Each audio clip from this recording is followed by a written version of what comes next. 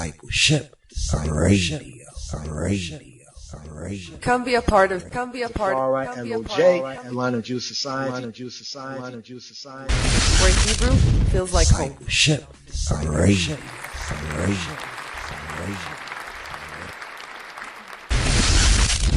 Discipleship Radio.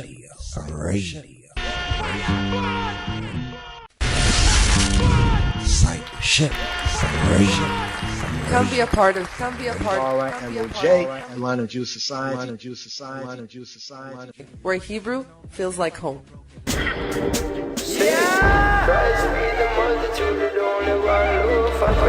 Come be a part of Torah MOJ, Atlanta Jew Society, where Hebrew feels like home. Kaf Hey, Psalm 25, according to the royal, and here, Shema Yisrael, here, today's daily Psalm, Mizmor Kaf Hey, Psalm 25, according to the royal order of the Ethiopian Hebrews, and here, Shema Uli, here, today's daily Psalm, Mizmor Kaf Hey, a Psalm of David. To thee O Lord, do I lift up my soul. Lit Dawid, Elekai Yehovah, Nafshi Esah. These words are to be considered in the light and illumination of the verse, even the verse from Devarim, from Deuteronomy chapter 24, verse 15, that reads, in the same day thou shalt give him his hire, neither shall the sun go down upon it, for he is poor, and he lifteth his soul to him. Hakadosh Baruch Hu, the Holy One, blessed be he, asked Dawid, why dost thou lift up thy soul to me? David replied, because upon thine earth I am a hireling before thee eye. Here, Job chapter 7, verse 2, it reads, a servant that eagerly longeth for the shadow, and a hireling that looketh for the reward of his work. And it is written of a hireling in the law of Moses in HaTorah, in the same day thou, the eye, shalt give him his hire. And so, to thee I, O Yahuwah, O Jehovah, do I lift up my soul. Eleka, Yahuwah, Nafshi Esah. For in the world's use, the hireling who completes his work for a householder asks the householder for the wage of his work, and the householder gives it to him. And shall it not be so with Hakadosh, the Holy One, Baruch Hu, blessed be he? Shall not the words, neither shall the sun go down upon a man's hire, apply also to Hakadosh Baruch Hu? Shall it not also apply to the Holy One, the Isla One, the Sanctified One, the Set Apart One? Blessed be he. Now, if it is said of a hireling who asks the wage that the householder owes him, he lifteth his soul to him, how much more ought this be said of us, of I and I, whose lives, whose liberty depend upon the eye. In another comment, the verse is read, to thee, O Lord, do I lift up my life. Elekai Yahuwah Nafshi Esah.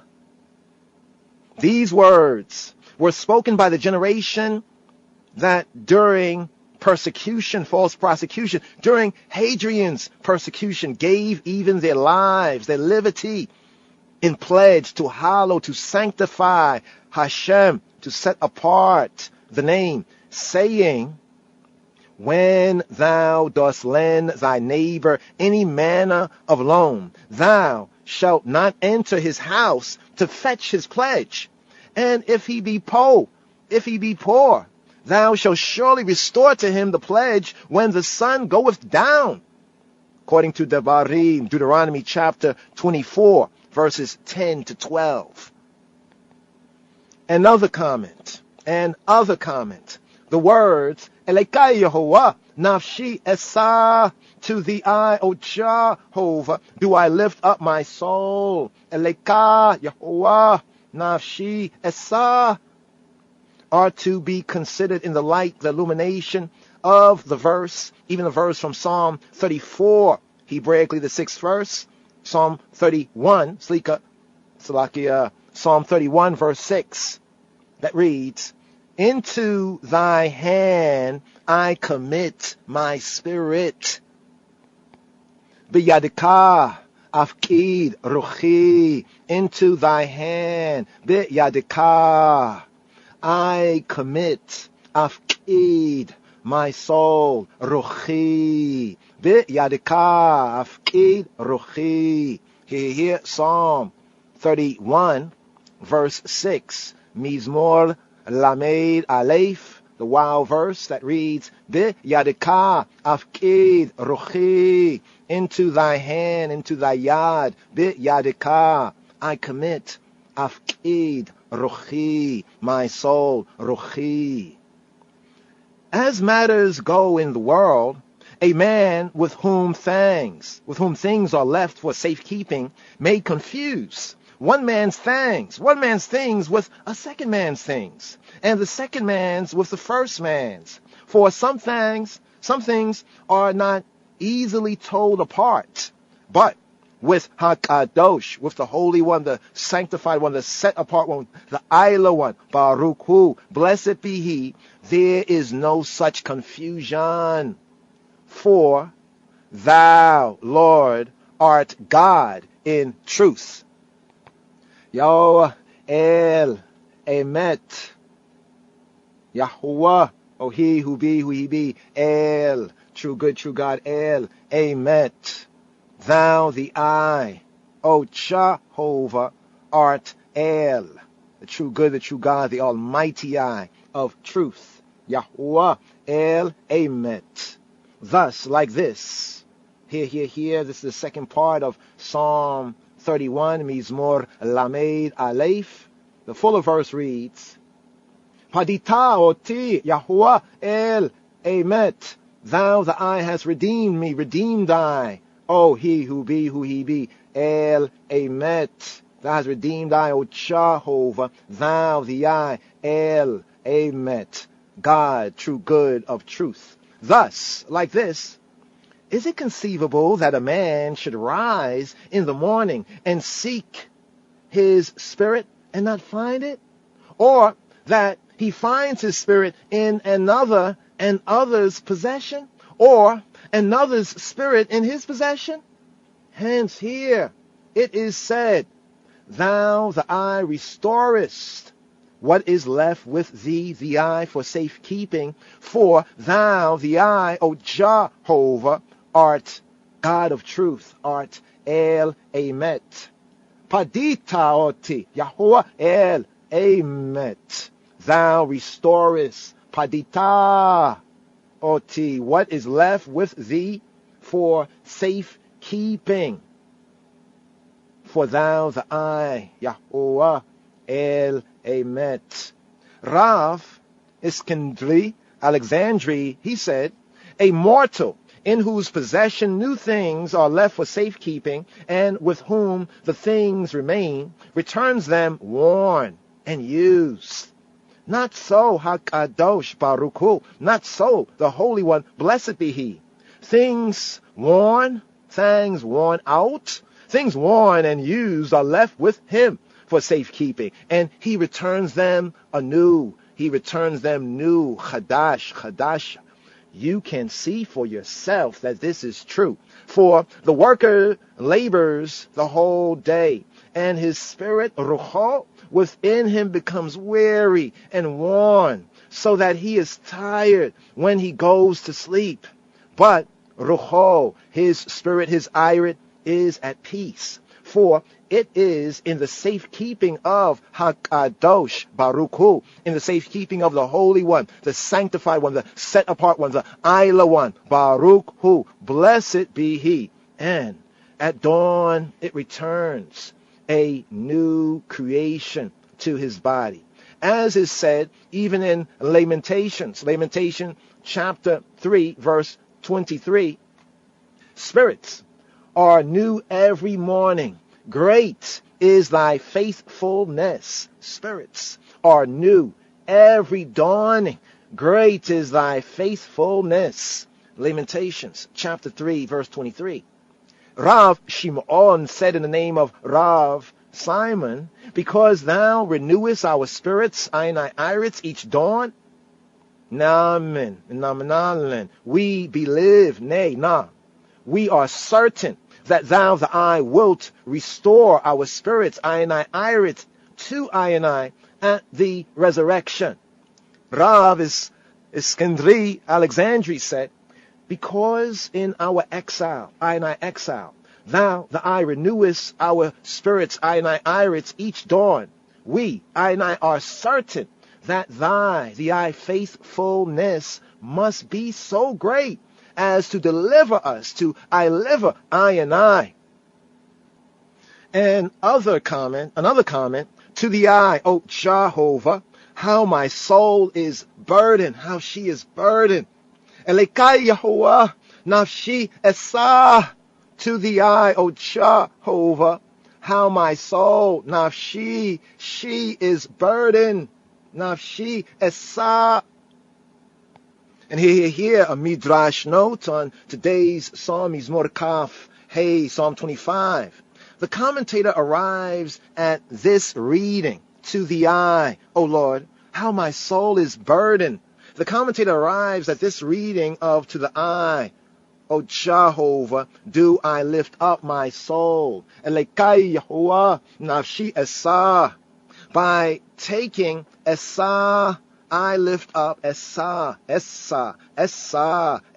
I lift up, in its other meaning of I carry a burden. Esah, I carry a burden. Therefore, in another comment, Elekai Yahuwah, nafshi esah, to the I, O Jehovah, how my soul, how she is burdened. When the holy temple stood, a man who committed a sin, an akari, a chet, might bring an offering that made expiation for him. But now that we, that I have no offerings, behold, on a fast day, our souls, our psyches are burdened. Reckon the affliction in our souls, in I souls, as a perfect offering. For we, I have naught else but thy mercies to hold on to. Hence, here it is said, Elekai Yehovah, nafshi esah, to the I, O he who be, how my soul, how my psyche, how she is burdened. Rav Yehuda, Judah said, in truth, HaKadosh Baruch Hu, the Holy One, blessed be He, waived many of HaHekal, the temple rites of atonement. For it is said in Isaiah chapter 55, verse 7, let him return to the Lord, and He will have mercy upon him, and to our God, Eloheinu, for He will abundantly pardon. And other comment on Elekai Yehovah, nafshi esah, to the I, O Jehovah, do I lift up my soul. When Solomon spoke of cold waters to a yearning soul in Proverbs, in the Mashal and Mishle Shlomo, in the Proverbs chapter 25, when Solomon spoke of cold waters to a yearning soul, he meant that David yearned for Torah, the direction, instructions, the teaching of His Majesty, and that nafsho, his soul, she longed to be in the Beit Midrash, to be in the house of study, in the Beit Midrash. Thus, like this, David said, even in Psalm 26, Hebraically, the 8th verse, Psalm 26, verse 8, Lord, I love the habitation of thy house. Yahuwah ahavti me'on beitika. Jehovah, he who be, who he be. I love, ahabti, the habitation, me'on, of thy house, beiteka. Yahuwah, ahabti, me'on, beiteka. He also said, even in Psalm 84, verse 3, my soul longeth, yea, even she fainteth for the courts of the Lord. Niksafa wagama kalta nafshi lechat Yahuwah. My soul yearneth, yea, even pineth for the courts of Jehovah. Nikasafa wagama kalta nafshi lechat Yahuwah. He also said in the same psalm, Psalm 84, but here, Hebraically, the 11th verse, a day in thy courts is better than 1,000. A day in thy courts is better than 1,000. Ki atov yom bachet reka me aleph. For a day in thy courts is better. Ki tov yom than 1,000. Ki tov yom bachet reka me aleph. And he asked, even in Psalm 24, verse 3, who shall ascend into the hill of the Lord? And who shall stand in his holy place? Miya ya'eleh behar Yahuwah, uwa miya yakum biya mikom karisho. Who shall ascend into the mountain of Jehovah? Miya ya'eleh behar Yahuwah. And who shall stand, mi yakum, in his holy place? Biya mikom kadisho. Hakadosh Baruch Hu, the Holy One, the Idle One, blessed be He, replied, knowest thou not? Knowest I not? He that have clean hands and a pure heart. Very next verse, Mizmor Kaf Dalet, Psalm 24, verse 4. He that have clean hands and a pure heart. Nikei kapayim uvar levav. He that have clean hands, nikei kapayim, and a pure heart, ubar lebab. Nikei kapayim ubar lebab. Thereupon David rejoiced, saying, these I have clean hands, for it is said even in 2 Samuel 8 and 15, David executed justice and righteousness to all his people, and a pure heart, for it is said in 1 Samuel chapter 13 verse 14, Yahuwah Jehovah hath sought him a man after his own heart. Hence, here, Shlomo Solomon said, cold waters to a yearning soul. And David said further, I have sworn, and I will perform it, to keep thy righteous ordinances. Even here, in Psalm 119, verse 106. Nia sheba'eti yawae kayem. Lishmora mishapeteya tzidek eka. I have sworn, Nia shepaeti, and have confirmed it. Wa'ekayim, to observe, lishmor, thy righteous ordinances. Mishapeteya tzidek eka. And thereby he would obtain two rewards. One reward for the sworn oath, and one reward for obedience to the ordinance. My God, I have put my trust in thee. Bika Elohaya bika batachti alehosha ala ya'alutsu baili. My God, Elohai, Hailei, Elohai, I have put my trust in the eye. Elohai, Beka Batachati, Beka. Rav Yitzchak said, in thee, Beka, in the eye, male, and none other, Beka, in Elohai, Beka Batachati, Elohai, Hailei, my God, I have put my trust, Beka. Beka, in the eye, means in thy law, bitorateka. For the numerical value of the letters Beka in the eye is 22. The Hebrew numerical value of the letters Beit and Kaf in Beka in the eye, male, Beka is 22. The number of letters in the Hebrew Aleph Beit, the number of letters in the Hebrew alphabet. And here, Midrash note on Mizmor Kaf Hey, here. In Gematria, by Gematria, in the Hebrew Gematria, Beit is 2. Beit is valued Hebraically as 2.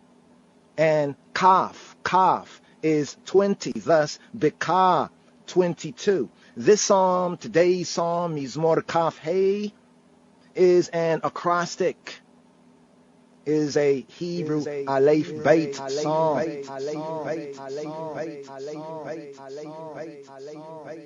Remember, O Lord, thy tender mercies, thy tender mercies, thy tender mercies, thy tender mercies, thy tender mercies, thy tender mercies, thy tender mercies, thy tender mercies, thy tender mercies, thy tender. Remember, O Lord, thy tender mercies and thy loving kindnesses, for they have been ever of old. Here, today's psalm is Mizmor Kaf Hey. Here, the wow, the vav, the wow, the 6th verse right here. Remember, O Lord, thy tender mercies and thy loving kindnesses, for they have been ever of old. Zikor rachmei kai Yehovah wa chesadeka ki me olam heima. Remember, Zikor, remember. Rachmeika, thy compassions, thy tender mercies. Zikor rachmeika, Yahuwah, O he who be O Jehovah. Zikor rachmekai Yahuwah wa chesadeka, and thy mercies, thy loving kindnesses. Wa chesadeka, ki me olam, for from of old, from the worlds, ki me olam, heima, they are, they be. Zikor rachmeka, Yahuwah, wa chesadeka, ki me olam, heima. Rav Yehoshua ben Lewi, Joshua ben Levi said, these words refer to those loving kindnesses that thou, the I, didst begin with Adam. Thou didst say to him, according to Bereshith, Genesis chapter 2, verse 17, in the day that thou eatest thereof, thou shalt surely die. Ki biyom ekaleka mimenu mot tamut. For in the day that thou eatest thereof, thou, the I, shalt surely die. Ki biyom ekaleka mimenu mot tamut. But hadst thou not afterwards given Adam 1 day of thine, a day that is 1,000 years, as is said even in Psalm 90, Hebraically the 4th verse that reads, 1,000 years in thy sight are but as yesterday. Ki elef shanim be'aineka, kuyom etmol, ki ya'vor ve'ashmura balayla. Full verse, for 1,000 years in thy sight are but as yesterday, when it is past, as a watch in the night. Ki elef shanim be'aineka, for 1,000 years in thy eyes, in thy sight. Ki, for elef, 1,000, shanim, years. Ki elef shanim be'aineka, in the eyesight. Ke yom etmol, like day yester. Ke yom etmol, are but as yesterday. Ki ya'ivor, when ya'ivor, when it is passed over, crossed over, when it's passed, ya'ivor, ki ya'ivor, we ashmura balayla, and as a watch, we ashmura, a watch, balayla, in the night. Kia lefa shanim be'aineka, kut yom etamol, kia ya'ivor, we ashmura balayla. How could Adam have united with Eshto, or Seto, with his Isha, his Eshet, his Orset, with his wife, and begotten children?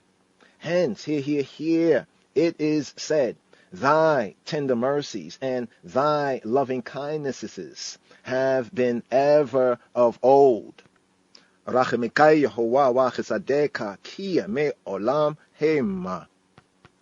is to say, ever since the days of Adam. Come be a part of. Torah MOJ, Atlanta Jew Society. Where Hebrew feels like home. Psalm 25. מזמור כ"ה לדוד.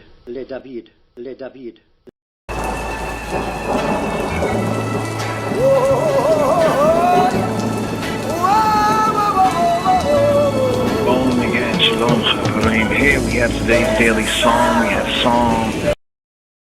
Psalm 25. מזמור כ"ה לדוד. Unto thee, O Lord, do I lift up my soul, my soul, my soul, my soul, my soul. אליך אדוני נפשי אשא. O my God, O my God, O my God, O my God. אלוהי. I trust in thee, in thee, in thee, in thee, in thee. בך בטחתי. Let me not be ashamed, not be ashamed, not be ashamed, not be ashamed, not be ashamed. אל אבושה. Let not mine enemies triumph over me, over me, over me, over me. אל יעלצו אויבי לי.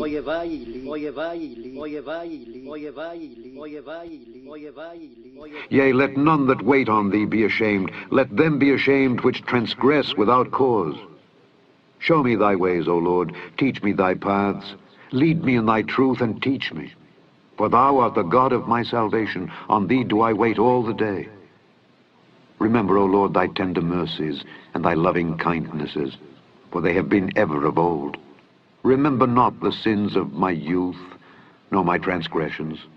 According to thy mercy, remember thou me for thy goodness' sake, O Lord. Good and upright is the Lord. Therefore will he teach sinners in the way. The meek will he guide in judgment, and the meek will he teach his way. All the paths of the Lord are mercy and truth unto such as keep his covenant and his testimonies. For thy name's sake, O Lord, pardon mine iniquity, for it is great. What man is he that feareth the Lord? Him shall he teach in the way that he shall choose. His soul shall dwell at ease, and his seed shall inherit the earth. The secret of the Lord is with them that fear him, and he will show them his covenant. Mine eyes are ever toward the Lord, for he shall pluck my feet out of the net.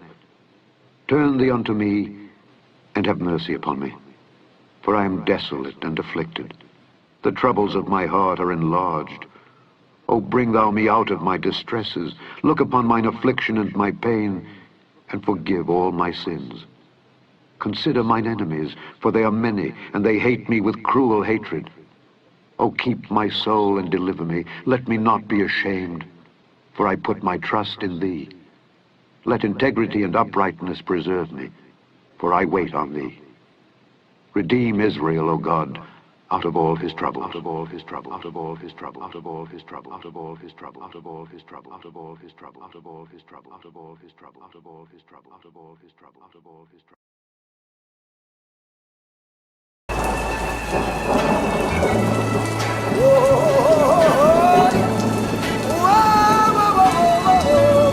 bowling again, Shalom Chaverim. Here we have today's daily psalm. We have psalm time according to the royal order of Ethiopian Hebrews. after the order of Melchizedek, the righteous king, even the King of Kings, Kamal, Haile Selassie, HaKadosh, Baruch Hu, Baruch Hashem, Hashem, Hashem, Yes, Hashem. Shavua Tov, a good Shavua. Here, the first, again, the first full week of this new Gregorian year. So blessedness and grace to you all in the way, the truth, and the life. Right here, we have today's daily psalm. Today's daily psalm is themed a prayer. So that was a little bit of the Midrash right there. I wanted to go into a little critique of the Midrash right there. Midrash is a study, right? We seek, we study, we investigate. So it's seek Yahweh, seek Jehovah while he may be found. Keyword darash at the root of midrash. So midrash, the bait, midrash, bait is house, the house of study. So study to show yourself approved. We began off right there for midrash, the midrash, the study, right on today's daily psalm, Psalm 25, 25th Psalm. Now, a couple of interesting points right there as we listened with y'all right there. Sometime in the translation, I think we just kind of went through the basic read and then brought out the like Hebrew with some of the key significant verses. And that exposed that sometimes in translations, even the best translations sometimes are no. Let me pull that back. Sometimes translators always don't really translate it accurately. Let's put it like that, right? Not getting into their intent because, we're not Elohim to read their intent. We're not in Elohim's stead, but we can definitely see the work, and some parts of the work is good, but then some parts was not so good. Especially sometimes people confuse the soul and the spirit, right? The soul and the spirit. We've touched on this subject matter before, like in English poetry. It can be either or. Sometimes if you look at English poetry, we make a poem, we might say soul because it rhymes here, or we might say spirit because it rhymes over there. But not so when we look at the biblical Hebrew, and not so according to the royal order. So here's a part of it right here. Here's a part of the midrash that we had went through. I think that was let me get this right here just to be right and accurate. So the midrash for Psalm 25 means more kaf. Hey, means more kaf, Hebraic number or letter signifying the number 20, kaf, and hey, the fifth letter of the Hebrew alphabet, or as we say, the aleph bet. Wow, that was actually from 1 to 5 right there. Let's see, 1 to 5. Let's scroll down here. 2, that was the second part. Then over here, we went through, that was actually, the third. So you see these like sections going into certain verses and comparing scripture with scripture, right? From the ancient studies, from the scholars before, right? And this is something that we like to go over and then also comment on. Do we agree? If we do agree, can we point to scripture or reasonment for agreement? Okay, so here, we went up to this right here, the fifth, right? The fifth. Now, we noticed that earlier, in some places it says my soul. I think one was ruhi, ruach. Ruach is spirit. So we read the verse. The verse actually from the manuscript says ruhi, fully enunciated, ruhi, or ruhi, right? My ruach. But then the translator must have said soul. And I think we just read along with the translation right there. That was like a first kind of go through right there for the Chavarine. But here, this is the area we had got up to the fifth. So it was like the 5 sections, right? 5 sections of the Midrash. And we get up to this particular verse right here where it says, my God, I have put my trust in thee. Let's get the Hebrew right here. The Hebrew right here. It's the second verse right there, 5th section. It says, Elohai bika batachti al ebosha. Well, al ebosha is the next part of the verse. Al ebosha, I will not be ashamed. Al ebosha. But here, the first part of it, my God, Elohai, my Elohim. So Elohim, the creator, the judge, Hebraically, the power or the powers, right? Signifying power. Yes, in the Hebrew, Elohim is plural. Some would translate as gods when they're on the God thing, but when we apply it to Eloheinu, our Elohim, it's interesting in the Hebrew, it's in singularity. So, yes, he is the powers. This is the Hebrew perspective. While others, Elohim means different powers, different gods, or whatever. For us, it is he who be who he be, right? We could say the Hebrew Trinity, but it's still Echad, it's still one, right? So Elohai, my Elohim, Elohai, Bika in the eye. So you see where it says the BK up there. So the BK signifies in the Hebrew Bika, the Hebrew letters Bi, the Beit Essentia. The bait is like in, on, by way of. Bika, bika, bi. And then we have the suffix ka, ka. The kaf, in the sense of ka, right, would signify in the I male, like you're speaking to a male, in the I male. Elohai, my Elohim, bika, in thee, batachti, batachti. In thee I batach, I trust. In the I'm confident, in the I'm bold. It has a sense for the Rastaman when we say always faithful, always sure. That surety. In the I'm confident. I put my trust. Right? It has a secondary sense of like to flee, like you flee someplace for refuge, right? And the figurative sense is to place your trust, your confidence, always faithful, always sure. That sense there. Elohai bika batachti. There we go, right there. So Rav Yitzhak had said, in thee, bika, bika. So taking these two Hebrew letters, let's see if we can do this right here. Just have a little teachable moment on the Midrash here on the Mishnah Monday. Oh, Monday, Hebraically, is the Yom, the day, Sheni. So Sheni would mean the second day of the Shabua, the Yom HaSheni, right? So we say Mishnah, Mishnah from Shana also has a sense of to go over it again. So the sense of the Mishnah. It's found also the Torah, the fifth book, the fifth volume of Torah. The reason why it's called Deuteronomy in English is because the translators of the Septuagint, right, they went to a verse in okay, hold on for a moment. I'll show you the verse. I can show you as I tell you about it. So they went to this verse over here in Deuteronomy chapter 17. Right, just to explain the Mishnah part right there, because I might say, "Oh, that's Yiddish or some crazy stuff." I'm like, my gosh, but we have to study to show ourselves approved. So let's go to chapter 17 right here. Chapter 17, right? Chapter 17, bring that up, Chavarine.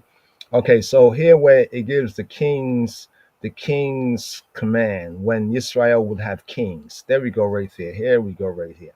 It says right here from verse 14, and when thou art come to the land, not unto, un means not, unto, not to, right? Unclean, undone, unkind. So we read it a little differently. When thou art come to the land, right? Or even the sense of into the land, but to the land that Yahweh Eloheka, he who be Jehovah thy Elohim, thy creator, thy judge, thy almighty power, giveth thee, and shall possess it, Hebraically, shall possess her, right? The it there's her, the land, shall possess her, and shall dwell therein, shall dwell in her, right? And shall say, I will set a Melech, a king, Hebraically Melech, a Negus, king, Negus and Negas, like King of Kings, but a Melech, a king, Melech, over me, like as all the nations that are about me, round about. Goes on. So here in the Torah, in chapter 17, okay, we're going here. The reason why we're going here, right? We're going here because why do they call the book Deuteronomy? We're going to explain just briefly why they call it Deuteronomy. Hebraically, this fifth book is known as Devarim. Devarim, somebody say Devarim. Devarim. Debar means word. Devarim means the words, like the 10 words, right? Devarim. So Hebraically, we'll call the fifth book, the fifth volume of Torah, right? Hadebarim, right? Based on the key first words, right? But in the English from the Greek, they say Deuteronomos, or called in the English Deuteronomy, right? Where did they get that from, right? Some of the Habarim know, but let's just go over this once again. We'll read up to it. Thou shalt in any wise. So it's under the condition for kings, that when Israel would decide that, you know what, everybody else got a king, right? So we need to have a king because everybody else got a king. We need to have a king, right? Therefore, when Israel would say so or decide to have kings, they could have kings, but their kings, right, should be according to this. This is the precept here. Thou shalt in any wise set king, Melech, over thee, whom Yahweh Eloheka shall choose. So we have this sense of the elect of God or the chosen of God, the one that Yahweh shall choose. From among thy brethren shalt thou set Melech, a king, over thee. Thou mayest not set a stranger over thee, who not thy brother. So here's the condition for the Israelites. Then it goes on to verse 16, says, but this is the conditions, he shall not multiply horses to himself, nor cause the people to return to Mizraim, to Egypt, the Tawi, right? To the end that he should multiply horses. For as much as Yahweh, he who be Hashem, hath said to you, y'all shall henceforth from here forward return no more that way. Then it goes on to say that neither shall he multiply wives to himself, that his heart turn not away, neither shall he greatly multiply to himself silver and gold. So it doesn't say he shouldn't have silver and gold, but he should not multiply greatly. You know what multiplication is, right? Yeah. Okay. And it says, and it shall be. Now here's the part. Here's how we get to the word sheni. Here the Yom HaSheni. Just to point to comparisons of basics of the Hebrew here. You know, as we listen, that sounds like that has that word sound in it. Might be connected with that word. And it shall be when he sitteth upon the throne of his kingdom, that he shall write him a copy. Boom, there we go. A what? A copy of this law in a book out of before the priests, the Levites, out of that which is before, right? The priests, the Kohanim, Halloween. So here, the priests and the Levites, they would basically keep the books, the documents, you know, the writings, right? So way back here in Deuteronomy, speaking about books and writing. So when people say, well, who wrote the Torah? Who wrote it? Read the translation. It says Moshe wrote it, and then he passed it to Levites, and Levites had to write it. Now it tells us that the king, when he would have a king, right, the king will also have to write or cause it to be written, right, a copy of this law. So here, let's go over here, just briefly right here. Here it says Wahaya. Ke shipto ala kisei malkuto. So it will be, right? It will be ke shipto, when he sits, shipto al, upon kisei, his throne, or the throne of kisei malkuto. When he sits on the throne, the kisei, the canopy throne, right? The seat of honor, but really it's the canopy throne of royal dignity, authority, and power in the figurative sense. Literally a seat, but that seat symbolically is the throne for the royal dignity, authority, and power. Properly, it's the covered over throne, the canopy throne, right? The canopy throne. Kisei malkuto, it says wikatu, lo, right? And to write, and he'll write for him, wikatu lo, et Mishnah. Here we go, Mishnah, the Mishnah. There's the word Mishnah, right there. There's the word Mishnah in Deuteronomy chapter 17, verse 18. Mishnah HaTorah. He shall write, what shall he write? Right, with Katub Lau, he shall write for him what? Et. Direct object marker, et Mishneh HaTorah. He shall write a Mishnah, right? Mishneh, actually a copy, a double, a copy, a second, a copy, right? This is how the word is brought out in translation. A second, like a second in order, second in rank, second in age, a second. Basically from the idea of repetition. This is why Deuteronomos, is literally from the Greek, the Koine Greek, repetition of the law, right? So Hebraically, we often name the books, right? Hebraically from ancient times, even to the present, based on the first word or based on the key distinctive first word. It's like the Torah portion. Here we're in the Exodus Torah portion. Is it called Exodus in the Hebrew? No, not the book. The book is called the Sefer Shemot. Shemot. Shemot means the names, right? When we get to the fifth book, right, it says We'ela, right, ha-dibarim, and these are the dibarim. These are the words. But the translation from the Septuagint, as we have it today, is Deuteronomy. Where did they get the name Deuteronomy from? They get the name Deuteronomy from this particular verse right here in chapter 17 at verse 18, right? Let's do it like this so we can highlight the words. You can see the words together. Let's take it off of the Hebrew Strongs, the key words. Okay, it wraps around like this right here. Let's see if we can bring that around right there. There we go, right there. This is where the words, right, the translation of Deuteronomy comes from. So that means that when they went into the Greek or translated from some ancient Hebrew manuscript into the Greek, the Koine Greek, right, that they said, what are we going to call this book? Right? So you remember Deuteronomy 17:18?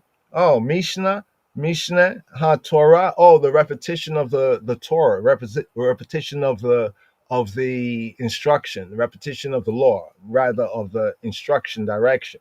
Now, of course, Deuteronomy is repetition because Moshe is repeating the same instruction to the children of the parents that were brought out of Mitzrayim, but were not worthy to enter into the land. So it's like they wandered to death 40 years, and then their children, the sons, rise up in their stead, and Moshe is there to basically give them the instructions, the repetition to kind of repeat the instructions, also the lessons of their forefathers. This is why the book is called Repetition of the Law. But here's where those words that I highlighted right there, Mishneh HaTorah. Now let's just go into a little bit of explain right here, right? Let's just show this. We'll go back to the KJV, right? So you can see the key words there, right? When he sitteth, Shipto, Al Kisei, Malkuto, Mamlaka, Malkuto. Hold on for a moment. Hold on for a moment. Did we misread that there? Mamlakto, yes. Slicha li. There's two words. There's the word for kingdom and there's the word for the royal dignity. So my bad. I misread that. I misread this as Malkut. Malkut is the word for kingdom. Mamlaka. They have it as kingdom here, but it's really the sovereignty. It really more is the dominion, the realm.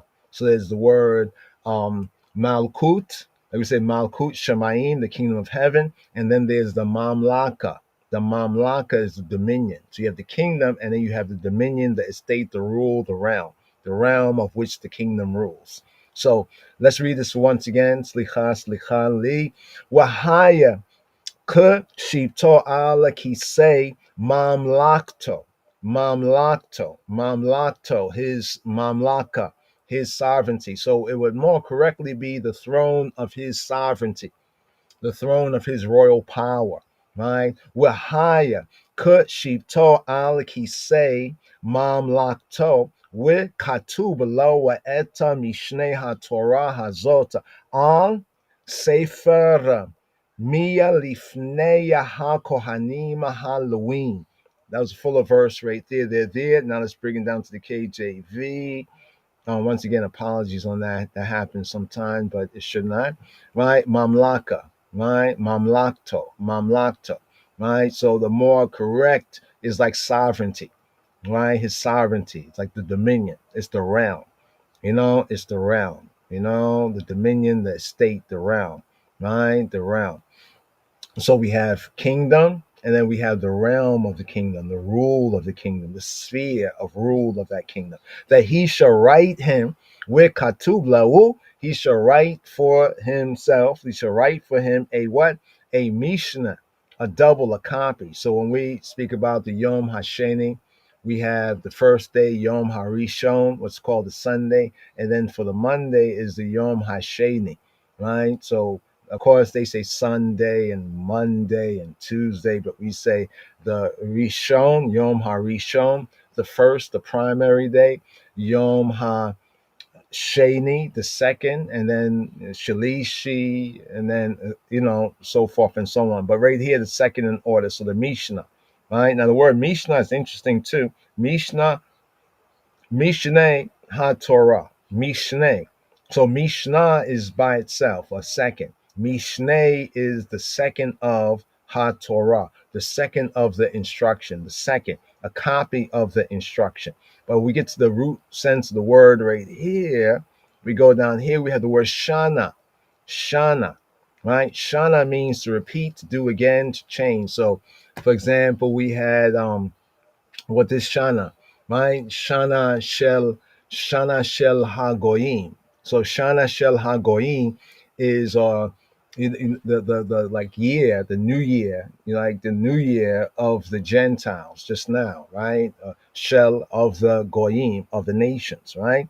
So the word Shana also as a noun refers to the word that we call year, but the verb is to repeat, to do again, to change, to alter, kind of a repetition, right?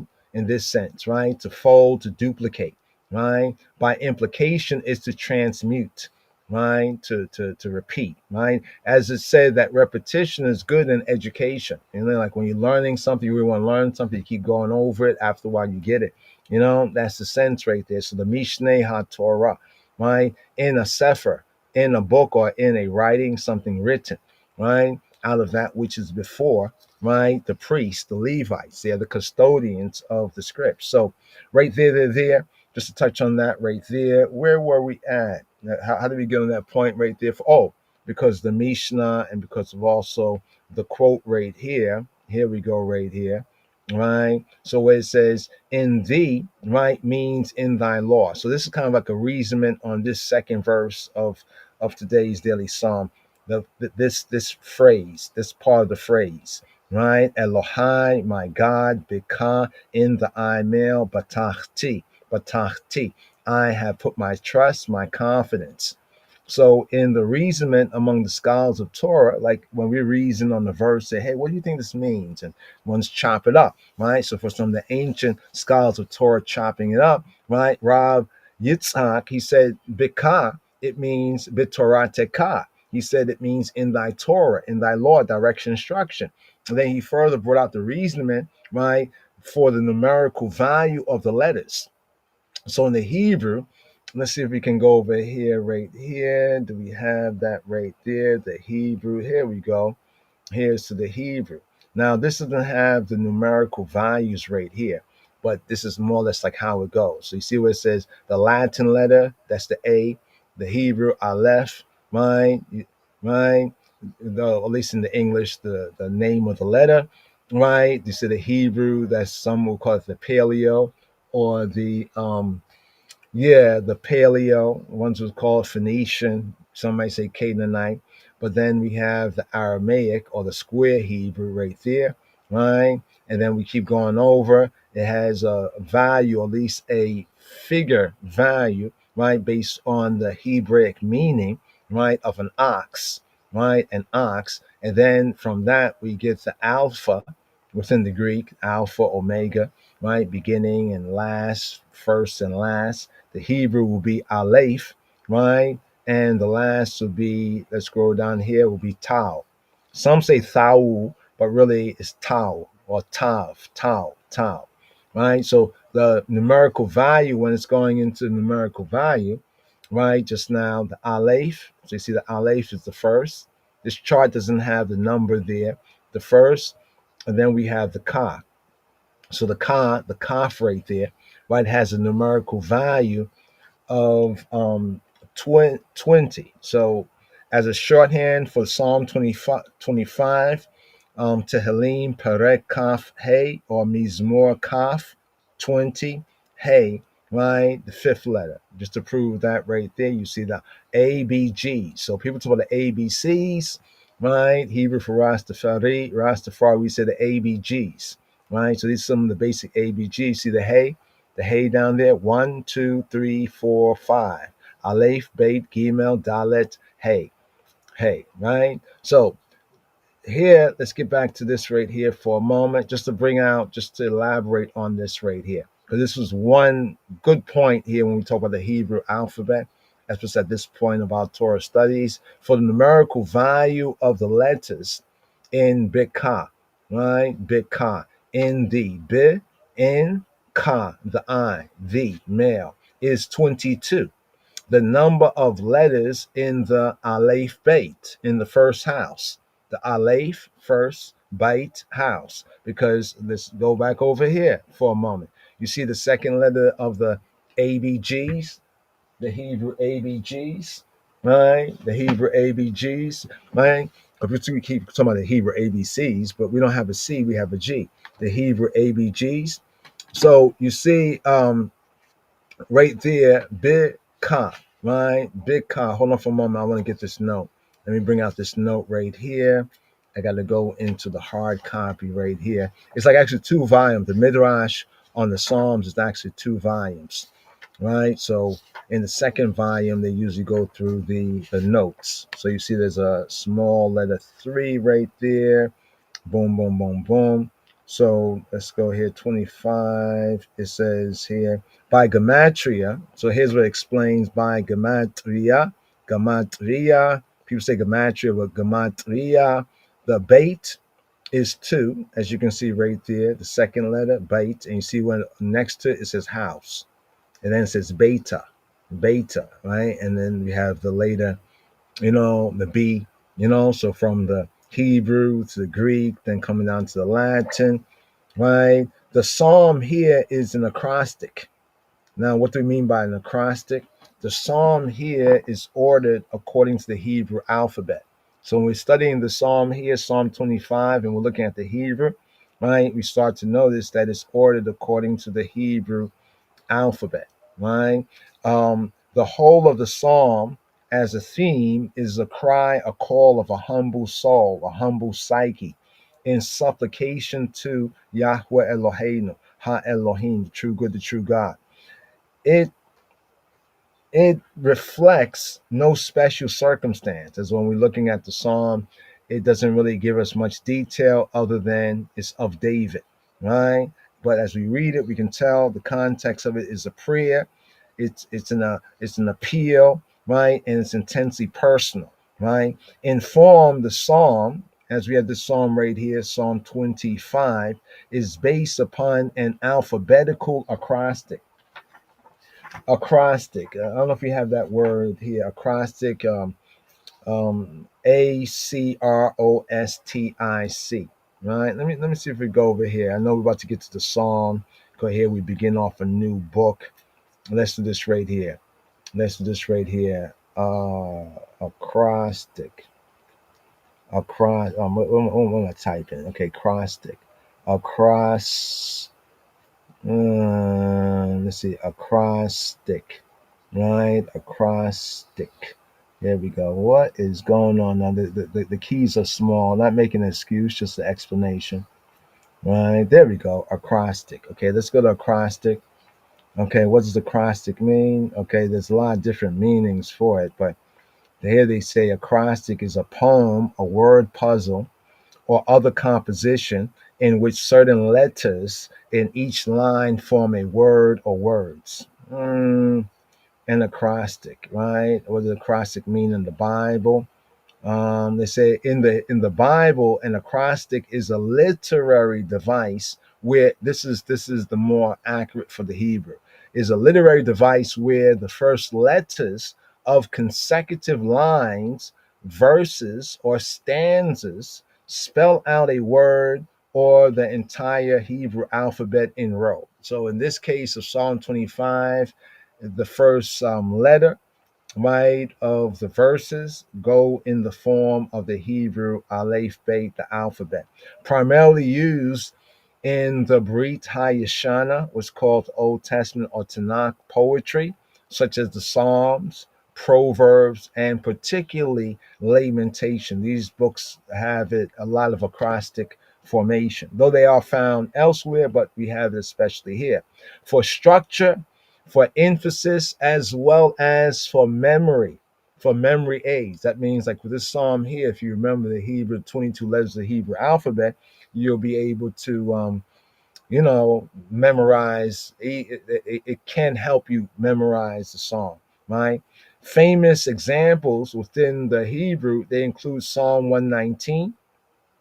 For example, Psalm 119 is a classic. Even in the translations, many translations, they would actually have, like the old KJV, some they have the Hebrew letter, a transliteration, what they think the sound of the letter is, and they would have it going through every 8 verses. If you go to Psalm 119, every 8 verses is a different letter of Hebrew alphabet, Aleph Beit, in order, where 22 sections each start with a successive Hebrew letter. Aleph, Beit, Gimel, A, B, G. And also in Proverbs chapter 31, the Eshet Chayil.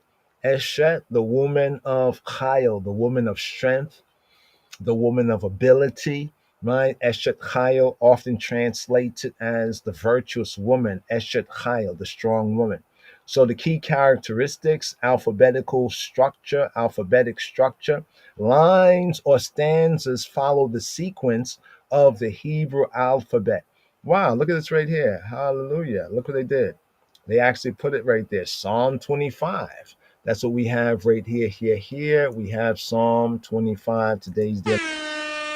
Psalm 34, Psalm 111, Psalm 119, Psalm 145. There's a few others, but this is good examples here. Completeness. The use of the entire alphabet, the Hebrew alphabet, right? It signifies a comprehensive treatment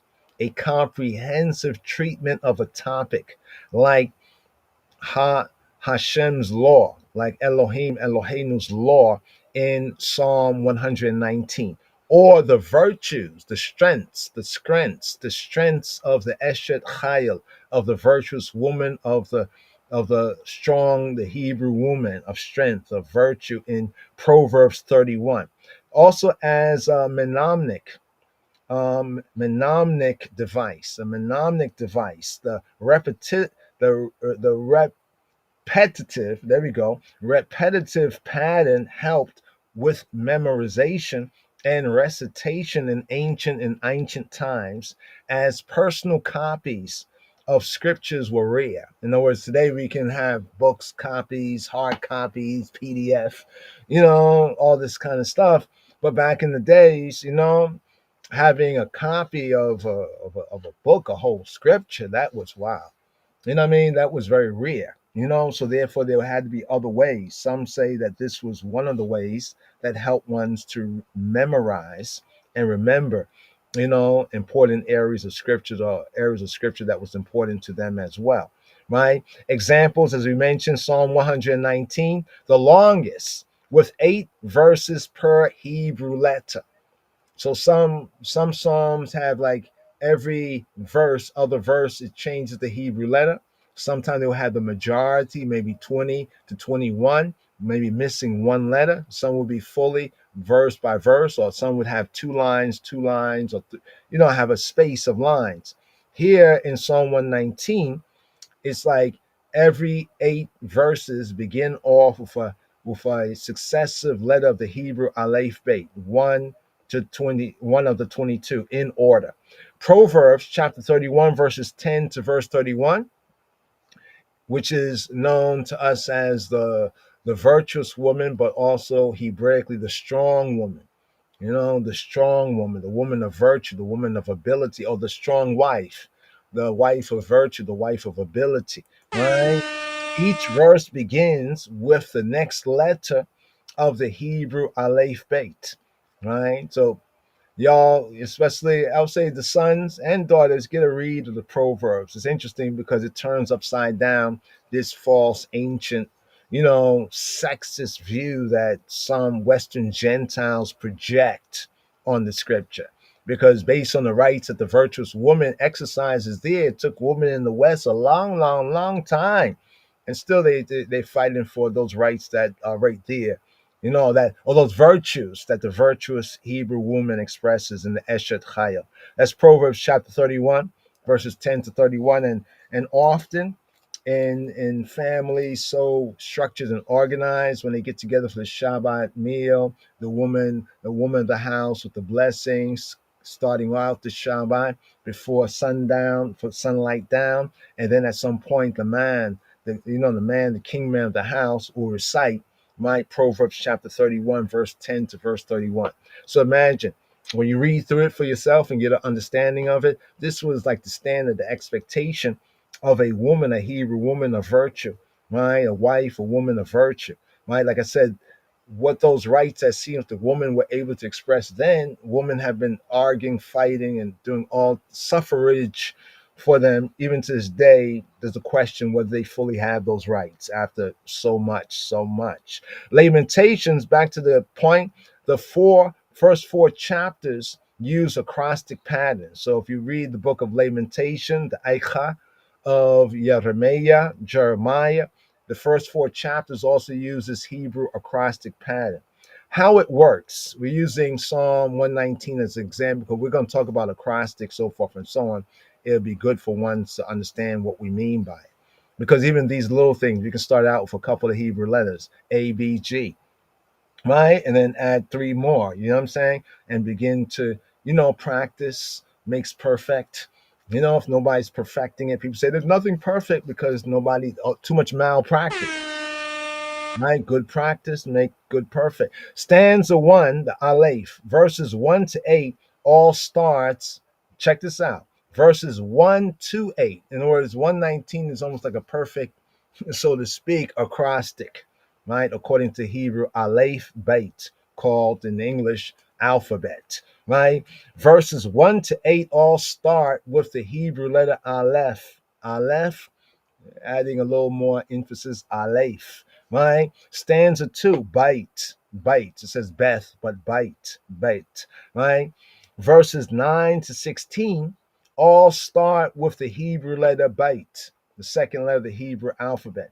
This continues all through all 22 letters, 22 Hebrew letters, Ivrit letters, creating a structured and a memorable poem or composition about Yahweh's word, about Elohim's word, right there. So we just wanted to bring out the whole acrostic, right? What is an acrostic? And to zoom in on, there's all kinds of acrostics, but we're talking about in the Hebrew scripture context, right? So over here to the acrostic, right? Because this is a psalm right here that really helps us to kind of focus some interest on the Hebrew alphabet. We're just going to touch on a little bit.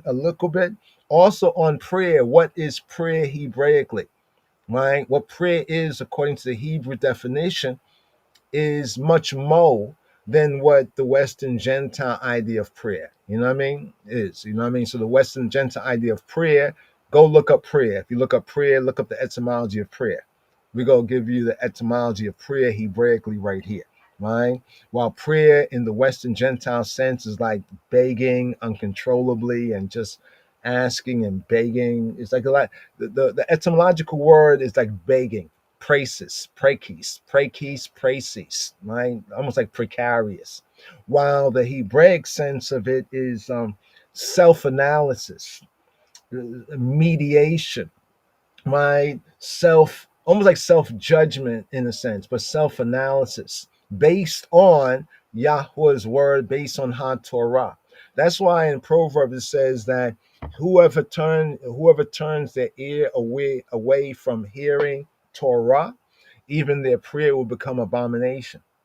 It's like if one go to court and stands up and start talking, they tell you, hey, sit down, or they kick you out of court, or you're in contempt of court. You have to understand the rules of the court. And this is where the Torah comes in as well, right? Like some things, you could pray for anything to any other God, but you can't pray to the true God, some things. It's an order, right? So it's like, don't waste your time, in a sense. I mean, just don't be too harsh, but once you begin to understand that, it becomes much easier. But be that as it may, this psalm is based on an alphabetical acrostic, right? With divergence at 3 points. There's 3 points that it diverts from a perfect acrostic. 119 is a little more complete and perfect acrostic. 8 verses, 8 verses, 8 verses, 8 verses, going through the 22, right? And thereby we can even know the number of the psalm by just multiplying 8 times 22, right? We understand how many verses we have, right? With diversions, this psalm here, 25, at 3 different points. 2 of these so-called irregularities, get this, y'all, it also occurs in Psalm 34. So the interesting thing that we have in Psalm 25 is there's 3 places where it diverges from the Hebrew alphabet. You know what I mean? It kind of stutter steps at 3 places, and 2 of these irregularities, so to speak, they also occur in another Davidic psalm, and that's 34. That is a companion. So Psalm 34 is a companion to this psalm. In order, if you study the 2 psalms, you can see how they are linked together. But then if you study even the Hebrew pattern, talking about the divergence at the 3 points, you see even a deeper comparison of the companionship of these psalms. But the reason it can't be so easily stated. A lot of people, they give reasons, but it's not kind of easy to state or explain the full reason, although there's some interesting theories about the reason, right? Be that as it may, right here, just want to zoom in on this right here, this point about the Hebrew alphabet, right? This is basically just to bring forth a little point about the Hebrew alphabet. There's a little more that we can touch on right here, but we do have a new Torah portion, reading and feeding, right here. And it's where we have the 12. We have all of them now going down the family, right? The family down in Mitzrayim. So here we have the Exodus, right? The book of Exodus. Here we begin off in this new Western Gentile year. Here we begin off with the book of Exodus. Let's see, do we have the Exodus right here? Let's see, here we go. There we go. With the Exodus. Yeah, with the Exodus. So picking up right here. Let's see if we have the Hebrew first words on this Exodus, this second book of Moshe, the Hebrew book that is called Shemot. So in the Hebrew, we know the book as Shemot. Shema Yisrael. Shemot, the names. Shalom, Chaverim, Shalom. Hebrew first words here for this 13th Rastafari sabbatical study here for this Shabbat strong here as we begin the second book of Moshe, the Hebrew book that is called Exodus.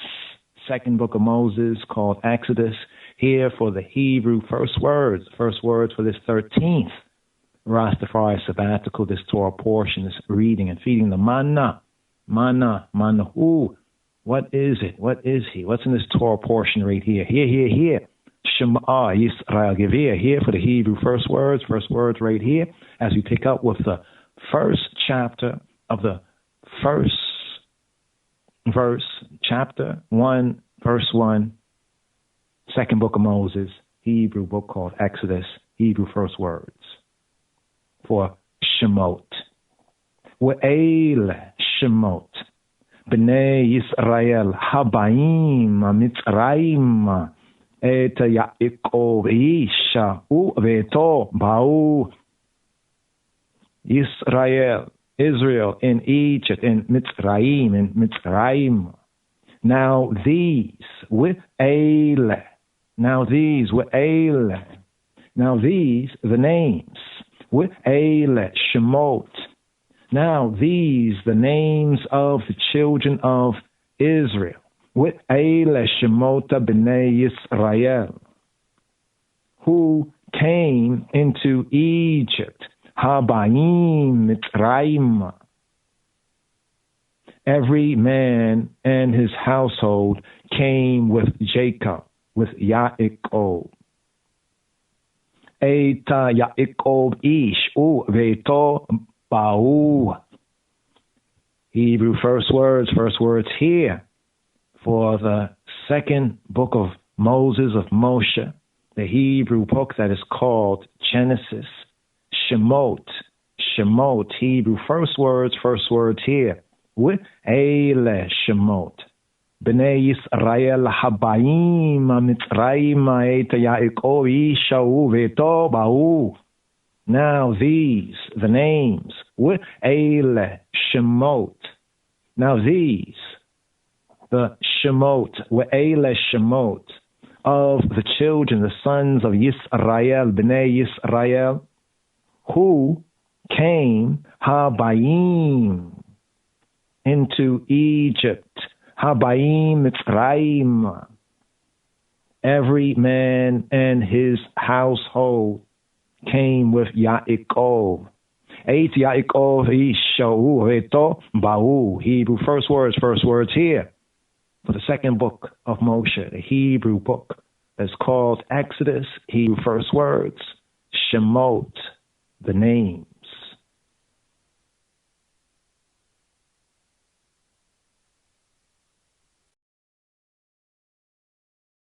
Yes. The names.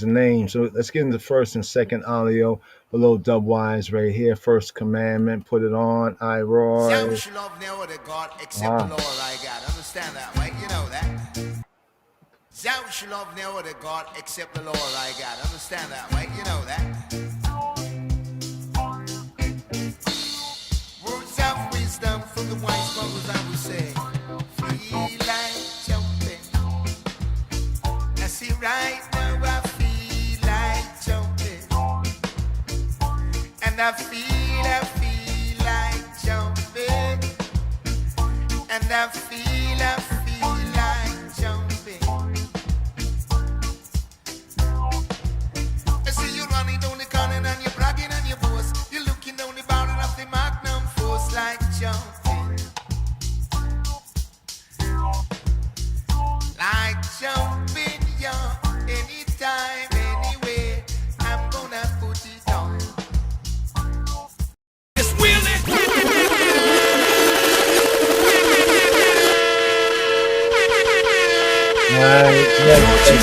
Yes. So here, Bereshith, first book here we're in Shemot. Second book right here we have Vayikra, or some say Vayikra.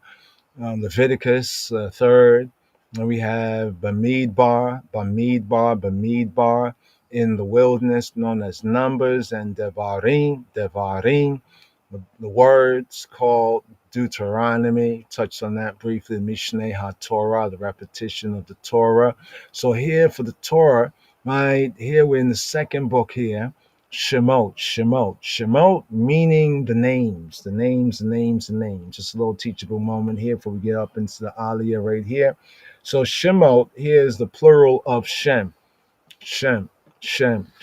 right? Or someone says Shem, right? Shem, the name, right? Shemot is names. So Ve'ele Shemot B'nei Yisrael. And these are names of the sons of Israel, Habayim, from Bo, Haba, to come, Habayim, the comers, Habayim, Mitzrayim, that enter into, like to come into, enter into, Habayim, Mitzrayim, Egypt, Mitzrayimah is like saying, like if you're going towards, like one went to a place. Mitzrayimah has a directional sense to at the end. So saying that these are the names of the sons, the bens, the b'nei, the sons of, right? Yisrael, speaking of the patriarch, the higher name of the patriarch, the God-given name of the patriarch, Habayim, that came Mitzrayim, that entered into Egypt. Eight, the sons of, like, with, right? Yaakov, right? 8 Yaakov with Jacob, right? 8 Yaakov Ish. So here it says Ish. Here's the Ish, not Ish, but Ish, Hebrew Ish, not English Ish, Hebrew Ish. 8 Yaakov Ish Ubeito. Ish, man of stature, man of standing, man of responsibility. So remember, there's like 4 words, at least in Hebrew, for man. You know, there's Adam, there is Ish, there is Geber, there is Enosh, right? But here it uses the word Ish. Et Yaakov Ish, man, right? Ubeito, and his what? And his Bayit. Remember the second letter of the Hebrew alphabet? Bait, right? Bait, contracted from Bayit, contracted sound, Bait. By it, saying it long. It's like a chord, like you're playing music, you play the chord long, by it. You tighten up the chord, bite. By it, bait. Right? Here, house. Right? House. Right? So house right here. Ish ubeito. Jacob, man and his house. So they came with, right? These are the names of the children of Israel who entered into Mitzrayim with Yaakov, Ish, man, Ubeito, and his house, Ba'u, they came in, they entered in. So here's the key word right here from the Hebrew right here. And let's break it down here, the KJV, right? So this is the open word. These are the names. So Hebraically, the book is known as Shemot, singular Shem, right? Shem, name, Shemot, names. Now these were Ele, right? These are the Shemot of the Bnei Yisrael that came into Mitzrayim. Every man, don't say every man, don't even say every man, but it says man and his household, right? Man and his household, right? Came with Yaakov. Interesting that even here it has Jacob. We can say like the higher man, Yisrael, right? So here we have the Yisrael, right? The God-given name, the higher name, you know, and then the natural man, Yaakov, right? Both in one verse. We touched on that previously within Bereshit because it comes up in many verses and it should spark a little bit of curiosity. Why did the writer say right here in one verse it has Yisrael, right? The children of Israel, right? That came, that entered into Mitzrayim, right? Ishu Beito, right? Man and his household, right? Came with Yaakov, came with Jacob, right? Came with Jacob. So right here. So here, let's touch on this right here. So here, where are we at right here? Here we are at this Torah reading and feeding, and here going to the LOJS, right, for disciples, right, fellow co-laborers and disciples. Here, the red, you see the red right there? This is the 13th sabbatical study. Let's click on the page, get a basic overview. So this Torah reading and feeding, beginning off the second book, we begin at the 13th. Right, with the 13th sabbatical study for this Shabbat strong. So here with Bereshit, Genesis, sealed up at the 12th. And then we cross over here into the second book. We begin with the 13th. Right? What a good number. Right? The 13, right? This Torah reading and feeding right here, right? This Torah portion number 13. Interesting of an interest, just a little interest. We talk about Afro-Shemitics, the Afro-Asiatics, the Afro-Shemitics of it all. We have the Hebrew Afro-Shemitically. We have the world Amharic for the Son and the Goose and the Guest, the language of the King of Kings of Ethiopia. And here we have Shemot in the Torah, right? Hebrew Shemot names. And Bamarinya in the Metzaf Kedus, the Book of the Seven Seals, Revelation 5:5, Bible says Simoch. See, tomato, so to speak. Shemot, Hebrew, Shemot. So in Hebrew, we say Shem, right? The Shem, right? Shem is name. In Amharic, we say Sim, right? It kind of reminds me when people talk about SIM card, right? A SIM card. So we have Sim, right? So that's what we hear people say semantics and Semitic and Sem. We have that sense. So we have one syllabated, the Hebrew, Shemot, and then in the Royal Amharic, unsyllabated, Simoch. So you can see there's a basic similarity of structure, right? These are related language from the same roots, right? And part of the same roots and culture. So right here, Shemot, the Hebrew, corresponding to the royal Amharic of the Metzaf Kedus, the Book of the Seven Seals of the conquering line of the tribe of Judah, elect of God, Kedmah Haile Selassie, we have Simoch, Shemot, Semoch. Right? So here we go. Names. Both of them referring to the names. These are the names. Right? So here, picking up here at the second day, moving into the third day. Shavua Tov, you all a good Shavua. Right? May it be blessed, and may be favorable in the way, the truth, and the life of the King of Kings Christ, of Yeshua HaMoshiach. Baruch Hashem. So here we have the Torah reading and feeding here, Exodus chapter 1, picking up verse 1 to chapter 6, verse 1, right? So the first aliyah, so often to 7 aliyot on the Shabbat day, right? This is read all together in the congregation. But during the Shabbat, we like to preach and practice a chapter a day, right? A chapter a day. So here at the second day, let's say the first two readings, right? First two readings, not actually fully a chapter, but it is topically connected. You know what I mean? Because if you read a chapter a day is good, but sometimes one chapter might go into the point, might continue in the next chapter. It can happen that way. So the good thing about the Torah reading and feeding is that each aliyah kind of contains certain points in it, right? It kind of gives you like an episode, like you see a scene. You know what I mean? You can put it in better context like that from the Torah study like this, right? So Exodus chapter 1, the first reading, the first aliyah, say the first day, right? The Sunday, first day, Yom HaRishon. By the time you get to the second day, the Monday, Yom HaSheni, the second reading coming up for the third day, Yom HaShalishi, and so forth and so on, the third reading. So here we're going to touch on at least these two, 1.1, 1.2, Exodus chapter 1, verses 1 to 17. And let's ask the question at the outset.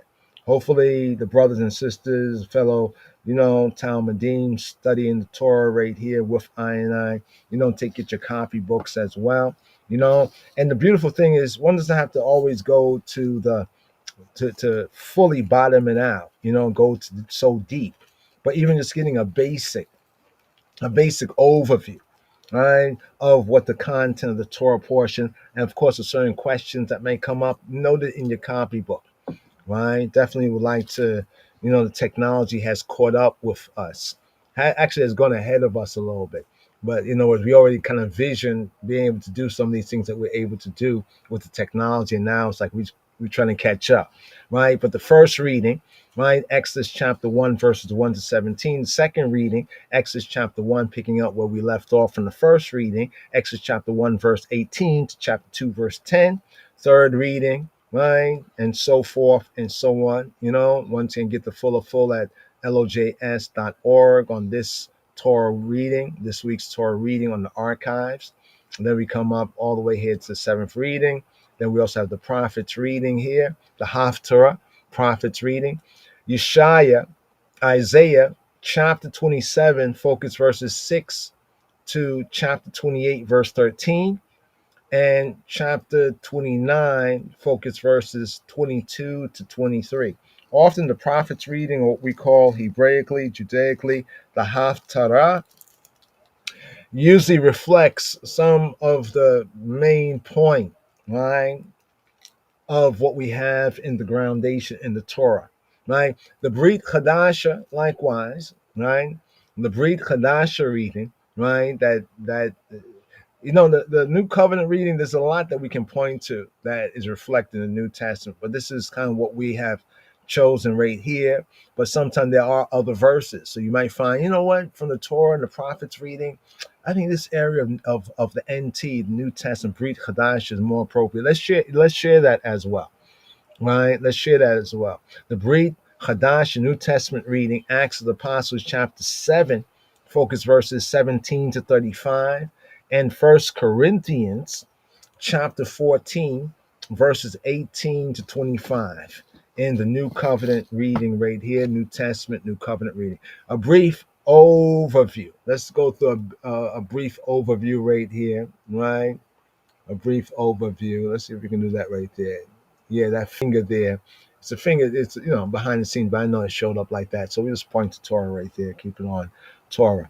Exodus chapter 1:1 is the intro. The intro. The first words that we just touch on, that intro. Introducing the Bnei Yisrael who went down into Mitzrayim, right? And they came in with the patriarch Yaakov, the patriarch Jacob. Introduction, right? Get to verse 8, right? First chapter. The Israelites, the note here says the Israelites are oppressed, or the Hebrews, right? The people of the Bnei Israel, the people of the sons of Israel, the Hebrews are down pressed, right? And the Israelites are targeted. Get to chapter 2, Exodus, birth and youth of Moshe or Moses, right? Verse 11, Moshe, he flees to Midian. Check that out. We get into Exodus. By the time we get to chapter 2, verse 11, Moses is already 40 years, right? He's jetting out, right? Because of a charge. Some say a murder charge. Was it murder or was it self-defense? Exodus chapter 3, verse 1. Don't we Hebrews have a right to defend ourselves? Moshe at the burning bush, the burning thorn bush, yeah? Chapter 3, verse 13, the divine name, the Hashem, the name, the Hashem, the Shemot, names, Hashem, the divine name, the Hashem revealed, right? Exodus chapter 4, verse 1, Moshe's miraculous power. And 18, verse 18, Moshe, he returns to Mitzrayim. He returns to the Tawi, to the two lands. Exodus 5:1, bricks, right? Stacking bricks. The Israelites had to stack bricks. Ain't nothing new under the sun, right? But this time they had to stack bricks without straw. It almost kind of remind me like what's going on with a lot of this politics, the government. Sometimes there used to be certain things that would help support. Now they want you to, make those bricks, but they're not providing no straw. Ain't that the horror? I mean, ain't that the way? Right? Exodus chapter 6, verse 1, Israel's deliverance, the beta Israel's deliverance assured. Right? The beta Israel's deliverance assured. Right? So when you see people going around saying, God brought the Jews out of Egypt. You are lying. You are lying. It doesn't say the Jews. Even at best, Judah is one tribe. But he brought the Hebrews, right? He brought the Hebrews. He brought the Bnei Yisrael, the sons, the house of Israel. Not just one tribe, right? Even a tribe that is so great, the Lion of Judah, but he brought the children of Israel out of Egypt. Like, some we go over and look at other pages and like, these guys, they really do this. They say, he delivered the Jews. He saved all the Jews. So it's only all the Jews. So all the Israelites are Jews now? I mean, like, what the, you know what I'm saying? Let's keep the narrative in context. But speaking about Judah, if you want to talk about Judah, Yehuda, right? We have the Isaiah reading, Yeshaya, Isaiah 26:1. We have Judah's song of victory. Judah's song of victory. Yes, yes, yes, yes. And next chapter, Israel's redemption, right? Israel's redemption. Then in chapter 28, judgment on corrupt rulers, priests, and prophets. This is interesting. It reminds me of the New Testament where Peter, Kepha, he says, don't think of anything strange thing, but judgment must first come to the house, right, of God. In other words, like judgment has to happen amongst us first. We talk about, look what the heathen, the Gentiles, the nations did to us. Yeah, but first we have to get right. You know what I mean? We have to get in proper standing. So here it speaks in chapter 28 that judgment on corrupt rulers, along with the rulers, priests, and prophets. This is speaking about judgment basically on Yisrael. Right? Yeah. Judgment must first. Right? So it might seem like, hey, we went through so much. Why are we still going through this judgment? Because we got to get right in order for judgment to, in order for Father to fulfill, right, that judgment against the others. remember he even raised them up because we were just so out of line. He chastised us with the hands of men, men and people, even men and people that was not worth shite, right? Because we had fallen to such a level. You know what I'm saying? So Shemot right here is both the title for the second book of the scroll, from the scroll, right, of the Torah, and the title of the first Torah portion therein. So here we now have our second TPV. You can download it for free, get a hard copy. What we try to use in discipleship as a point of reference, for us to, okay, this is what those before us thought of these things. This is the evidence in Torah, or this is there no evidence. What do we think about it? Sharpen our swords right here, right? We do have to catch up, right? Shemot means names. Shem, name, Shemot, names. The English speaking world calls this book Exodus. The English speaking world calls this book what? It calls this book Exodus, right? Exodus, right? Exodus. So here, this is the name that it calls this book Exodus. But Hebraically, the name of the book is Shemot. The Hebrew title for the book, it comes from the opening phrase, right, of the book. And these were Ele, right? And these are the Shemot. These are the names of the B'nai Yisrael, of the sons, directly the sons, the B'nai Yisrael, the sons of Yisrael, aka Yaakov, the sons of Israel, who came to Mitzrayim, to the Tawi, who entered into the Tawi with Yaakov, with Jacob, the patriarch. So now the English name, where do we get this English name Exodus, right? The English name Exodus, it comes from the Septuagint, right? But wait, I thought they translated from Hebrew. But anyway, the Septuagint, LXX, the Greek translation of the Hebrew Bible. The Greek title, or the Koine Greek title for the book is Aegyptu, right? Is Aegyptu, right? Is Aegyptu, which translates as departure from Egypt. I think they got this wrong right here. No, I'll look at this. No, Aegyptu means Egypt. What's his Exoduso, something like that. Exoduso, something like that. Right, departure from Mitzrayim, departure from Egypt. The name Exodus is an abbreviated form of the title, right? Exodus basically means departure, right? Exit, like you exit, you make your exit, you get out of there. The book of Exodus tells the narrative, the story of the sons of Israel, aka the children of Israel. Some say enslaved, but let's stick to what the Torah says. People like to superimpose this slavery thing everywhere. But the Torah actually says in bondage, right? In bondage in Mitzrayim. So we should not confuse, right, the first with the latter, right? And their miraculous redemption through the hand of Moshe.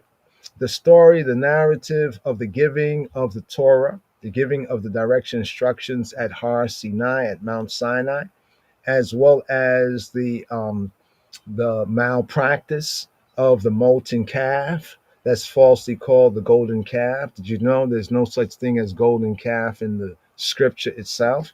It refers to the calf as the molten calf. Yes, it had some gold in it, but it's a molten calf. It's interesting that in Christianity and religionism, they use a lot of words, that are not really there when we read the book. We talk about the golden calf, we talk about the molten calf. And I say that because people think they know what the golden calf is, but why does it call it the molten calf? And also, right, after that, right, at that point with the molten calf, falsely called the golden calf, they had come into covenant and then they had broke the covenant and then the covenant was renewed. So this sense of new covenant, the principle of renewing a covenant, is even there in this book, Exodus. And with this renewal of the covenant, we then get the construction of the sanctuary called the tabernacle, right? Now, as we study the first week, the first Shabuah right here, the first 7 days, the first strong Shabuah week reading, from the book of Exodus, or the Sefer Shemot, the book of the names, we find the Bnei Yisrael in bondage. AKA, people say slavery, but more correctly in bondage, right? Because see, bondage, it brings out a different sense that we lose when we focus on slavery, right? Because actually, the word slavery doesn't even appear in the Bible. It doesn't. The word is the term. People say, well, it's the same thing. No, it's not. See, that's how they trick trap you when they say that, right? It may be similar, right? But it's not the same, right? It seems at first, right, that the Elohim of their forefathers, speaking of Abraham, Yitzhak, and Yaakov, the Elohim of their forefathers, it seemed to them had forgotten them. Remember, they were there for 430 years.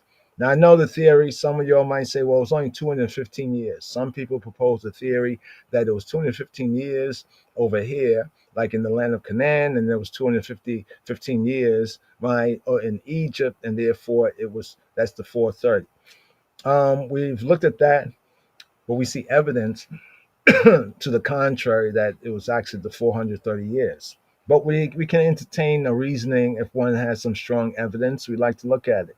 But Elohim did not forget the Elohim of their fathers, the Elohim of Abraham, Yitzhak, and Yaakov, right? The Elohim of the Hebrew Trinity had not forgotten his yea, his amen, what he said, right? He remembers his promises to Abraham, Yitzhak, and Yaakov, because he's the Elohim of Abraham, Yitzhak, and Yaakov, right? The Elohim of the living, not the Elohim of the dead, right?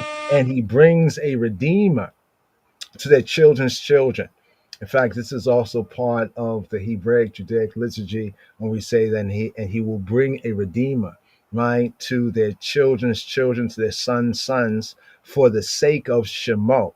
For the sake of what? For the sake of his name, right? With chesed, with loving kindness. So here, portion commentary, ordinary life. 2 points we'll make right here. Thought for this Shabua here is ordinary life, where bondage and that condition have become ordinary.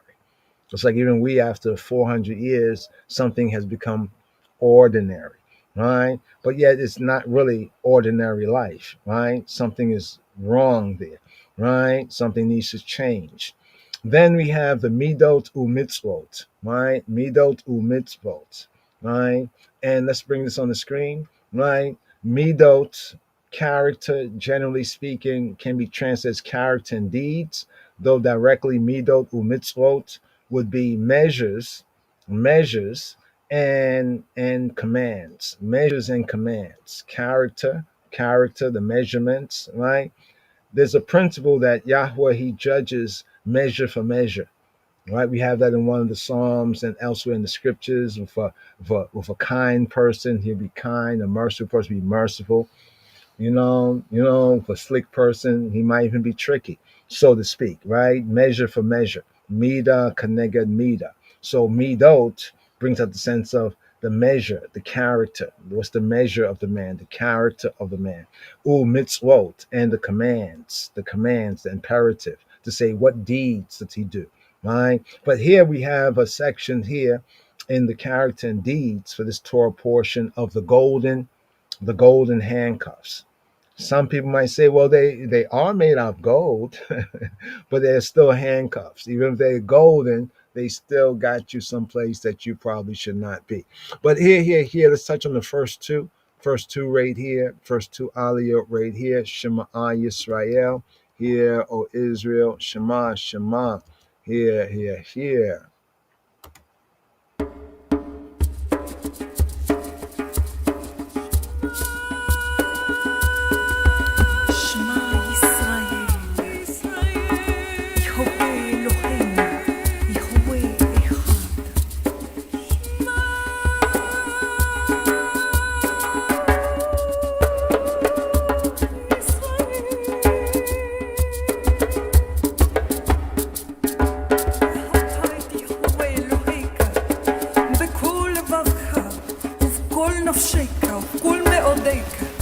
והיו הדברים האלה אשר אנוכי מצווך היום לבביך, ושיננתן לבניך, ודיברת בם, בשבתך בביתך, ולכתך בדרך, ובשכבך ובקומך, וכתבת מאוד על ידיך, והיו לטוטפות בין עיניך, וכתבתם על מזוזות, ביתך ובשעריך.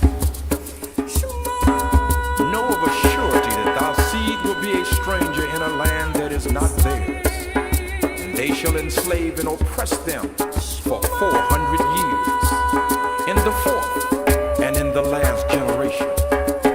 Yes, you shall journey into captivity a second time in ships, because you have rejected his instructions. Give thanks, Malka Makeda, Queen Makeda, and Melech Malachias Sedek. Right there, that was Deuteronomy chapter 6, verse 4, the Shema Yisrael, the full of full. Deuteronomy chapter 6, verse 4 to verse 9, right there. Plus Genesis chapter, reference to Genesis chapter 15 concerning the 400 years. Shemot right here. Yisrael, Abba Yisrael, Abba Yisrael, Abba Yisrael, Shema Yisrael, Shema Yisrael, Shema Yisrael, Adonai Eloheinu, Adonai Echad.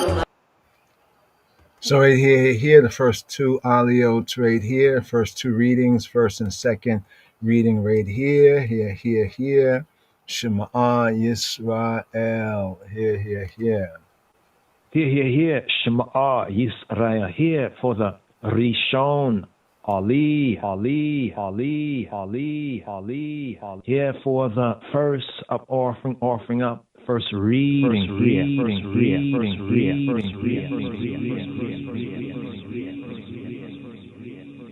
Here, Shema Yisrael, here for the Rishon, Ali, here for the first of offering up, first reading here.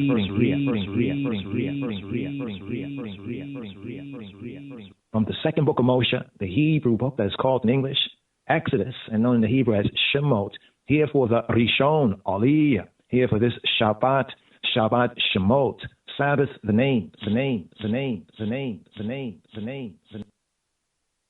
Beshem Ha'av, here, Shema Yisrael, here for the Rishon, Ali, here for the first of offering up, first reading here,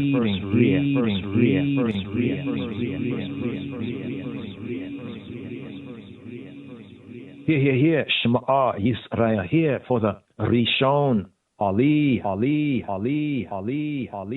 here for the first of offering up, first reading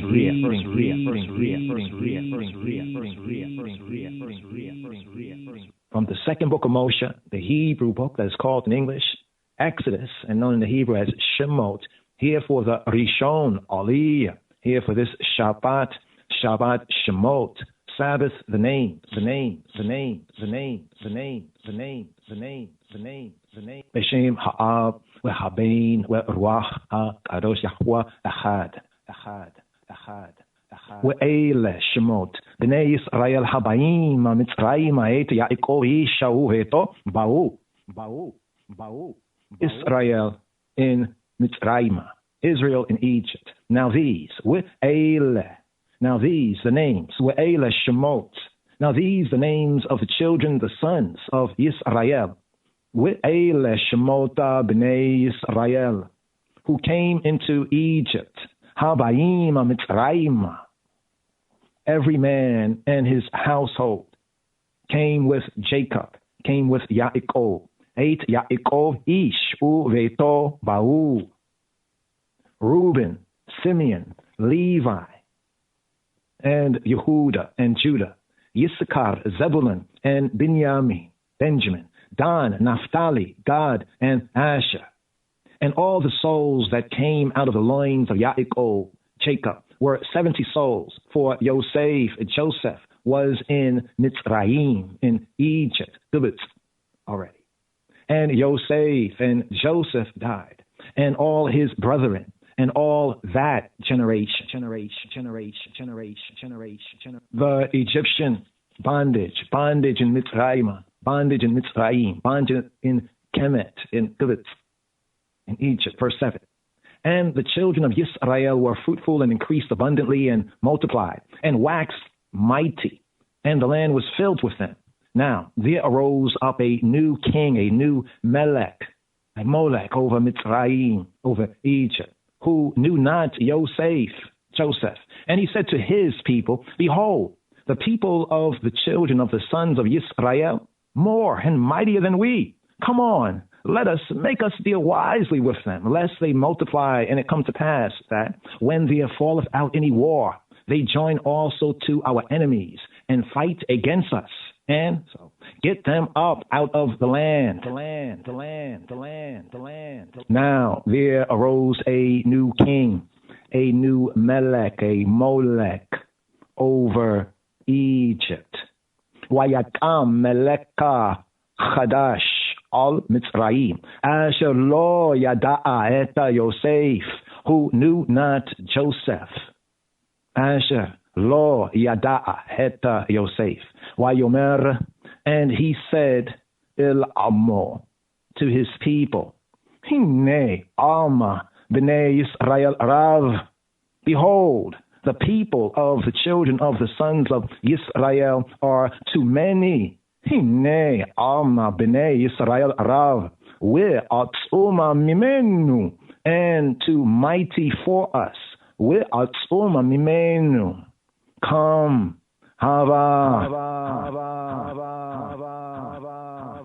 come, let us deal wisely with them. Hava nita hakma lau pena yirlebe with haya kia tikareina milchama we nosafa gamohu Allah sonenu we nilchama banu we Allah min haaretz. Come. Make us deal wisely. Let us deal wisely with them. Hava nita hakma lau, lest they multiply. Pena yerebeh, and it come to pass wehaya, that when there befalleth us any war, with haya kia tikareina milchama, they also join themselves to our enemies. With nosaf gamhu Allah sonenu, and fight against us. With nilchama banu, and get them up out of the land. With Allah min haaretz. Therefore they did set over them taskmasters to afflict them with their burdens. And they built for Pharaoh, for the great house, Pharaoh, treasure cities, Pithom and Ramesses. But the more they afflicted them, the more they multiplied and grew. And they were grieved because of the Bnei Yisrael. They were grieved because of the sons of Yisrael. And the Mitzrayim, the Egyptians, made the Bnei Yisrael, the sons of Yisrael, to serve with rigor. And they made their lives bitter with hard bondage, in mortar and in brick and in all manner of service in the field, all their service wherein they made them serve with rigor. And the Molech of Mitzrayim and the king of Mitzrayim spake to the Hebrew midwives, of which the name of the one, Shifra, and the name of the other, Puah. And he said, when y'all do the office of a midwife to the Hebrew woman, and see upon the stools, if it a son, then y'all shall kill him. But if it a daughter, then shall she live, then she shall live. And he said, Wayomer,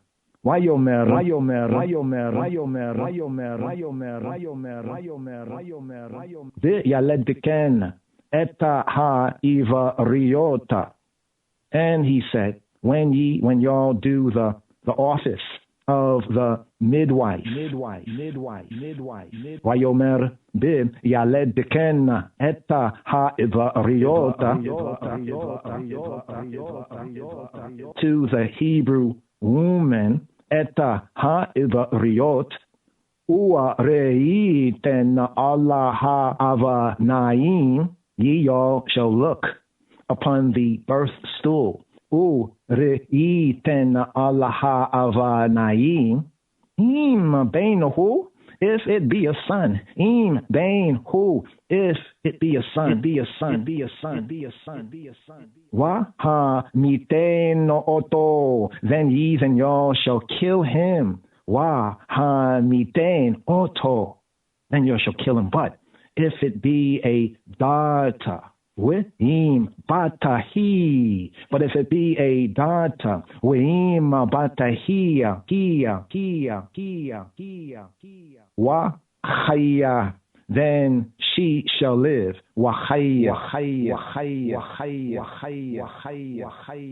But the midwives feared, respected. But the midwives respected Ha-Elohim, the true good, the true God. Watia reina hamayaldota eta ha-Elohim, and did not as the Molech, as the king of Mitzrayim commanded them, but save the men, children alive.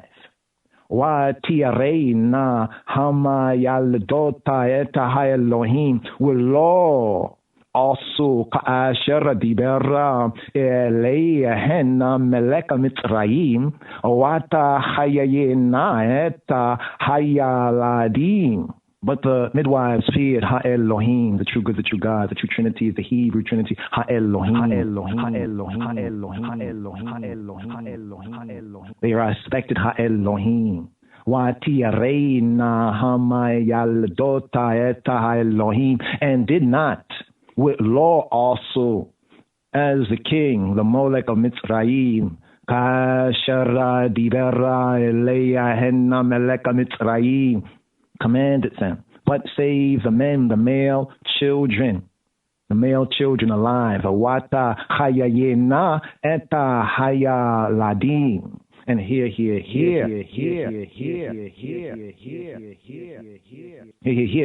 Yisrael. Here for the Sheni Aliyah, for this Shabbat Shemot, the Sheni Aliyah, here picking up the second book of Moses, called Exodus chapter 1, here at verse 18, for the Sheni Aliyah, for the second reading, the second up offering, here for this Shabbat, Shemot, Sabbath, the names. Wayikra meleka Mitzrayim, lama yaldota, waya yomera lahen,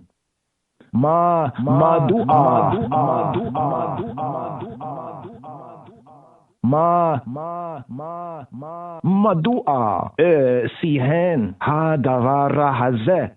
Wata hayayena eta hayaladim.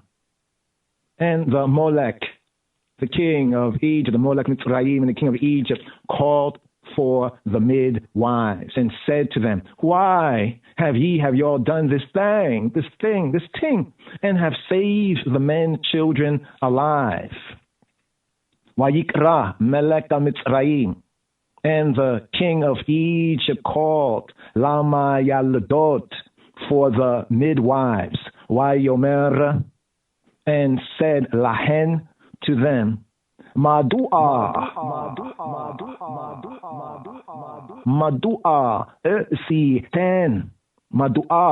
siten hadavar hazeh. Why have you all done this thing? Madua siten hadavar hazeh. Wata hayena eta hayaladim, and have saved the men, the male children alive. And the midwives said to Pharaoh, because the Hebrew woman, not as the Mitzrayim woman, the Egyptian woman, for they lively and are delivered ere the midwives come in to them. And the midwives said, Wa tomar na.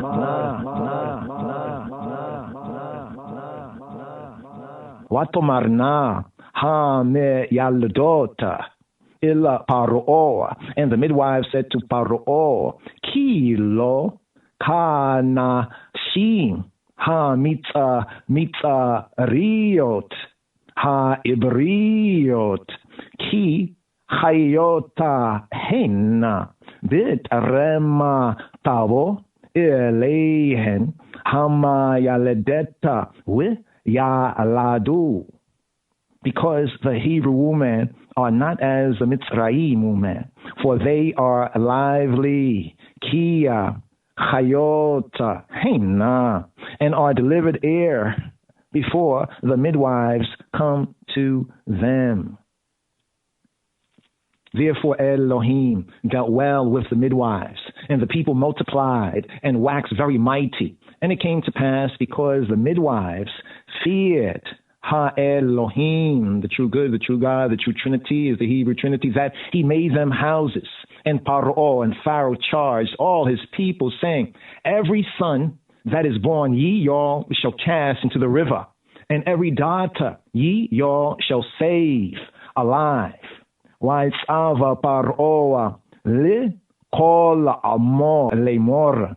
And Paro, the great house, charged all his people, Wa'isava Paro li kol amor lemor, saying, Kol ha-bein hayiloda hayaora tashali kuhu wi kol habat tichayun. Every son that is born, y'all shall cast into the river, the river, the river, the river, the river, the river, the river, the river, the river, the river. Kol ha-bein hayayilod hayaora tashalichuhu. And every daughter y'all shall save alive. We call habat, we call habat te chayun.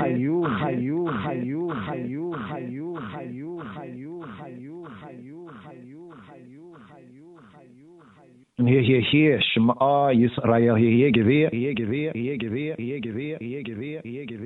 Second book of Moshe, Hebrew book called Exodus, chapter 2, the preparation of a deliverer, an deliverer, the birth of Moshe, the birth of Musa, the birth of Moses. And there went a man of the house of Levi, and took to wife a daughter of Levi, of Levi. And the woman conceived and bare a son, a Ben.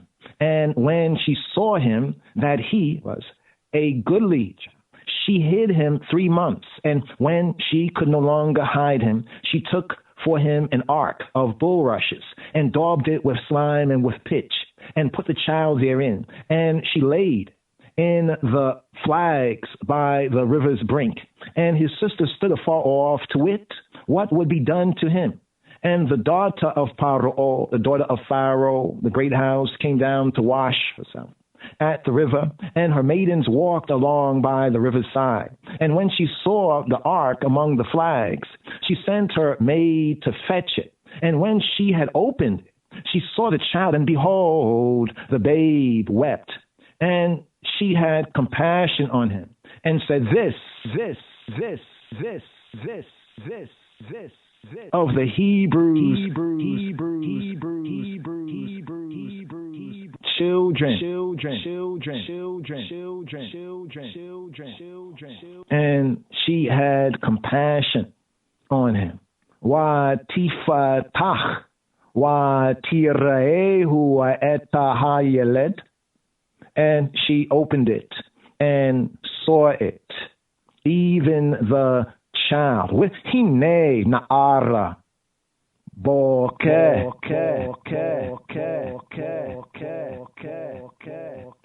And behold,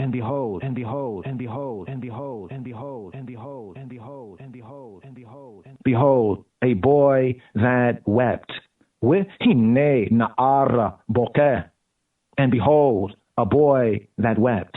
And she had compassion on him. Watachmol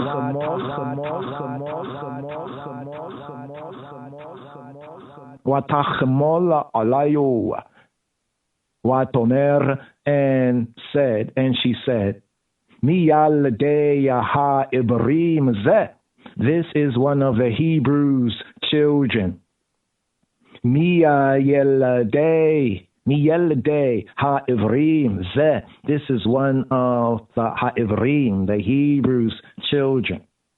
Then said his sister to Paro, Pharaoh's daughter, shall I go and call to thee a nurse of the Hebrew woman, that she may nurse the child, for thee, Watomer choto wa illa bata Paro. Then said his sister, Watomer choto, to Pharaoh's daughter, illa bata Paro. Hi lech.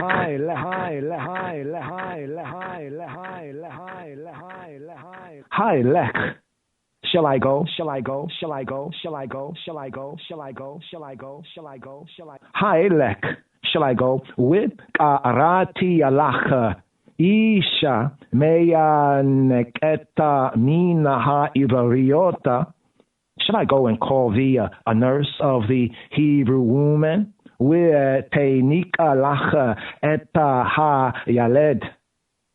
That she may nurse the child for thee, I.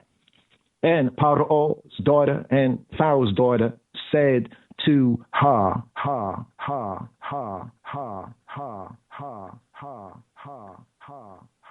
and Pharaoh's daughter said to her, go.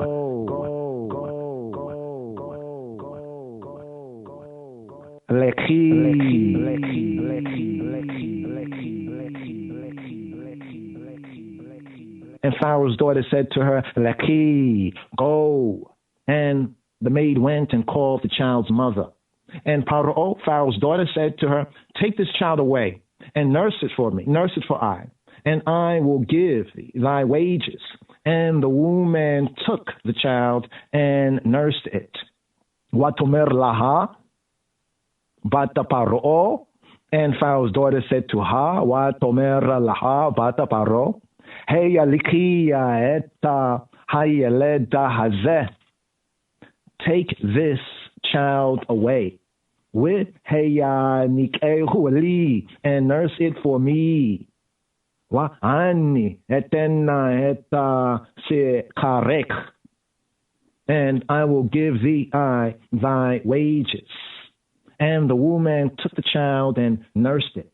Wa tikacha ha isha ha yeleda wata nikehu, and nursed it and nursed him. And the child grew, and she brought him to Paro's daughter, to Pharaoh's daughter, the daughter of Pharaoh, the great house, and he became her son. And she called his name Moses. And she said, because I drew him out of the water.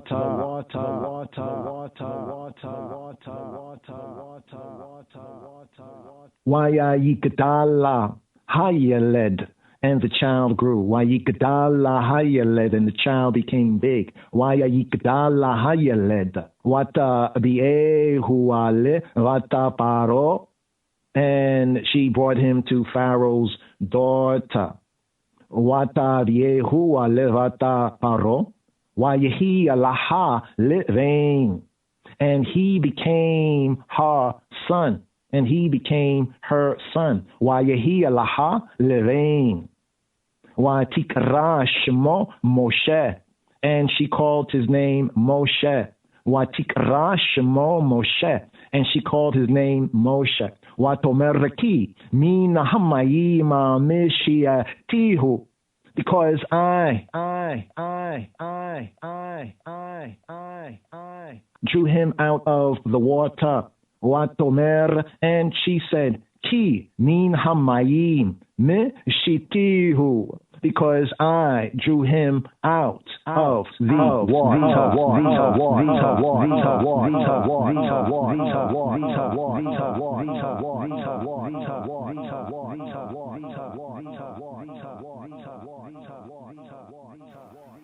Yes. So right there. You see, even the Hebrew, the root sense of Moshe, also comparatively with the linguistics. Yes, he was drawn out of the waters, right here, out of the, let's do this right here, the waters. So here, just that last part right there on the Moshe and Moshe's name right here being brought out in this verse here. Let's do this right here. Here where it says, Watomer, and she said, Ki, because Ki, min hamayim, because min hamayim, because mean from or out of, Ki, because mean from, hamayim, from out of the waters, actually, out of the waters, right? Mishitehu, I drew him out. So we have Mishatehu from Masha. So Hebraically, to draw out, Masha, literally to pull out, whether literally or figuratively. It's kind of interesting because even they say the word like education, right? This whole idea of education actually was meant to draw out, like drawing out, not just putting stuff in, but really seeking to draw out. So right here, the name Moshe connected here. We have Moshe. Let's bring up the name Moshe, out of the waters, Moshe. Moshe, drawn, one who is drawn, Moshe, right? Moshe, drawing out, a sense of rescuing, but then from the root sense, Mishitehu, Masha, to draw out, because he's drawn out. So already here in this Torah reading and feeding, right, we have Moshe's introduced right here. Let's just segue with the time that we have to the song. There's some more on this, plus to pick up on for continuity purposes. Like, notice we end off with Joseph passing after his father Jacob, and then we pick up here in the second book with Yisrael, the sons of Israel, who came in with the patriarch Jacob. A couple of verses later on, a new Sutanbiti, new ruler, king, Melech. We say Molech, the one that want to kill us and sacrifice the sons is the Molech. But be that as it may, a new Melech of Mitzrayim rose up that did not know. Notice the key words. He did not know. What does that mean? That he know that there was Joseph. People say, well, how come you can't find this and that? How come you can't find so much of Pharaoh's daughter? I mean, now they found much more because they was able to look in places, that, in fact, Hatshepsut, we got a whole reasoning on the Hatshepsut, right? Hatshepsut. It's interesting that her brother destroyed so much of her stuff. Was it because she was a woman, right? Was it just because of that, or was she that woman, right? Was she that particular woman? But right here, little segue right here for picking up on this Psalm 25 that has this theme prayer right here. Exodus. 6 days shalt thou labor, and the 7th day take thy rest. Come again. 6 days shalt thou labor, and the 7th day take thy rest. It in here. Come again. 6 days shalt thou labor, and the 7th day take thy rest. And although now we are mature, we were like little sucklings on the breast. So right now, black man, I'm going to put you to the test. Whether you're from the east or from the west. Here comes the musical sound. You got to digest the sounds and call it Exodus. Matthew, Mark, and Luke, and John, and Exodus, and Leviticus, and Deuteronomy, Joshua, Judges, and Ruth. Right now, I step forward to tell you the truth. Come forward, youths. Say Exodus, yo. Exodus, yo, no. Exodus, down and jump, yo. Exodus. Movements of your people. Exodus. I see the movements of your people. Stab you in the back, yeah. Some will pick up top, yeah. And some will stab you in the back. And some will pick up top, yeah. Exodus. Exodus, Leviticus, and the Joshua, Judges book. They want to face you with the truth, yeah.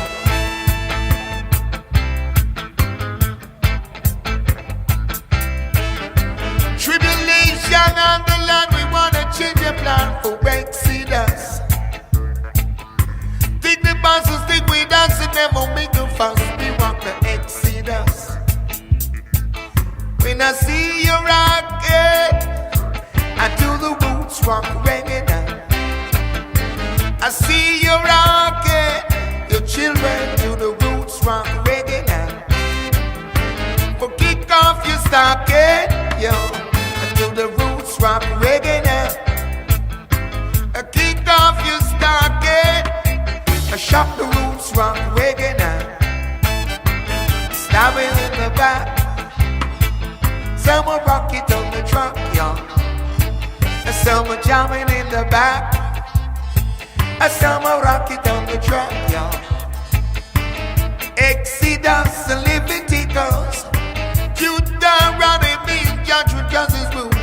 I gonna tell you, youth, you got to come the truth about the Exodus, yeah.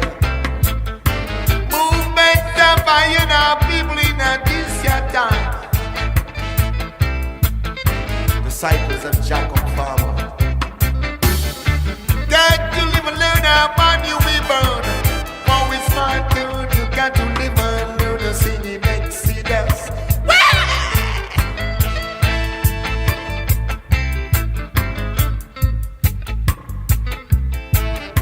Cross over the bridge, you got to cross over the bridge. You got to step forward like you never do before. You got to dilly-dally, keep on coming through the door. This your Exodus, yeah. Then I see you jamming, I coulda see you running, I coulda see you rocking. Little girl, I kick off, she's talking, yo. Rocking to the Exodus. So let me hear the war now, yo. Rocking to the war now, yo. Rocking to the war now, yo. Rocking to the wall, walking on. Rocking to the roots, rock reggae now. So make the roots rock reggae now. See you rocking roots, rock reggae now. See you blowing on the horn now.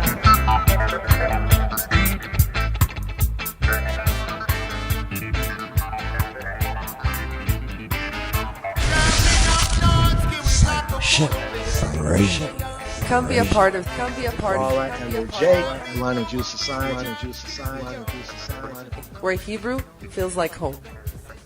All right, so right there in the first two audios, some interesting themes. There's Shifra and Pua, the handmaids, calling for the handmaids. It's an English series that by that same name right there. But let's just show you something right here. Let's just do like this. It's the easiest way to get to it right here. Let's get to this meme right here. Let's just scroll through this here. Right, some of the themes. Historical, biblical, extra biblical, right? Factual, real, right? Here we go right here. It's this one right over here.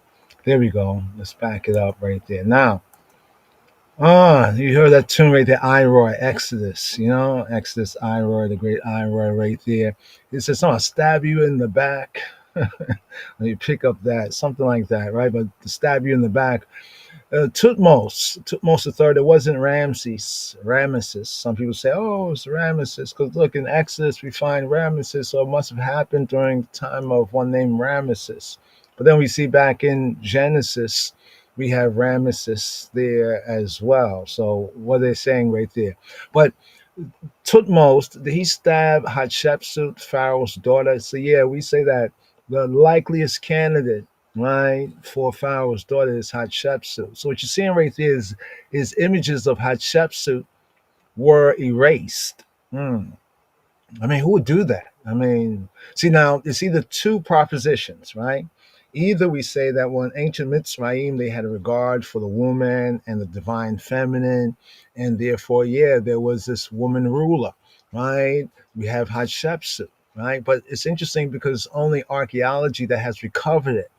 It seems as though much of it was destroyed, not in later times, but in earlier times and towards the times of when these incidents happened. So why would Tutmos III, some call him the Napoleon of ancient Egypt, which is kind of funny in a sense. You know what I mean? Like they don't really say Napoleon is a Tutmos the third. People say, who is Tutmos the third? Right? Well, Tutmos the third, we see him as the pharaoh of the Exodus, right? And we showed some of a point of reference, that we're going to use. Some of our own independent study had landed on Tutmos in this particular 18th dynasty. And then now with social media, people doing their studies, sharing it, we have this from the Bible CA, both from the information there as well as our own independent information. Both zooms in on this particular information. And also we bring forward some powerful, how can you say, art and facts. So there we see the images of Hatshepsut. We say here the nominal daughter of Pharaoh, right? Pharaoh, the Perah, the great house. Why was her things erased like that? So either we say that, well, Tutmos the third, he went against his, she was like his stepmother. They had these interesting relationships. The stepmother was like his stepmother, his aunt, kind of like his stepmother. Like, why would he do this against his stepmother who was ruling until he came of age? Because interesting, the daughter of Pharaoh, she just disappears. She has a big scene there, right, during the time of Moshe, and then she just kind of disappears later on. Right. So here, this meme says, this infographic says, images of Hatshepsut, we say the nominal daughter of Pharaoh, are erased after Exodus in retaliation for adopting Moshe, in retaliation for adopting Moses. Now, a lot of this wasn't really found. In fact, if you studied the whole discovery of Hatshepsut in the early days of archaeology, in ancient Egypt, there was rumors, but they didn't really find anything. They had these different rumors, but they didn't find anything. And then they found that there was these stones that Hatshepsut had used during her time of reign, for building monuments and for her own, you could say, pharaonic promotion and everything. That when her kind of brother, stepson, aunt, nephew, when he came to the throne, right, he basically tore down a lot of the things. And you can see right there, I don't know if you can see, there's like people there, but they kind of erased out. They kind of erased out right there.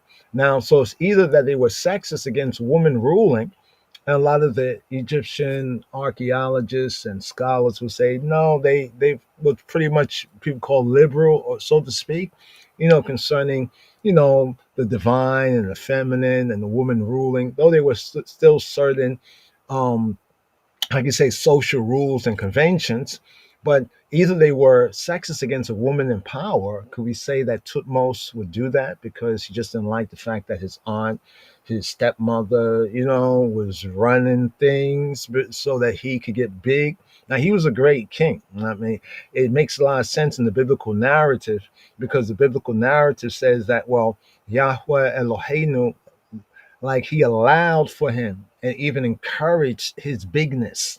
Because this Pharaoh Tutmos the third, let me see if we can go through this here. This is in the time of Rekem Myra. Let's see if it's large. We'll go into some of this. So the 18th dynasty, right? A little bit of how it goes. So we have Ahmose, 18th dynasty, Moshe, the pharaohs in that time. Approximate time of the Exodus, 1446. Some say 1440, but the approximate time. Ahmose, then we have Amenhotep, right, the first. Then we have Tutmos the first, right, family relations and everything, right. Then we have, where is she, adopted right there. I don't know if you can see that. Mutnofret, Queen Mutnofret, Tutmose, then Queen Ahmose, then we have Queen Set, right, then we have Tutmos the second, then we have Queen Hatshepsut, right? Then we see from the Tutmos the second, Queen, it says that was like that would have been his like aunt and everything. Yeah. Then we have Tutmos the third, right? Tutmos the third right there. So he basically comes in right after her, right? So what we showed you is attributed to the doings of Tutmos the third, right? During the time of the Tutmosides. We'll try to bring that in so we can scrutinize some of that, see whether it's factual, whether it stands up. We found a lot of very interesting, it's like some of the main points that were written scripturally that people may have disputed. A lot of the archaeology and things that were discovered lately, and as of the last 100 or so years, has actually kind of proven, like, it's almost like when the scripture's written, certain things were said that people could dispute, but now they found archaeology that actually fills in the gap and kind of points to the witness that we have in the scripts, right? So approximate timelines of the Bible and also of ancient Egyptian chronology to the best of our understandings today, right? Exodus, Pharaoh, Tutmos III. Let's go on right here. Now, this is, there's some fake Egyptology, there's some fake artifacts, right? So some things we question, but we're not experts. We don't have access to this, but based on even other scholarship, we'll bring that out. But this is a possible bust, right, of Pharaoh of the Exodus, 1485 to 1434, right? He's a great military pharaoh. Like, he expanded Egypt probably the most of any ancient pharaoh. Many of them were great in their own military wise, but this one, he went on something like 18 or so campaigns. Like, every year, it's like it was seasonal. Every year, right, he would go on campaigns and conquer other outlying territories. And he did this over and over. And then all of a sudden, it just stops.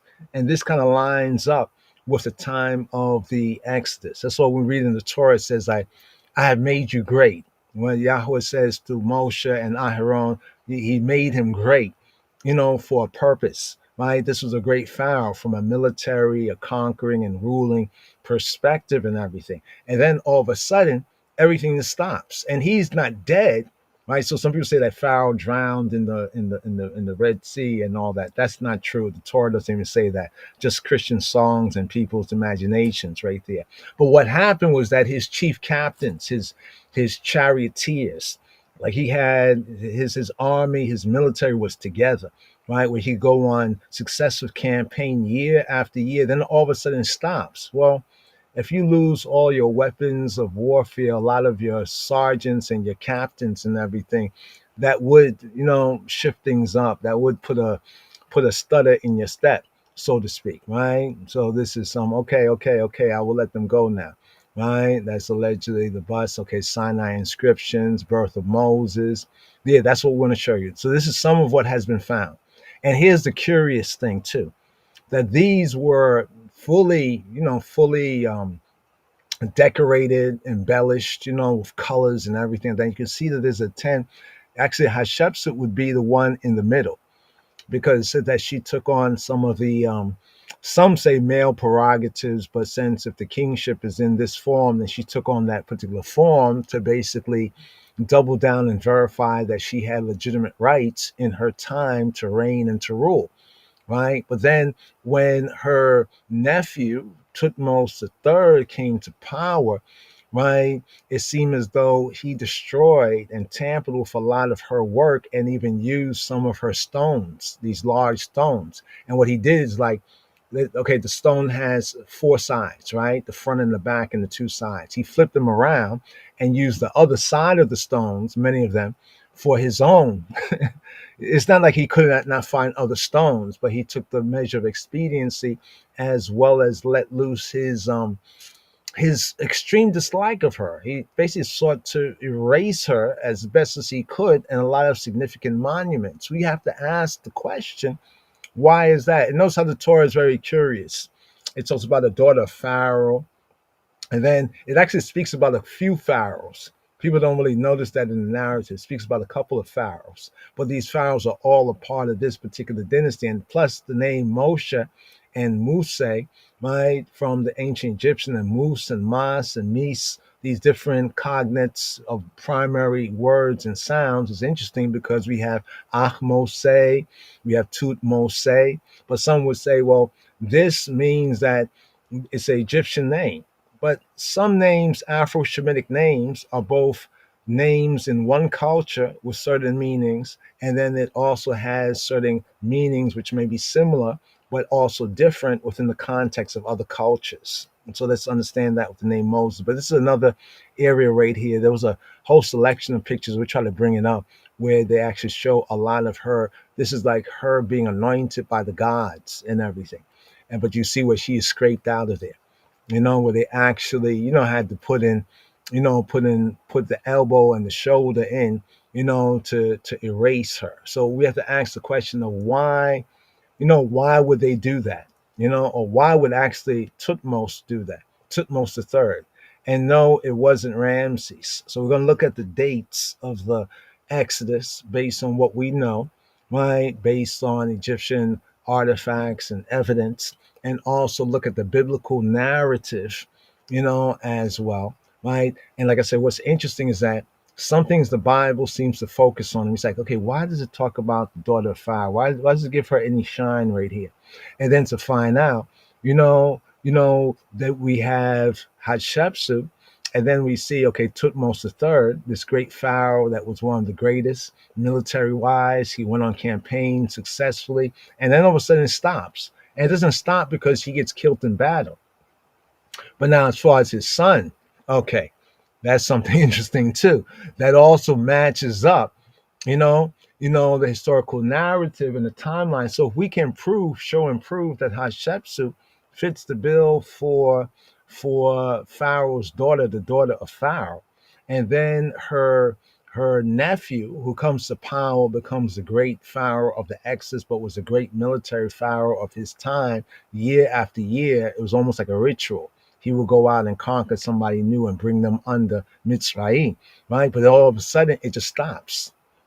It just stops, and then right after that, we get what's his name? Akhenaten. Some people think that Akhenaten was the pharaoh. No, he's the one that came after the Exodus, was trying to figure out how come the old gods of Egypt were impotent. This is why he changed up everything. Akhenaten changed up everything. Like we're ruling and our gods are everything and we do all these great things. And all of a sudden this little people, come in and, they do this exploit and they declare another god and everything. It makes you start to get curious, like, well, our gods wasn't able to do very much, right? So he caused it to fizzle, because during the time of Akhenaten, we get Armana texts and documents that are coming in saying these Habiru, these Hebrews are taking over everything. Come, give us help. And Akhenaten he's like in his ashram. He's like in his spirituality. He's like, he's not really responsive. That's why on one level of so-called monotheism, as people talk about it, they find some interesting things with Akhenaten. But as far as a ruler, it's like he's like the ancient Egyptian Nero, in a sense. I don't know if anybody ever said this before, but Akhenaten is like the ancient Egyptian Nero. When we put everything in the proper context and the biblical context of the historical context that we know today, it's very interesting because he was all into his religion while he was getting these reports that are artifacts and testimony of these people are invading the land. They're taking over Jerusalem. They're doing all this. They're doing all of that. This during the time of Yehoshua, Joshua, and the tribes thereafter. So we can see a direct historical matchup right here. That's another area where they where they destroyed certain things. These are ancient destructions, right? Not modern destructions, but ancient destructions. Right? There has been destructions after that time, but these are more ancient destruction. Anyway, I just wanted to just speak on that a little bit. We'll get more of the art and fact in order, and then we'll follow up. Let's touch on the psalm just a little bit right here. We have Psalm 25, 25th Psalm right here. It's a prayer right here. We'll touch on a little bit of the Royal Amharic, then we'll switch to the Hebrew and touch on a few basics. Shema Yisrael.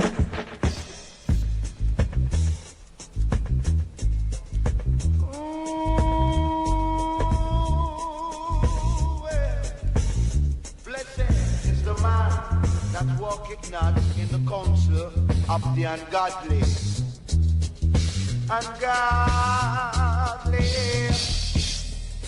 And also, blessed are the meek, for they shall inherit the earth.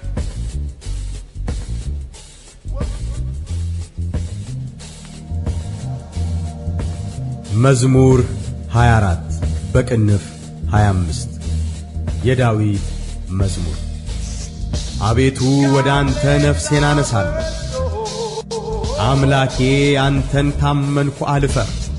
ጠላቶቼ በእኔ አይሳቁብኝ፣ አንተን ተስፋ የሚያደርጉ አያፍሩም፣ በከንቱ የሚገበዙ ያፍራሉ።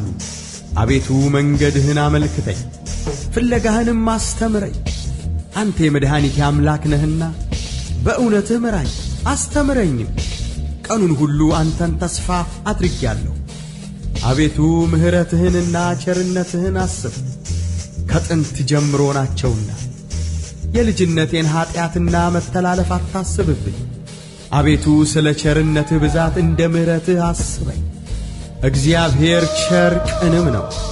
ስለዚህ ኀጢአተኞችን በመንገድ ይመራቸዋል፣ ገሮችን በፍርድ ይመራል፣ ለገሮችም መንገድን ያስተምራቸዋል። የእግዚአብሔር መንገድ ሁሉ ቸርነትና እውነት ነው፣ ቃል ኪዳኑንና ምስክሩን ለሚጠብቁ። አቤቱ ኀጢአቴ እጅግ ነውና ስለ ስምህ ይቅር በል። እግዚአብሔርን የሚፈራ ሰው ማን ነው? በሚመርጠው መንገድ ያስተምረዋል። ነፍሱ በመልካም ታድራለች፣ ዘሩም ምድርን ይወርሳል። እግዚአብሔር ለሚፈሩት ኃይላቸው ነው፣ ቃል ኪዳኑንም ያስታውቃቸዋል። እርሱ እግሮቼን ከወጥመድ ያወጣቸዋልና። ዐይኖቼ ሁልጊዜ ወደ እግዚአብሔር ናቸው። እኔ ብቻዬንና ችግረኛ ነኝና ፊትህን ወደ እኔ አድርግ ማረኝም። የልቤ ችግር ብዙ ነው፣ ከጭንቀቴ አውጣኝ። ድካሜንና መከራዬን እይ፣ ኀጢአቴንም ሁሉ ይቅር በል። ጠላቶቼ እንደ በዙ እይ፣ የግፍም ጥል ጠልተውኛል።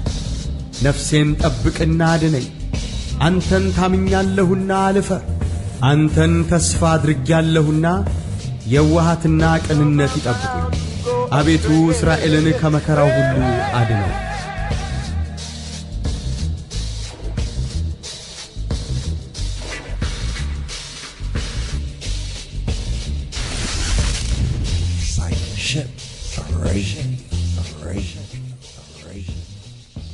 Yes. Mizmor Kaf Het, Kaf Hey. Psalm 20 Kaf Hey. Mizmor Kaf Hey, Psalm 25. Today's daily psalm right here. That was something from the Royal Amharic right there. Like to pick up with some compare and contrast, compare with the Hebrew and some of the ancient understandings. It's a good targum. It's a good interpretation of some of the ancient Hebrew, studying some of the Ge'ez in the Royal Amharic. As some other Yehudis use Aramaic to understand the biblical Hebrew, it's also possible for us, Beta Israel, to use the Ge'ez and the Royal Amharic right there. But here in the English, it says one speaking a language that there be one to interpret. Here's the basic. Psalm 25. מזמור כ"ה לדוד. Unto thee, O Lord, do I lift up my soul. אליך אדוני נפשי אשא. O my God. אלוהי. I trust in thee. בך בטחתי. Let me not be ashamed. אל אבושה. Let not mine enemies triumph over me. אל יעלצו אויבי לי.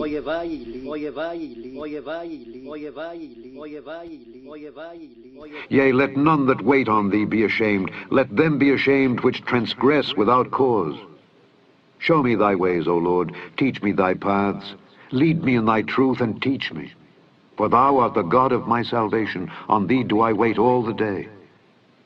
Remember, O Lord, thy tender mercies and thy loving kindnesses, for they have been ever of old. Remember not the sins of my youth, nor my transgressions. According to thy mercy, remember thou me for thy goodness' sake, O Lord. Good and upright is the Lord. Therefore will he teach sinners in the way. The meek will he guide in judgment, and the meek will he teach his way. All the paths of the Lord are mercy and truth unto such as keep his covenant and his testimonies. For thy name's sake, O Lord, pardon mine iniquity, for it is great. What man is he that feareth the Lord? Him shall he teach in the way that he shall choose. His soul shall dwell at ease, and his seed shall inherit the earth. The secret of the Lord is with them that fear him, and he will show them his covenant. Mine eyes are ever toward the Lord, for he shall pluck my feet out of the net. Turn thee unto me, and have mercy upon me, for I am desolate and afflicted. The troubles of my heart are enlarged. O bring thou me out of my distresses. Look upon mine affliction and my pain, and forgive all my sins. Consider mine enemies, for they are many, and they hate me with cruel hatred. O keep my soul and deliver me. Let me not be ashamed, for I put my trust in thee. Let integrity and uprightness preserve me, for I wait on thee. Redeem Israel, O God, out of all his trouble, out of all his trouble, out of all his trouble, out of all his trouble, out of all his trouble, out of all his trouble. So here for the second day, second aliyah, this Torah portion, beginning the second book of Moshe. We have the psalm here in the season, Psalm 25. Psalm 25. Now we have a reasoning on how the words in this psalm definitely reflects the last words, right, prayer of Yeshua HaMashiach.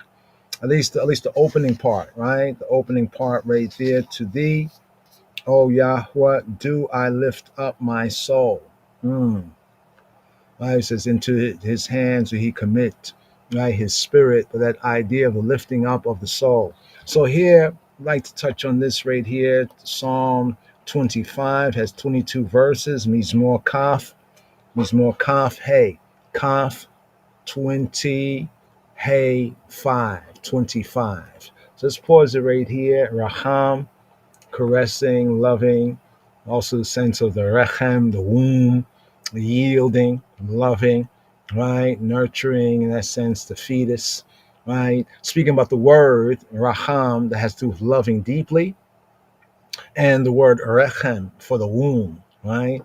And interesting when we're speaking about this Torah portion, Moses drawn from the water. It says most babies, if you think about it, most of us as babes also drawn, right, from the water. Just these symbolic links, that are universal, but especially brought out in the Ivrit and the Hebrew. So right here, let's go to this right here. So I'm not going to share that audible right now. Just touch on a few things here in this psalm, but this is the last words prayer connected with Psalm 25 and mainly zooming in right on the first verse. Let's do this right here. Bring this out right here. We can close that for a moment. And we have these opening words of David, a psalm of David.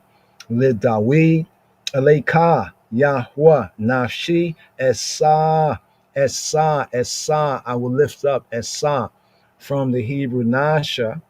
Well, actually, from the Hebrew Nasa, but confused by many ones with the word for deceive. So we have Nasa in Hebrew, and we have Nasha.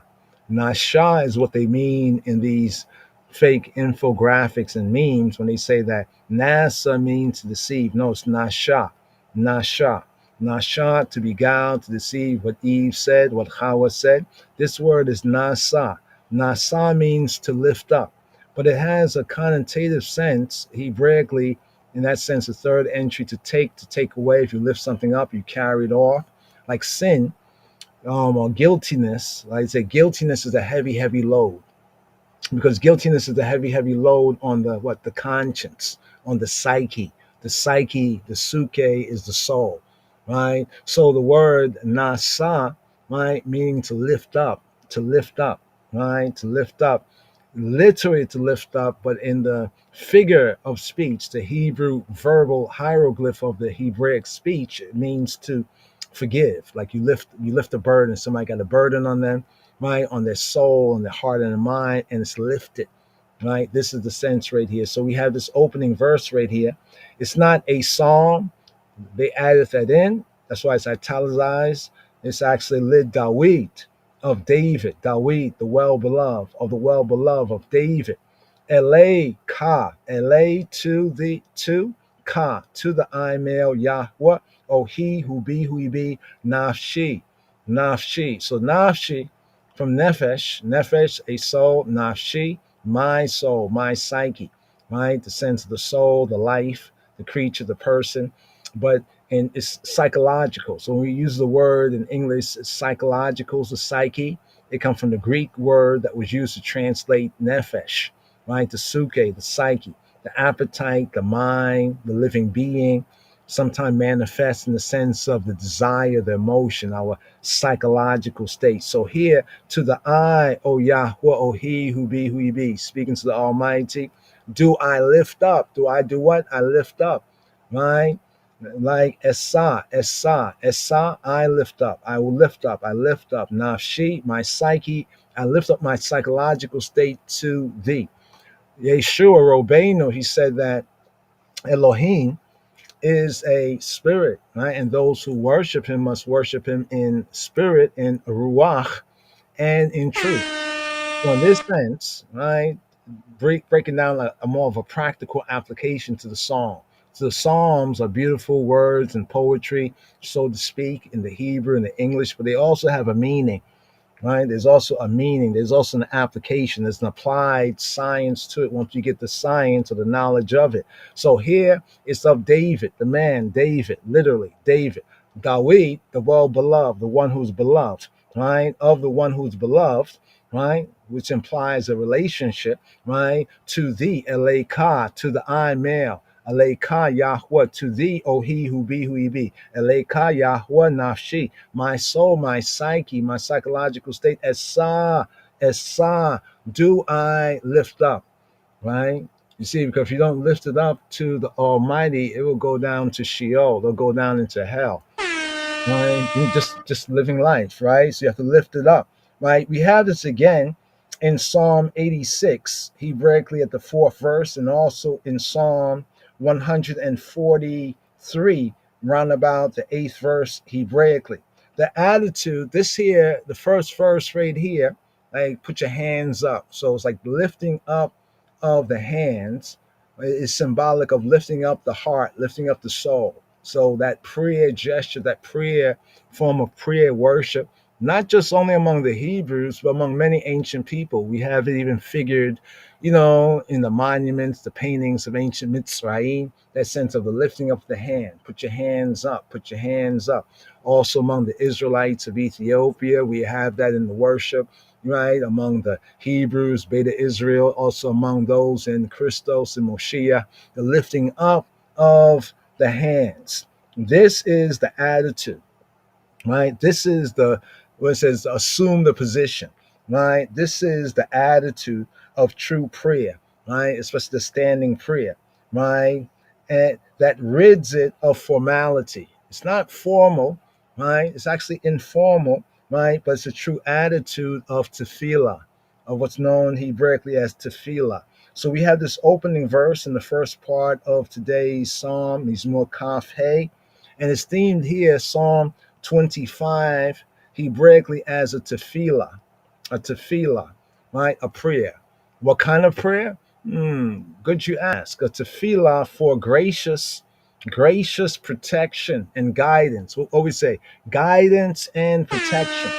For a prayer for guidance and protection. But notice in the previous psalm, there's a similar, right? A question similar to the question, right? Who may ascend? What? Who may go up? Who may aliyah, Allah, to ascend? Who may go up? Right? Who may ascend the mountain of Yahweh? Right? Or Yahweh, Javeh, of Yahweh, of Jehovah. That is what we have in Psalm 24. Now, Psalm 24 is interesting. Chabarim, Talmudim should know that that's a hymn of greeting. It's intimate connection with the bringing in of the Ark of the Covenant to Zion, to the city of David. Psalm 24 is also the evening psalm, right, for the first day, Yom HaRishon, the first day that the Gentiles call Sunday. So we should be familiar with Psalm 24, right? Propounded. Is thrown out in that sense by Psalm 25. In Psalm 25, today's daily psalm, who is he? Who be he that respecteth Yahweh? Who is he that respecteth, that reverence he who be, who he be, who he be? Right? In order to answer it in great and glorious yea, yea, and amen, amen, the promises, the words to be fulfilled. It is calmly confident, a calmly confident prayer to feel for help, right? Against one's foes, one's adversaries, and also one's adversities. See, one's adversaries may be like other people or outsiders, but your adversities may be things that you've allowed in that you have to also get help for, right? And overcome. And for Yahweh's instructing, he who he be is instructing, his pardoning and his leading, his guiding grace. So yes, it's good to have grace, but also grace should lead, grace should guide. You want to get grace, but think that grace is just like something like, like pocket change. No, grace might also leads, grace guides, right? Guidance and protection, and also gives protection, right? It is without any definite background indicating the history. So this psalm is not like other psalms where we can go into and really connect up certain key of the verses and put it within the historical context. This psalm does not really give any information like that, like the history of the times and that it was composed, and also without any clearly marked traits of individuality. So the psalm is not like so personal that it applies to, say, a particular person's particular kind of situation.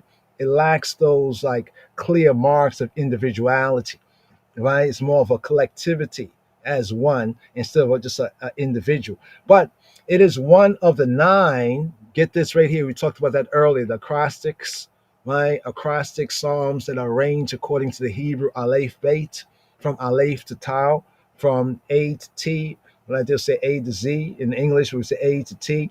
It's one of 9 alphabetical psalms that are arranged according to the Hebrew Aleph Beit. Aleph, Beit, Gimel, according to the Hebrew ABGs. You call it the ABGs. Aleph, Ba, Ga, or Aleph, Beit, Gimel. Check, right? However, it is one of 9 alphabetical psalms of the whole collection. And it's a companion, as we mentioned earlier, to Psalm 34, right? To that, it corresponds even in many peculiarities, yeah, of the acrostic structure. Not to get into the details right here, but for the Talmudim, for the disciples that want to go a little bit further, hopefully we'll have that time and opportunity, as we seek to build up the Chabarim, the Talmudim. So right here, let's get right into it. Just wanted to kind of just bring that together once again to the first verse right here, right? So in this opening verse here, and these 7 opening verses, we have an appeal for protection, guidance, and pardon. For protection, guidance, and pardon, right? Protection, guidance, and pardon. I know we say guidance and protection, but sometimes you just need protection first. You need to get protected first. Now, once you get that protection, you're more open to the guidance, right? So protection, guidance, and pardon. So opening with this verse here, the attitude of true prayer, the lifting up of the soul, right? So although the lifting up of the soul is something that goes on on another level that's not so seeable, right? It's expressed by the lifting up of the hands. Put your hands up, right? It's as though you are putting up your soul, you're giving up your soul. The soul is an offering. You're offering, right, of that which is most precious and most acceptable to Yahweh Eloheinu. So here the first verse, Lidawi, Aleka Yahweh Nafshi, Esa, to thee, O he who be Nafshi, my soul, my psyche, my psychological state, my feelings, my thoughts, my emotion, my sense of self, Esa, do I lift up. Moving forward, oh my God, Elohai Beka, in thee, Batachti, I have trusted. Al Ebosha, let me not be ashamed. Let me not be ashamed. Al Ya'alsu, right? Do not let them allot. Al not Ya'alsu, Al Ya'alsu. Don't let them allot. Allot, rejoice. Don't let them al not Ya'alsu. Them rejoicing, them exalting, them jumping. Don't let them jump for joy. Al Ya'alsu. Oi bi li. Don't let them oi baili, slika, oi baili. Don't let them oi by my enemies. I said oi bi. Oi bi is like one enemy, oi by.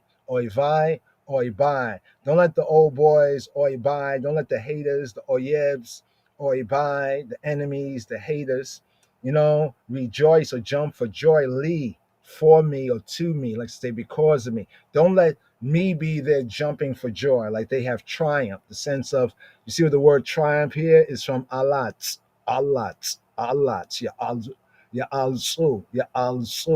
It says to exalt, but ya also means to jump for joy.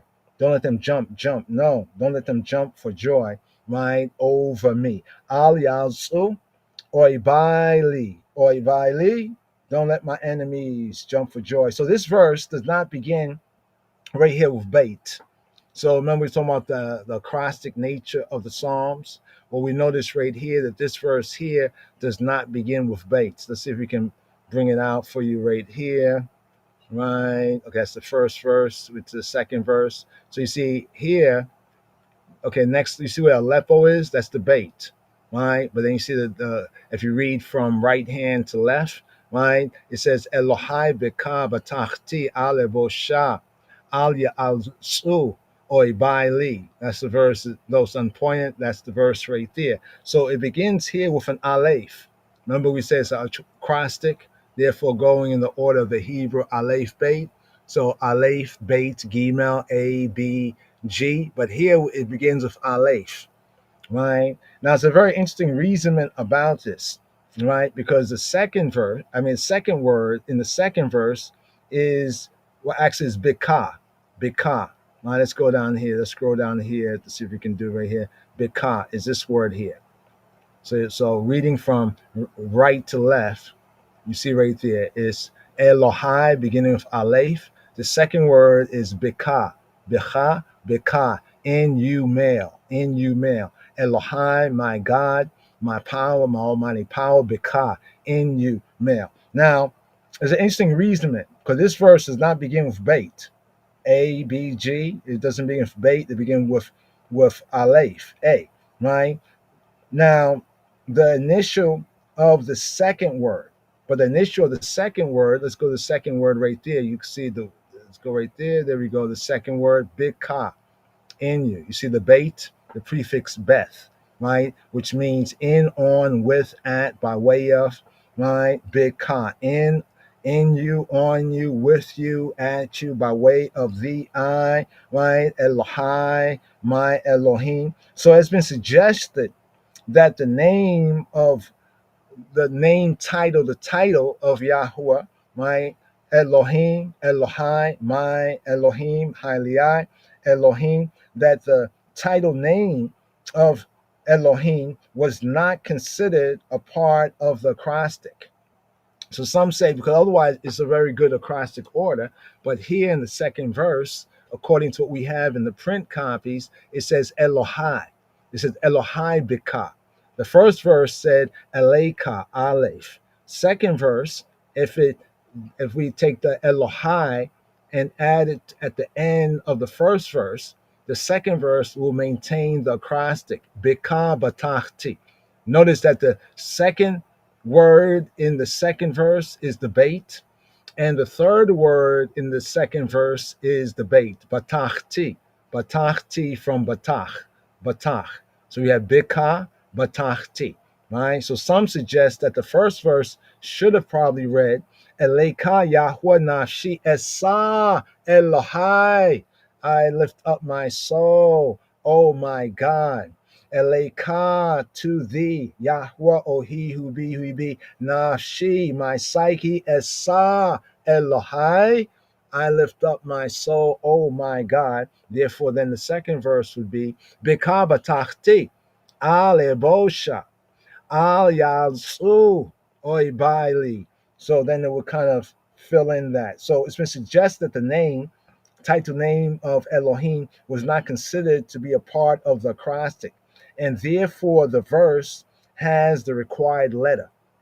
That's the word highlighted there, but then we could go to the third word. It's also the same Beit, the second letter of the Hebrew alphabet, right?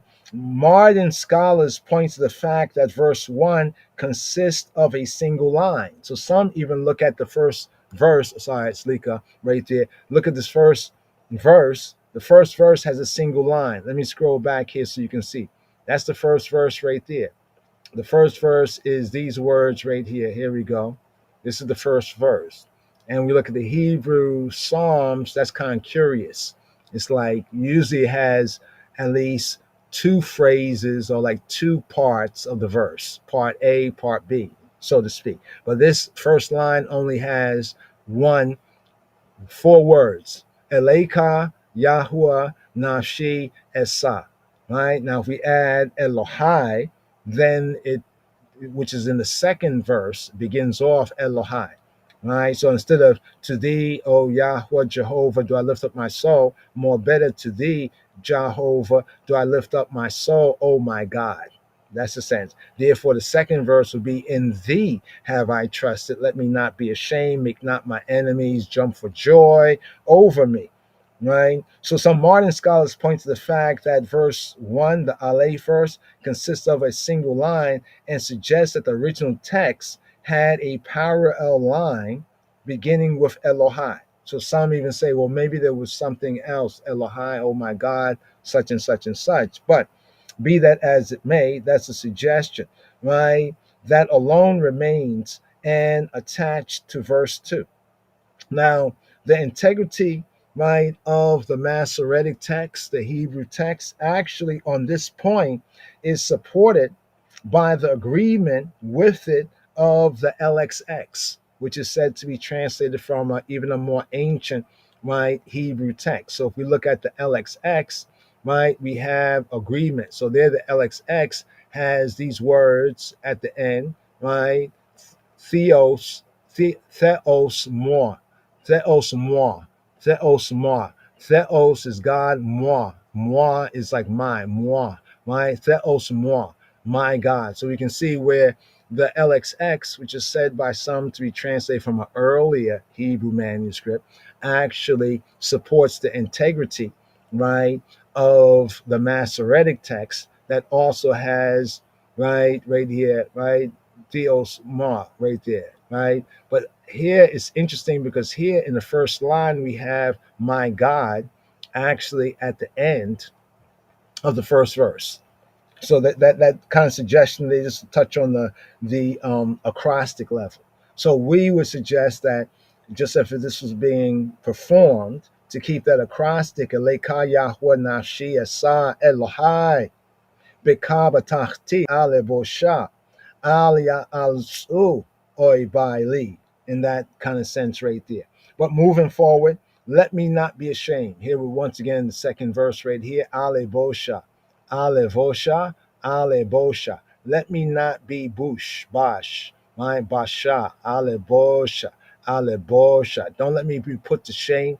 Don't let me be disconcerted, disappointed, feel shame, right? Don't let me pale, right? Don't let me be disappointed, ashamed, delayed.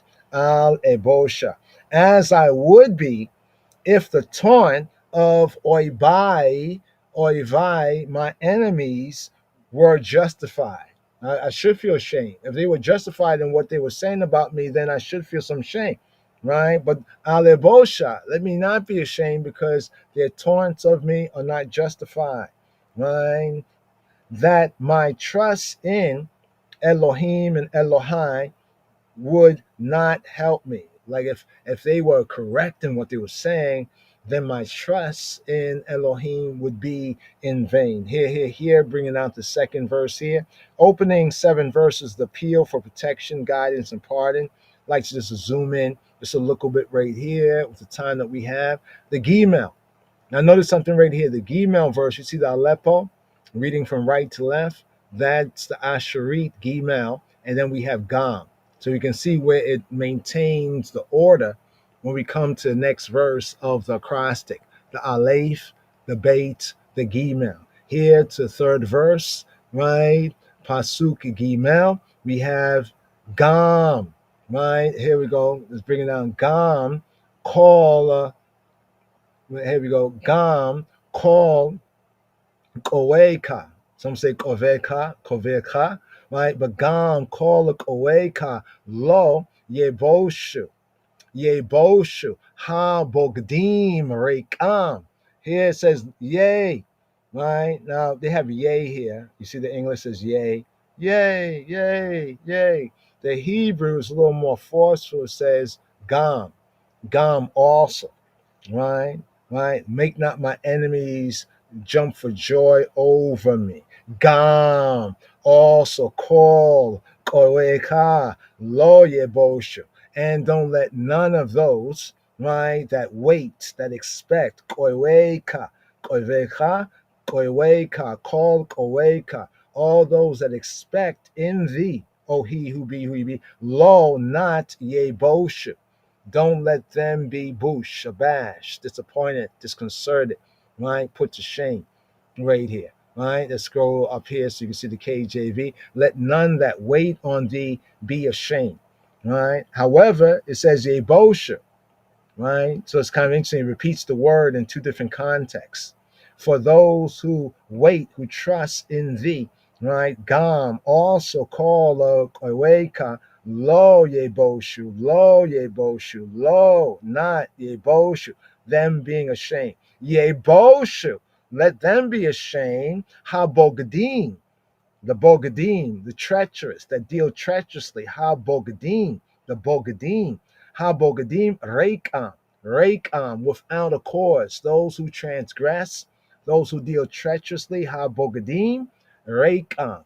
All right, so let's break this down right here. We have Bogadim from Bagad. Bagad is an interesting word, right? He has a verb to act treacherously, to deal treacherously, faithlessly, right? When we say the word beged, beged is clothing. Is a type of, one of the words for clothing, beged. Beged, but the verb is bagad. Bagad is to deal treacherously, because the idea of dealing treacherously is like you cover over, almost like somebody clothe it. You clothe it. You know what I mean? You kind of cover it over. You know what I'm saying? Right? In that sense. Right here, you see there, Strong's bringing out to cover with a garment. So we have beged, an article of clothing, general word for clothing, one of 2 to 3 words for clothing, right? That means to cover as the verb bagad. This is figuratively to act covert, like you're acting in the covered over way. You know what I mean? Almost like when they dressed up like the Indians at the Boston Tea Party, that right there, treacherously. That gives a sense. They were pretending to be somebody else, right? Let them be ashamed, they boshu, right? Let them be disappointed. Ha bogadim, the bogadim, right? Rakam, those who are the bogadim for Rakam, for Rakam. Rakam is empty. Rakam. Remember when Yeshua said, don't call your brother Raka. Aramaic right there, the Raka. Don't call your brother empty. These are treacherous for in vain, right? Rakam. The word rakam comes from rake, like to be empty. The sense of it is like something poured out. And like you pour something out, and therefore what's left is empty. It's worthless, right? Ineffectually, undeservedly, in an objective sense, ineffectually, right? In a subjective sense, undeservedly, right? So he transgressed against I for no good reason. He answers the doubt. There's a doubt that's implied in his prayer, right? Did you get that right there? There's a doubt that's implied in the prayer, right? He will not be put to shame, right? Like just like a tree planted by the water, right? Not be moved, but in this sense, not be moved into the sense of from confidence, right? Learning whatever state I am, right? To be content, right? Into a state of shame, right? Because that is never the experience of those who truly trust and even depend upon Ha Elohim, right? And are innocent, right? And are innocent, right? In other words, if you are innocent and check yourself, you know you're innocent. I mean, really check yourself. If you see you're not, then just own up. You can work it out. But if you see you're innocent, then your state of mind has to reflect that this is what he's bringing forward in the opening of his tefillah, his prayer right here. But let's push it. The Dalet verse, the 4th verse right here. First 7 verses, an appeal. How do you plead? Right? It's an appeal, for protection, guidance, and pardon. Verse 4, Pasuk Dalet, it says, shew me thy ways, O Yahweh, O He, who he be.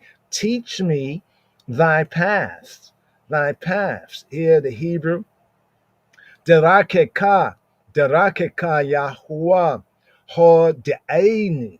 Derakeka Yahweh, ho de'aini. Orachoteka lamdeini. So two parts of this. Part one, shew me thy ways, O Yahweh. Derakeka, your ways. Derake, the ways of Ka, of the I male, Yahweh, O He, who he be. Hold the cause me to know. So the English says shew me, like to see, but actually the word hold the A, right? Cause me to know, ani, hold the a ni, cause ani, cause I to know. So here this is from the yada, right? The root is yada. When we get to the binyanim, it's the poal. So the poal, when we study the verbs, the build, right? From yada, the base word, when it's built to the hold the a, is cause me to know. Cause I to know, hold the a, cause to know, ani, I. Hold the a, ani, put together in the Hebrew, biblical Hebrew, hold the ani, cause ani, cause I to know. Derakeka, cause me to know your dereks. Derek is a way, darke, ways of ka. Cause me to know the ways of the I, O He, who he be, hold the ani, cause me to know. This is what Moshe said. Didn't Moshe say this? Moshe said this. Moshe's prayer, since we're here in the second book of Moses, second book of the Torah, right? Shemot. In Shemot, in Exodus 33:13, this is Moshe's prayer. Derakeka Yahweh hodeini, right? Cause me to know thy ways, to know, right, the ways of Elohim, of Ha Elohim, the true good, the true God, is to understand the Elohim meaning, the divine meaning, the purpose of one's own life. So in the context of it, one, like Moshe asked that, he want to know what's the purpose and the meaning of his life, right? In he who he be, and those happening around him, so that he may put into order his own conduct, his own behavior, his own trod, his halakha, right, accordingly, right? This verse here, it matches up with verse 10, just to point that out, matches with verse 10, where it says, all the paths of Yahweh are mercy and truth. So you get to know, right? Know his ways, his paths are mercy and truth, to such as keep his covenant. To who? To everybody, to such as keep his covenant and his testimonies.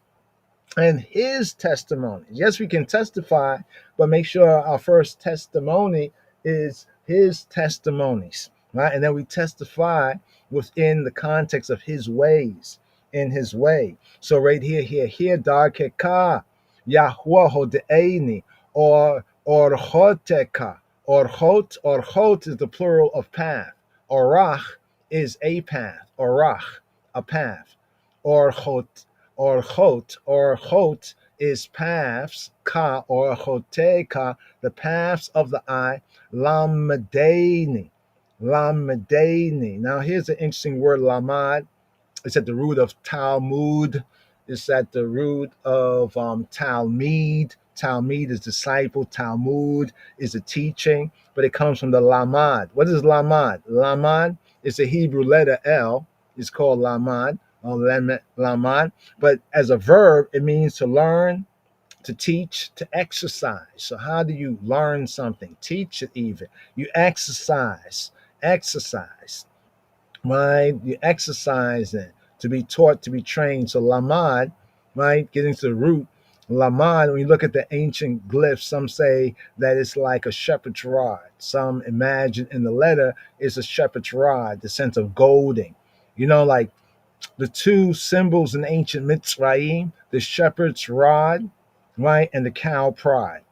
You know that the shepherd's rod and the cow prod, right? The chekah and the chu.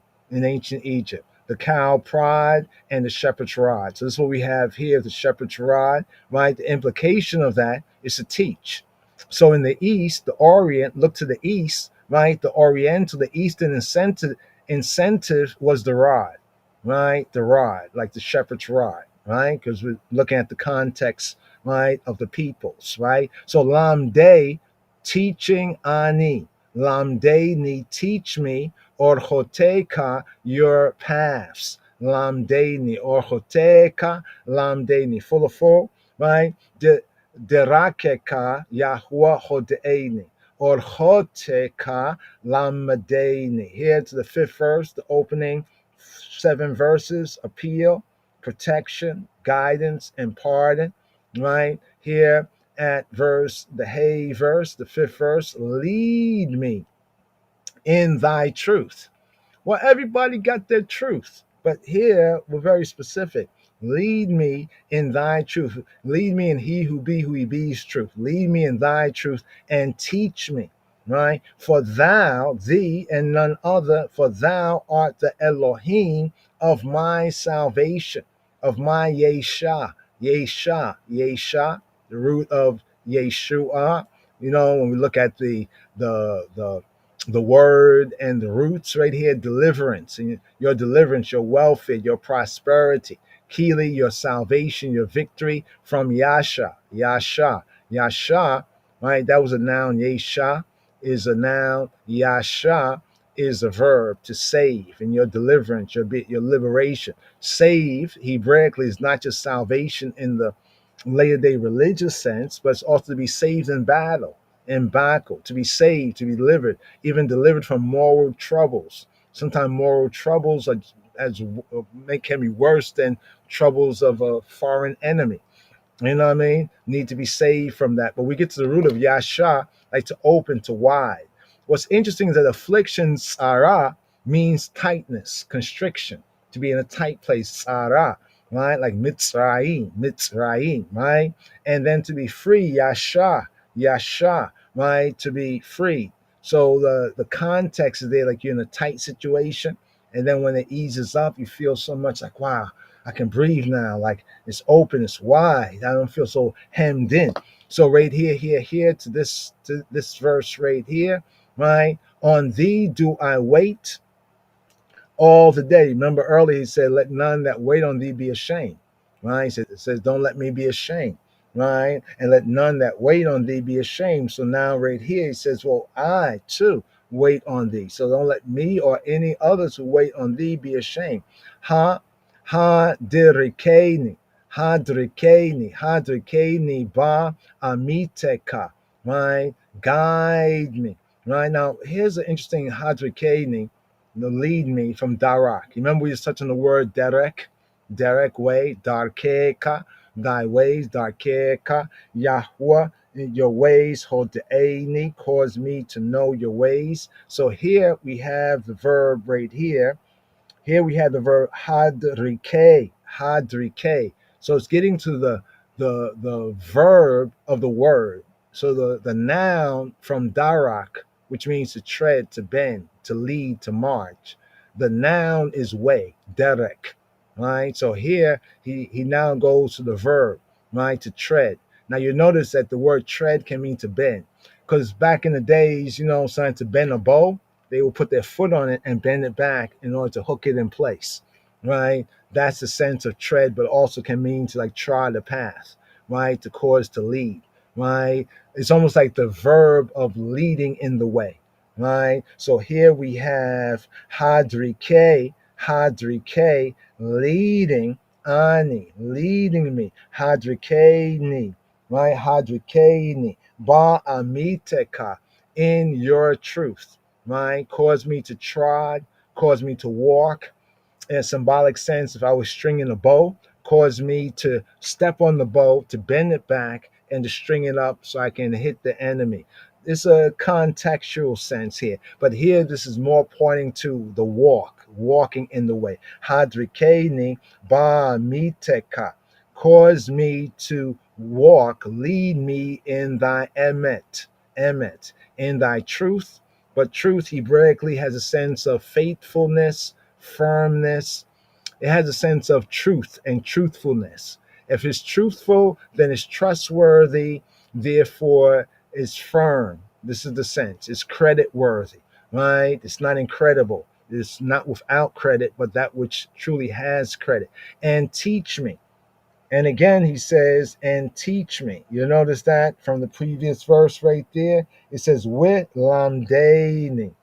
Right? So the previous verse, he ended with, orchote lamdeini, teach me thy path. Here, hadrikeini, ba miteka, with and lamdeini, and teach me. So this emphasis on teaching. For what reason? He gives a reason. When it says for, the sense for is like because. Kiata, because you yourself and none other. Kiata, for you yourself. Kiata, Elohei, Yishi. Elohei Yishi. Yishi. You are the Elohim of my Yesha. Right? Yishi is my salvation. Yesha is deliverance, salvation, victory. Yishi is mine. For you, Kiata, because you and none other, Elohei, are the Elohim, the creator, right? The judge, the almighty power, Yishi, of my Yesha, of my salvation, of my victory. In thy truth, Ba'amiteka, not the true conception, some might say, of Elohim's nature. However, it's firstly the true way of living and the way of life to follow. Some might think this means that Yahweh is to disclose everything about his infinite nature. No, that's not. If he shows us what he shows us, that's a blessing, whatever he reveals to us. But what we need to be guided in is a truth of the true way of life, the true way to trod, right? The true way to follow, and the way, the truth to life. A verse beginning with the letter Vav or Wow is here missing, right? It's omitted here. And here's where this verse connects with Psalm 34, because in Psalm 34, right, there's a similar omission of the Wow, the Vav, the sixth letter of the Hebrew alphabet should be right around here, and it is missing, right? It's omitted here, but also in the companion psalm, this same kind of Hebraic stutter step is there in Psalm 34. Just to point that out, right? On thee do I wait all the day, right? On thee do I wait all the day. Otika, right? Uiti call hayom. Otika, right? Otika, on thee, right? Do I wait, right? For thee, right? Otika, right? Kuiti, kaviti, right? Waiting, call hayom, call all hayom, all the day. So kaviti, or some might say in modern Hebrew kaviti, might say otecha, kaviti, call hayom, right? But kaviti is more correct from the kawa, to wait. But notice when it says to wait, it's like it's to expect.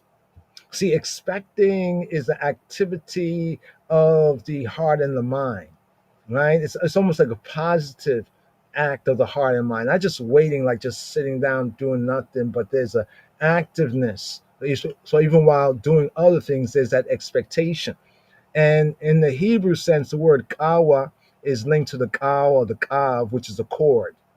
So there's this whole bill when we study the Hebrew that it's not just wait as we would think in English, but it's expecting. But even deeper than that, it's from the kav. It's like a chord.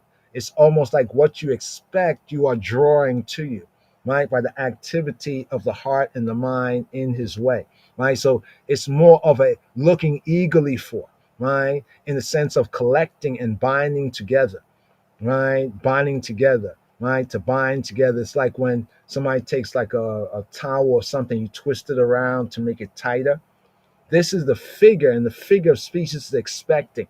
So it's actually a positive spiritual activity of heart and mind, right? That also helps to prevent the ebosha, right? Lord Bosha, the shame or the disappointment, of, just waiting. People are like, oh, just waiting. We're not doing that. We're just waiting on the Savior, waiting. No, we're doing what we got to do, but we expect it. And this helps us to keep that contentment, that state of mind that's so important to walk on water. Be that as it may. But right here, once again, the full of the verse, Hadrikeni ba miteka, Wilam Deni, Kiata Elohei Yeshi, Otika Kuiti Kol Hayom. Here to the 6th verse right here, the Vav, the wow verse right here. But here the 6th verse, remember, O Yahweh, he who be, thy tender mercies and thy what? Loving kindnesses. For they ever of old, the tender right there, right? Olam, from forever, right? They are ever of time indefinite, right? The word forever brings out a sense of time out of mind, a kind of a continuity of time, right? Well, one may say forever, right? Zikor rachameka Yahuwah, Zikor. So here we command, in a sense, the Hebraically speaking, from Zakar. Zakar, he remembered, as a imperative zikor. Like when we are told in the 10 words, zikor et yom hashabat likadisho, we are to remember or to call to mind, to zakar, right? We are to remember, recall, call to mind, right? Zikor et yom hashabat, the day of the Sabbath, likadisho, to keep it set apart. Here, we actually call here in this prayer on Yahweh to remember. In a sense, it is a command. Of course, it's grace and graciousness that we even command he who be, but it is a command all the same, right? Remember, Zikor, Rachameka. Remember what? Remember your Racham, your womb, your compassion. Rachame is the second entry, right? Rechem is womb. Rachame is compassion. It's a noun masculine in the absolute plural intensive. So here, Racham is singular. In the verse, it's Rachame. Rachame is the compassions, ka, of you, O he who be. It's from the verb Racham. Racham, as the verb, is to love deeply. You're loving deeplies, right? Remember how deeply you love we. In other words, how you are compassionate. Almost as the womb is cherishing the fetus, you are compassionate to we, right? Zikor rachameka Yahweh, remember your mercies, your compassions, rachameka, O he who be, wa chasadeka, and chasadeka, and your cheseds. And your cheseds, here they have chesed as goodness, kindness, faithfulness. The Mo-Best, and yeah, I said it, Mo-Best translation is loving kindness. And here is the plural sense, wa chasadeka, your loving kindnesses. Zikor rachameka Yahuwah wa chasadeka.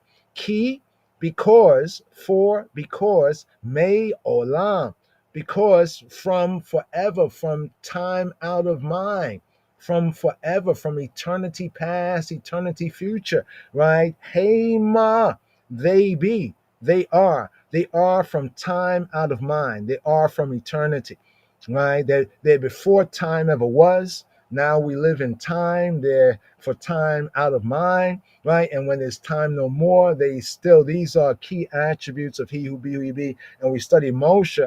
This is what was revealed to even Moshe. So the full of the verse, Zikor rachameka Yahweh wa chasadeka.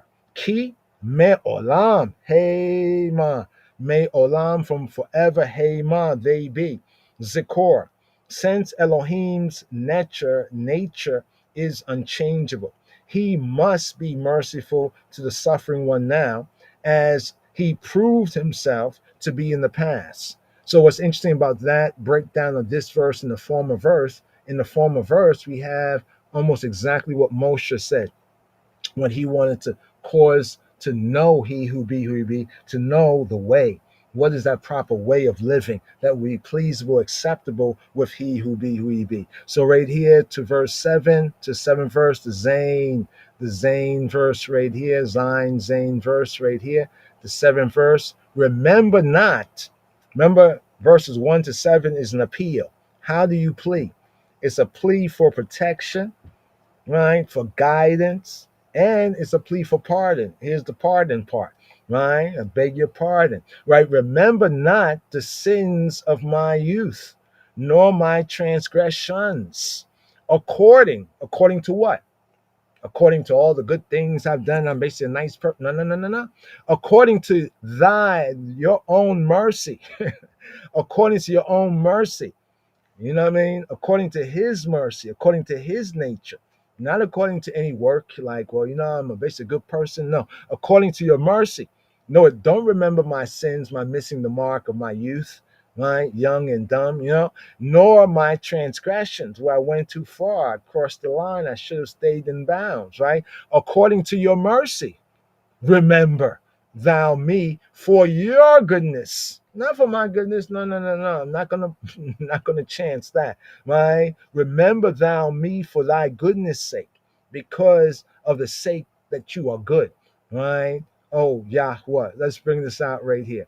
Here it says the chatot ne'orai, chatot, the sins of the missing the mark of ne'orai, of my youth time when I was a youth, right? Or fishai, right? And my transgressions, al tizkor. Notice the previous verse was zikor, remember, right? The previous verse was remember Yahweh, right? Your compassions and your loving kindnesses. And here, this verse is chatota neorai ua fishai al tizkor, do not, right? Do not remember, right? Don't call this a mind. So, see, this is how the Almighty is Almighty. When people start to try to put these things like omniscience from their Greco-Roman perspective or omnipresence and all these things in a general worldly God's way, it's wrong. Because here, these two verses, one verse we call on him to remember, and then the next verse we call on him not to remember. Sometimes it's hard to forget something. You know what I'm saying? But the Almighty, if he chooses so, right, he can also not remember. This is part of his almighty power, not to remember, not to recall. I know at first one's had to kind of not so much wrap your mind around it, but isn't that what the word is saying here? He says, al tizkor, do not remember, right? He can always say, well, I'm almighty, I got to remember. No, he's almighty, therefore it's his choice. And we are appealing to his choice. Chatot neorai ufishai al tizkor. Ka chasideka, according to your chesed, your loving kindness, zikar, remember, zikar li, remember for me, ata, you, li ma'an, right, li ma'an, because for the intent of tubika, for the intent of your tube, not tob. Tob is good. Tub is goodness. Lima'an tubika, because for the intent of your goodness sake, right? Lima'an tubika Yahweh, because of your goodness. So it's very clear here that David, right, the Torah scholar, right, has looked into the Torah, and he's very wisely in this prayer here calling on key attributes in context, right, in this prayer, right? His nature, who he be, where he revealed to Moshe, right, the 13 attributes of mercy. So here we have this verse right here, chatot, right? Chatot, sins of ne'orai, all my missing, what I missed when I was young. Ufishai, when I went too far, I crossed over, I transgressed. Al tizkor, do not zakar this. Al tizkor, don't tizkor. Al tizkor. Ka chasideka, because of your loving kindness. Zikar li ata, Zikar li, remember for me. You remember for me. Zikar li ata lima'an, for the sake of tubika, for the sake of your goodness, Yahweh. So we have two, why the vowels are important. Remember, the vowels is not the letter of the Lord, but the spirit. Right? Missing the vowels, you're missing the spirit. Missing the vowels, the proper vowels, you're missing the spirit. It loses context. Tu, right? Tu, right? Your goodness, right? This is attribute, right? His goodness, right? For your goodness, state of discernment, the goodness. It's an abstraction, goodness, all the goods, right? Not good, but goodness. So to is good and tubeka. So what are the sins? The chatot.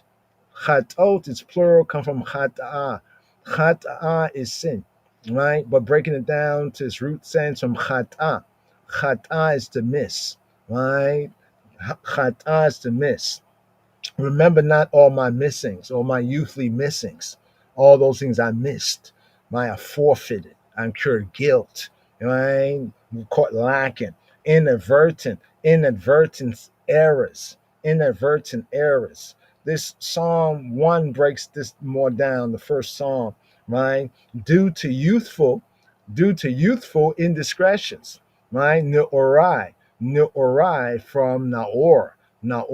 We have Naor, my early life, my youth, right? Being a youth, my juvenility.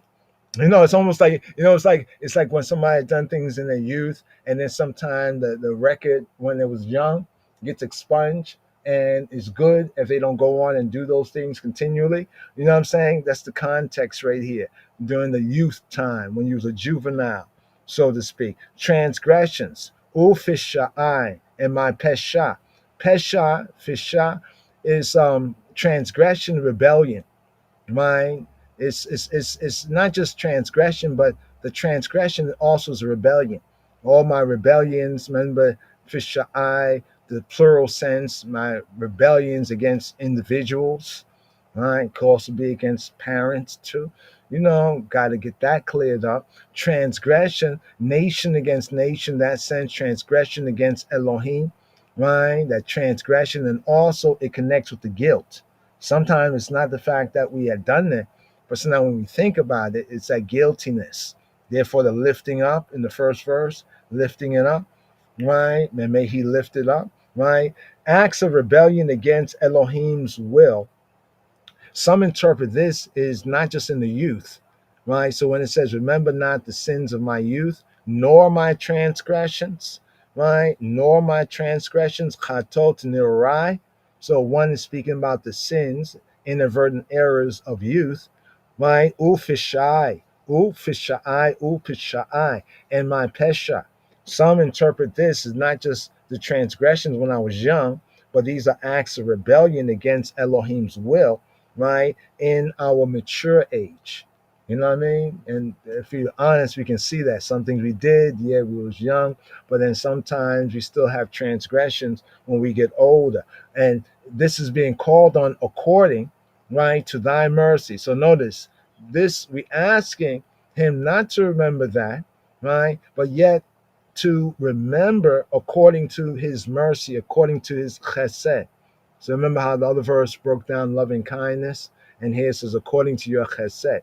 So almost like introducing this within the prayer, within court, right? And now using what was introduced in court, right, as a defense in a sense. According to thy mercy, remember. Zikar li ata.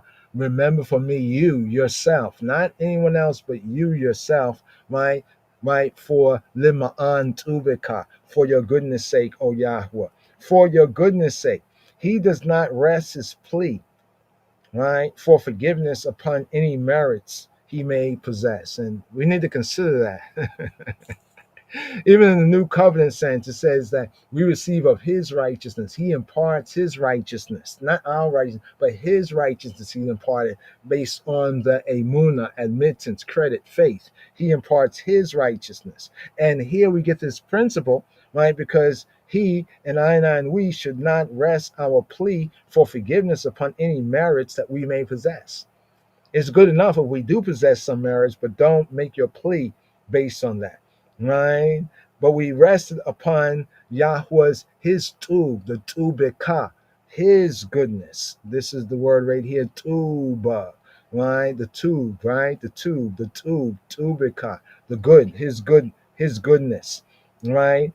We're basing this on his nature. Hence, the next section, it contains praise of Yahweh, of Hashem's character as revealed in his dealings with man. So then we get like verses 8 to 14, which is a section of the praise of he who be who he be. And then we get to verses like 15 to 21, where the prayer is resumed. So in verses like 15 to 21, the prayer is picked up on, it's resumed. And here's what we're going to do right now. You can look at more on the prayer being resumed there, right? So we get to verses 8, right? Just zoom over verses 8 to 14. This section is the praise. So he opens up with appeal for protection, guidance, pardon. Then, so it's like prayer and praise. Get it? Prayer, this is the part for prayer, right? The prayer, the appeal for protection, guidance, and pardon, 1 to 7, verses 8 to 14. Praise of he who be who he be. Good. Now notice what he says, because you're good. Remember he says, because your goodness, because your goodness sake. Notice what the next words are. It's the praise now of him, of he who be who he be. Good and upright is Yahweh. Therefore will he teach sinners in the way. So it's almost like a covert acknowledgement that, I've fallen short, right? You're going to teach sinners, generally speaking, but notice what he asked in the beginning twice, I think 3 times, twice, teach me. Then he now confesses, right? Therefore he will teach sinners. That's why I asked him to teach me, because now I'm missing. I'm being caught lacking, right? I need to know your way. The meek will he guide in judgment. So it means that you need to have a certain nature in order for him to be to guide, right? In what? In judgment, right? In judgment. Therefore, judgment is not a bad thing. Even if we got to receive some judgment, is for our good. All things work together. And the meek will he teach his way. The meek. So there's a certain nature attribute, right? All the paths of Yahweh, right? Remember he said, teach me your paths, right? Let me know your paths, right? Right, so I can find that path, right? All the paths of Yahweh are what? Mercy and truth. Remember we talked about this 7th verse? We're talking about the 7th verse when we had touched on when we say, teach me your paths. That was at which verse was that? That was at the 4th verse. Show me thy ways, cause me to know your ways. Oh Yahweh, teach me thy path, right? Derakeka Yahweh hodeini, right? Or hoteka lamdeini. Now here we get to the 10th verse. It says all the paths. Call orchot, Yahweh, all the paths of he who be who he be. What are they? All. It says all. Call me all. It says chesed ve'emet. Chesed ve'emet. Mercy, chesed. Therefore be a hasid, chabarim, right? Chesed, right? Ve'emet. And emet, ve'emet. To such, to who? To everybody. No, to such. What kind of such? Such what? Such as keep. Oh, such as keep, right? His covenant and his testimonies. Lina, like linotre burrito with a dotayo. We have to drop down in this verse momentarily. Why? Because this is a key verse. Just touch on some basics, but it's a key verse that continues to build, where you can see how these verses are not just random poetical verses, but it's a deeper meaning. Even it's one verse, but in the context here, this connects with the 4th verse, which says all the paths of he who be who he be are what?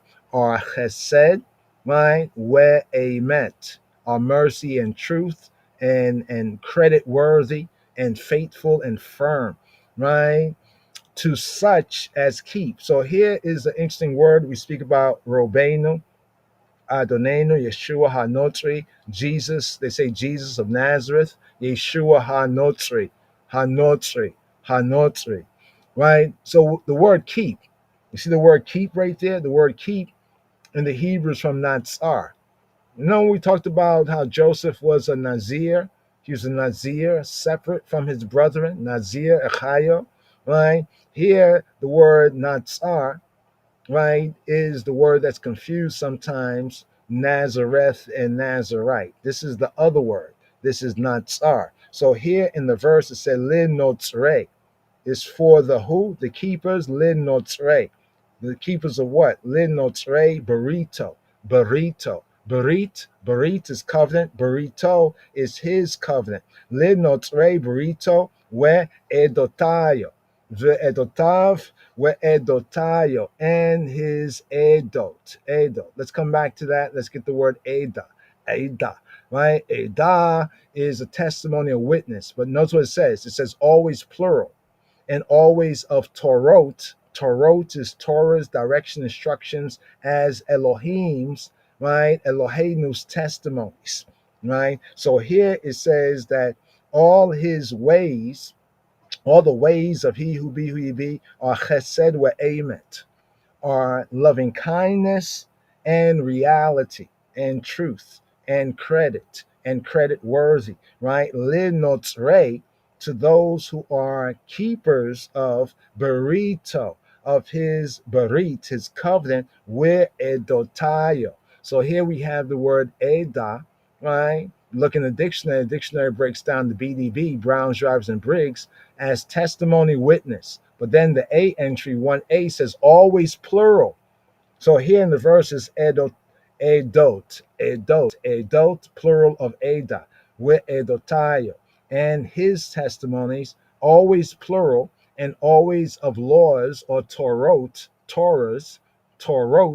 as Elohim's testimonies, right? Right? In its technical sense, his witness. So it's not really always our witness. Our witness matters, but first matters his witness, right? First is his witness, right? So let's get to this word notzre. So here it says notzre, right? Are like the people, the ones who are the keepers of. So we say Yeshua, Jesus, or Yeshua HaNotzri, often translated as Jesus of Nazareth, or Yeshua the Notzri. What is Notzri? Notzri, right, will bring out the sense of the guardian, the watcher over, the keeper, the preserver, the guarder from dangers, the keeper, the observer, the guarder with faithfulness, fidelity, to guard, even in a sense to keep or to keep secret.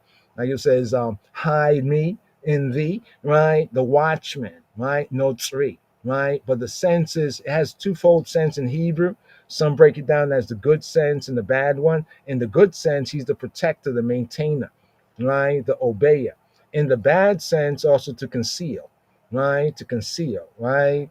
On that level, right? But basically the sense of the one who observe. It's an interesting word because it actually brings out the identification of Yeshua, Hanotri. So we say Hanotri to distinguish him from other Yeshuas that may have been, right? Similar name.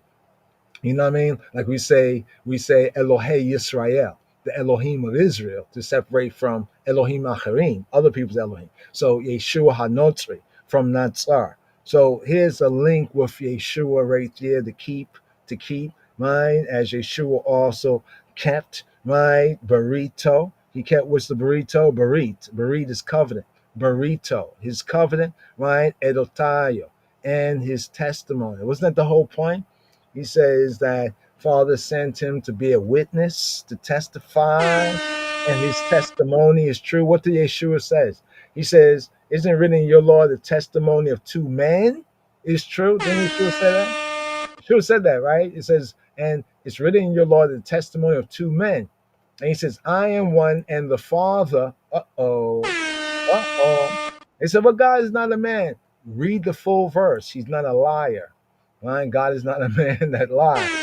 Right? Boom. So right there, they're there, Edotayo, just to bring this out right here, the 10th verse, right? The paths of Yahweh, he gives the answer to his petition. So in the opening, verse 4 is the petition in verse 4. In terms similar, the terms are similar to those proclaimed by Eloheinu, our Elohim, to Moshe.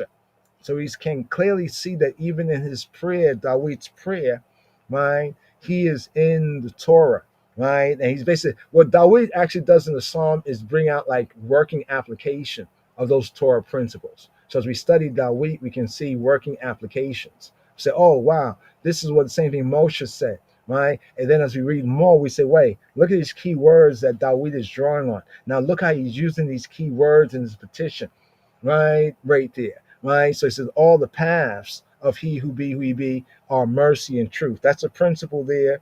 Don't lose sight of that right there. The covenant made at Har Sinai at Sinai in Exodus chapter 19 verse 5, where the covenant was made at Mount Sinai. Exodus chapter 19 verse 5. His testimonies. We have this in Psalm 19. In Psalm 19, remember what it's about in Psalm 19, right? Let's just go here really quick right here, Psalm 19, just to bring out this thought right here. Just a couple of highlight verses. It should be the 8th verse right here. Let's see if it's the 8th verse right here, 19 and 8. Okay, it must be one verse over because of the translations, right? Yeah, there we go, right there. Right here. It says the law, the Torah of Yahweh is perfect. Did somebody say there's nothing perfect?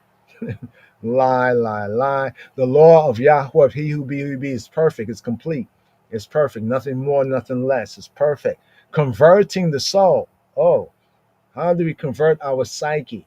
Right? Our mind state. I'm trying to get my mind right. Well, the Torah of Yahweh is perfect. Right? It has the power to convert the soul, the psyche. But notice what it says here. The testimony of he who be is sure, always faithful, always sure, right? Making wise the simple, making wise the petty, the open-mindedness. You don't want to be too open-minded for everything, right? That's the petty. You see the petty, petai, right? Petty, the simplicity in more of the negative sense of the naivete, right? Simplicity or simple in the more negative sense of the foolish, the open-minded. Open to any suggestion, good suggestion, bad suggestion, anything, right? Suggestible, right? Silly, Hebraically seducible, right? But what prevents us from getting caught, right? It is the testimony of he who be that is sure, and it can make wise those who lack wisdom, wiseness. Bring out the verse right here. Torat Yahuwah Temima, is Tamim. It's complete. It's perfect. Right? Torat Yahuwah Tamima Mishibata Nafesh. Mishibat, it can turn the soul from the stray way to his way. Edut Yahuwah, the edut, the testimony of he who be, ne'emana. Namin is ne'emana. It's faithful. Ne'emana. Right? It's sure, it's faithful. Ne'emana. Machkimat, causing to be wise. Machkimat, right? A wisening of. A hakama, right? Petty, right? Here we go. Mechimat, hakam, to make wise. The petty, petai, right? The simple, those who are naive, right? Those who may be open-minded, they may be sincere in their intent, but they're foolish. They can be open to a good suggestion, a bad suggestion, because they don't know how to discern the difference from, good and evil, so to speak. This is what the Torah brings out for us. We already passed the tree, right? How do we get back to the garden, right? So right here, right? The testimony of Yahweh is sure, right? Always faithful, always sure. Right, so here, bringing this out right here, his testimonies, right? His testimonies. All right, so right here. Let's just seal up right here. So then, right, we're still in the section right here of the praise, right? Praising, right? For thy name's sake, right? For thy name's sake, because of your name, right? O Yahweh, pardon mine iniquity, for it is great. So there's an admittance of iniquity, right? And a call for pardon. What man is he? That question from Psalm 24.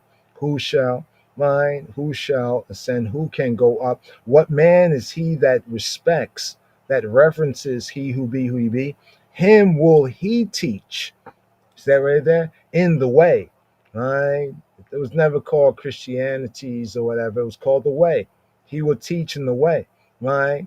He shall choose, right? His soul shall dwell at ease, and his seed shall inherit the land, right? His soul shall lodge in goodness.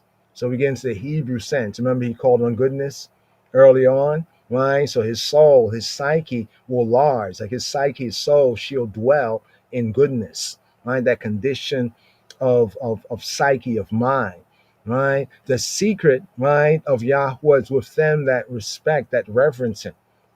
Think about that for a moment. If you were to share your confidentials, your secrets, right?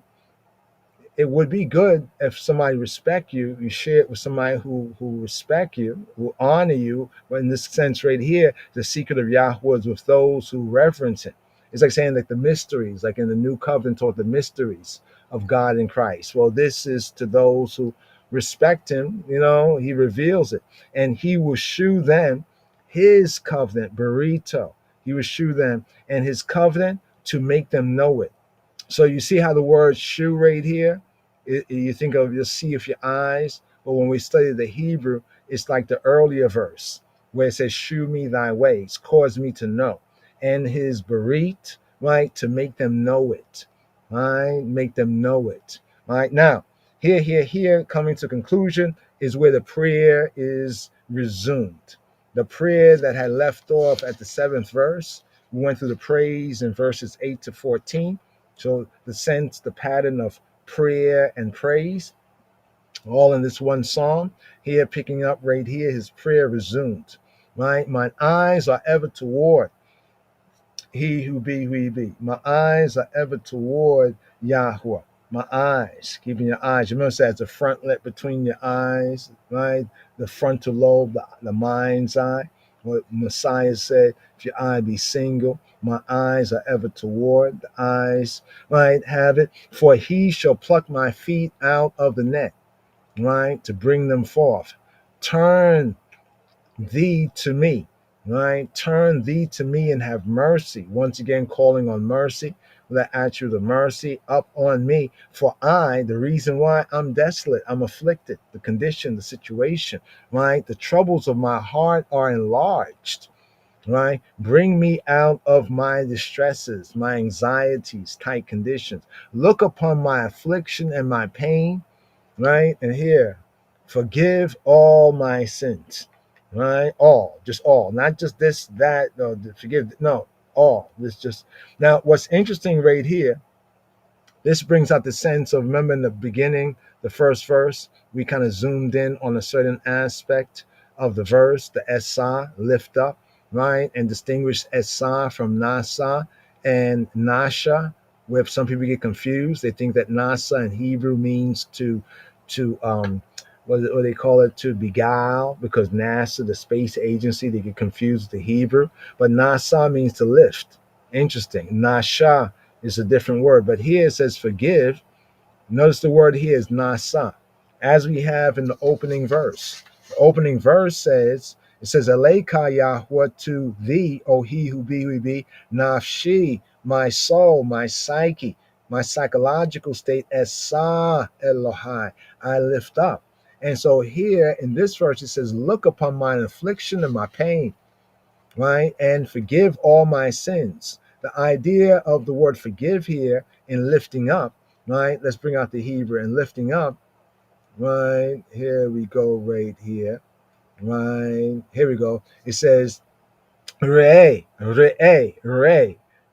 see, see, right? See, on the ye. Re'e oni, see my oni, affliction, oni, my affliction. Re, Re'eh. Remember with Reuben name? Reuben name is speaking to a group of people. So it's Re'u, Re'u. Speaking to one man, telling them one man to see Re'eh, Re'eh, Re'eh, or it may sound like Ray, Ray, Ray on ni, Ray on ye, Ray, Re'eh on ye, Wa Amali, my and my amal, amali, and my toil, my labor, my trouble. Can be like toil, labor, kind of a wearing effort. It's labor, but this is like just worry. It brings up the sense of worry. Amal, amali, right? My worry, whether of mind and body. Remember, we're talking about the soul here. Re on wa amali, wisa likola hat otai, wisa, sa and lift up, sa. So sa is the imperative from Nasa. Nasa means he lifted up. So when we say it as like to do this, lift up, lift up, lift up. Sa, speaking to man, sa. Interesting here about the word sa at the end of the Genesis Torah portion where Jacob had told the brothers, right, to go to Joseph, right, and ask him for forgiveness. Remember that? It was Ana, Sa, Na. Ana, please, we beg you. Ana, Sa, lift up. Na, please, come on. Sa, Na, Sa, Na, Sa, lift up. Na, come on. Ana, Sa, Na. Here, speaking to Yahuwah, Re on wa amali wisa likola hatotai, and lift up all of my hatot, all my missing the mark, because not just the deed, the act, but it's a psychological, how can we say, the psychological condition. So it's a sin, which is the missing of the mark, but it's a condition brought on by missing.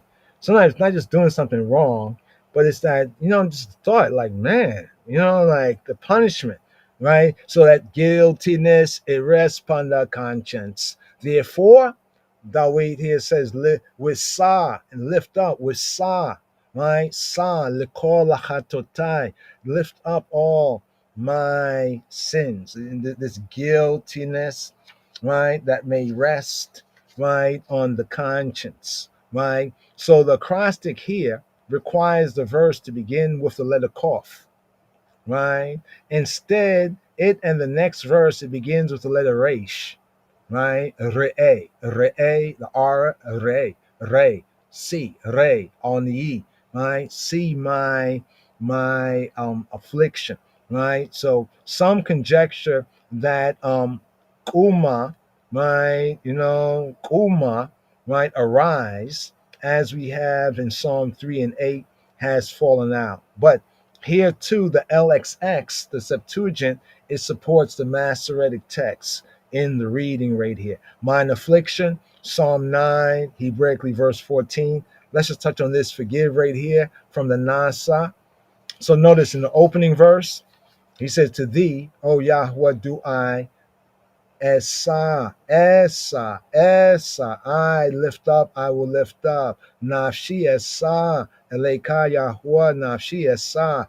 Here, in this verse right here, he says, consider or look, see, right? Consider, Re on ye, Wa Amali, right? See mine affliction and my travail, my trouble, with Sa, and lift up, and forgive, lift up, my Likol of all Hatotai.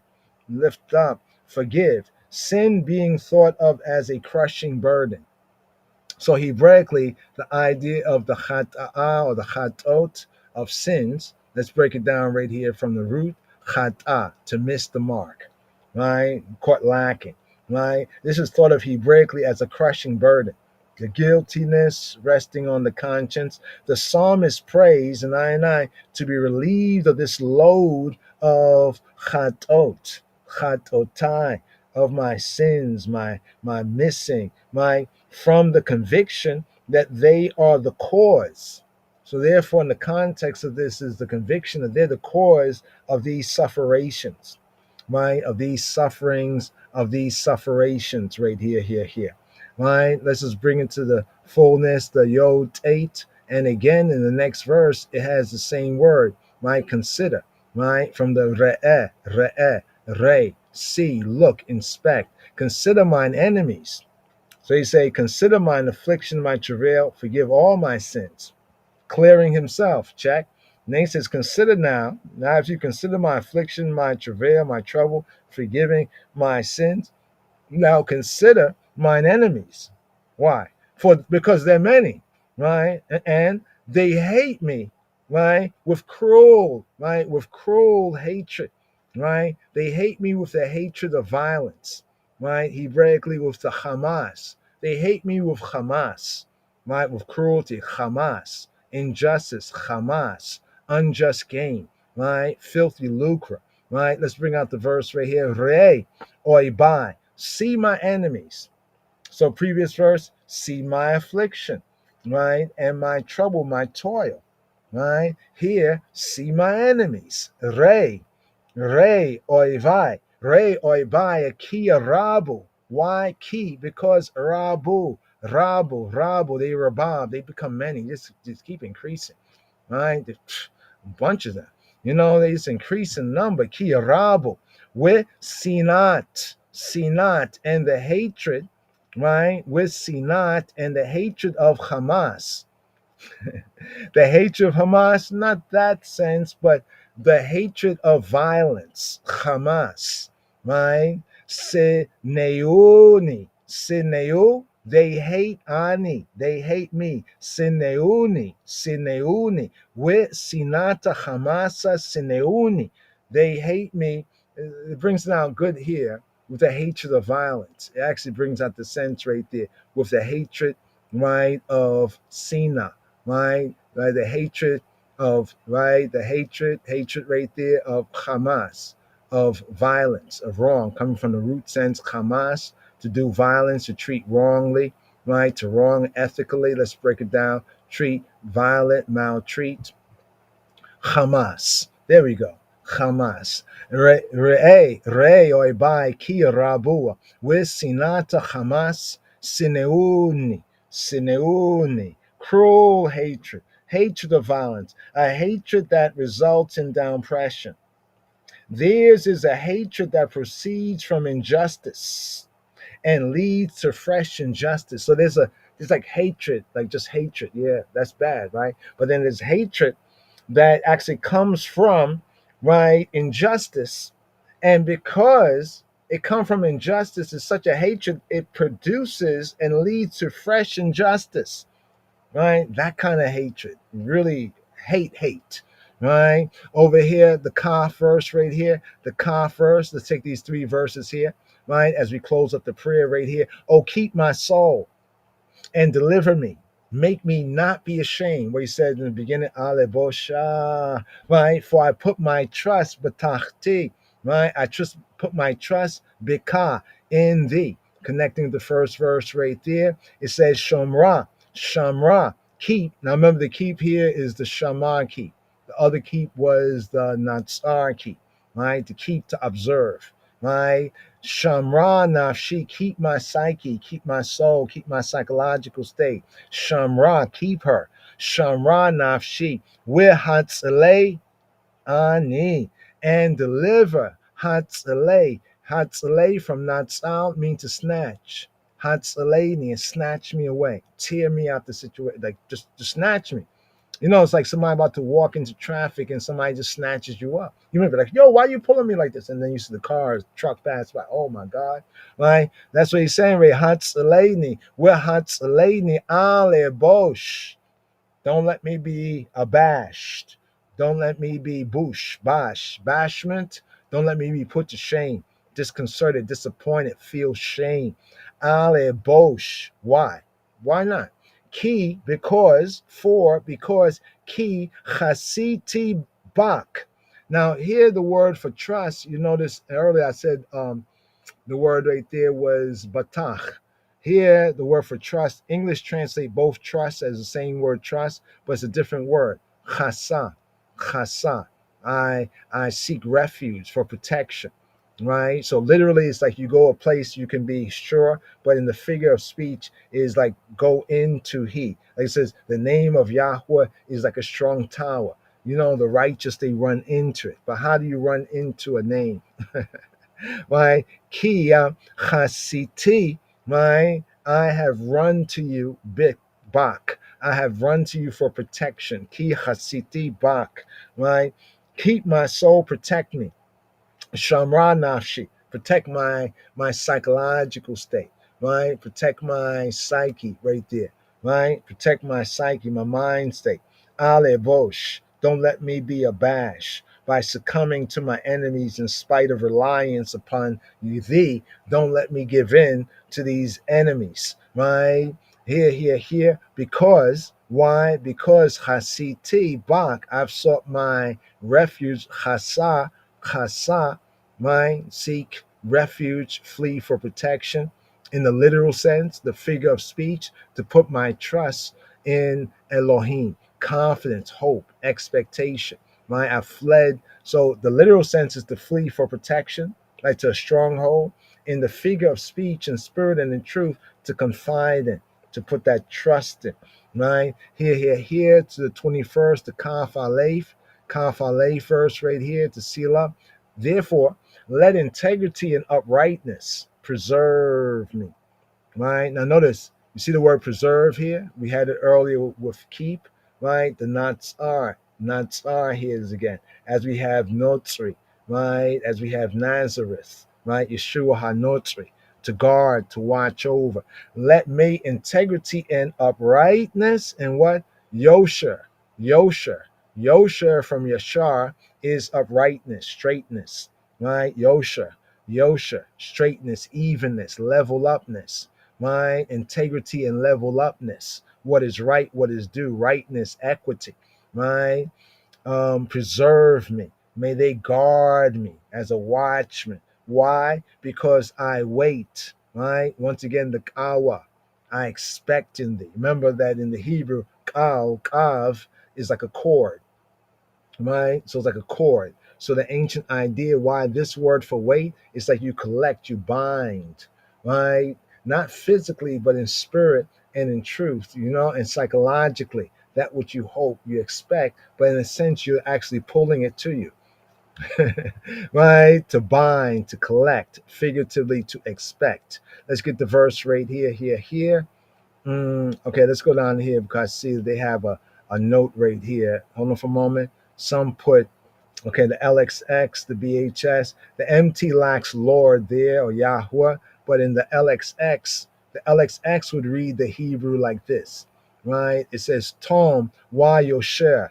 Tom, right? Why Yosher? Tom, right? Uncle Tom was the good one, right? Tom. Tom is integrity. It comes from tamam, the word that elsewise translated as perfect, complete. Tom, right? Says that Jacob was a plain man. Tom, he was a perfect man. The sense of Tom is completeness, prosperity. In a moral sense, is innocence that we can bring out in English as integrity. Tom wa yosher, right? Integrity and uprightness, level upness. Yitzaruni. May they not tsar me. Yitzaru, may they, Tom, Wayosha, these two attributes, Yitzaruni, may they guard me, protect me, be like watchmen, guardians for I. Because, Ki yakuitika, because I have expected in the Yahweh. So here they bring out the sense of Yahweh right here, right? So they have Yahweh in the LXX. They put Yahweh's name at the end of the verse, but this is not found in the Masoretic. So you're scrolling down here to the Tanakh, so you can see the verse in Tanakh. You can see here, Tomwa Yosha Yitzaruni Ki Kuitika Ki Kuitika. May integrity Tom, may Tom, it's like Tom, right? May Tom, right? Integrity, completeness, wa Yosher, and uprightness and level upness, right? Preserve me, Yitzaruni. May single-hearted devotion, when Yeshua said your eye being single, right? Being single, right? May single-hearted devotion to Elohim, to the spirit and the truth, and honorable behavior, halakha, to men, right? And amongst men and people, be as it were guardian angels at my side. We have something similar in Psalm 61, round about verse 8. He and I pray like this, not on the ground of his own merits. So this is not a psalm here that's based on the grounds of one's own merit. I've done good, I've been a good person, so forth and so on. But here he prays like this, not on the grounds of one's own merit, but in the virtue, right, of his patient, right, dependence on Elohim and on Elohim's goodness. Key, because kawitika, I place my expectation in thee, right, as the champion of the afflicted, of ones afflicted like I. And here he seals it up with the concluding petition. So after the resumption of prayer comes the concluding petition, right? And here's the concluding petition, right? How does this prayer, Psalm 25, Mizmor Kaf, hey, fulfill? Pidei Elohim et Yisrael, Mikol Sarotayo, Mikol Sarotav, Mikol Sarotayo. Redeem, Pidei, redeem. Mine Elohim, O Elohim, redeem et Yisrael. Redeem Israel, O Elohim, O Creator, O Judge, O Almighty Power. Pidei Elohim et Yisrael. Me call from all, Sarotav, Sarotayo, from all of his Sarot. Sarot is like straits, distress, trouble.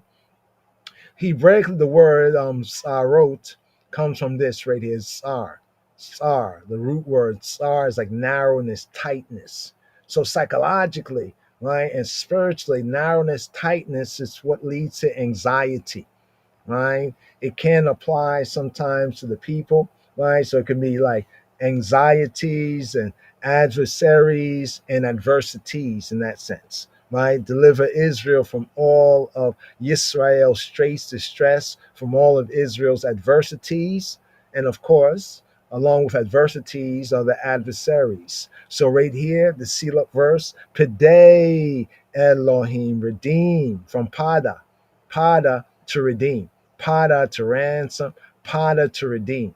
Pada, right? The root word Pada here is as a verb, right? It's as an imperative, Pidei. So Pidei is like, it's a sort of a command, redeem, like do it, sever, ransom, release, right? Pidei Elohim, release, O Creator, O Judge, et Yisrael, redeem, O Israel, redeem Israel, O Creator, O Judge, Mikol, from all Sarotayo, from all his sarot, all his anxieties, adversaries, as well as adversity. So the concluding petition here, just like Psalm 34, the companion psalm, the psalm adds to the acrostic a final verse, beginning with pay, the Hebrew letter pay, right?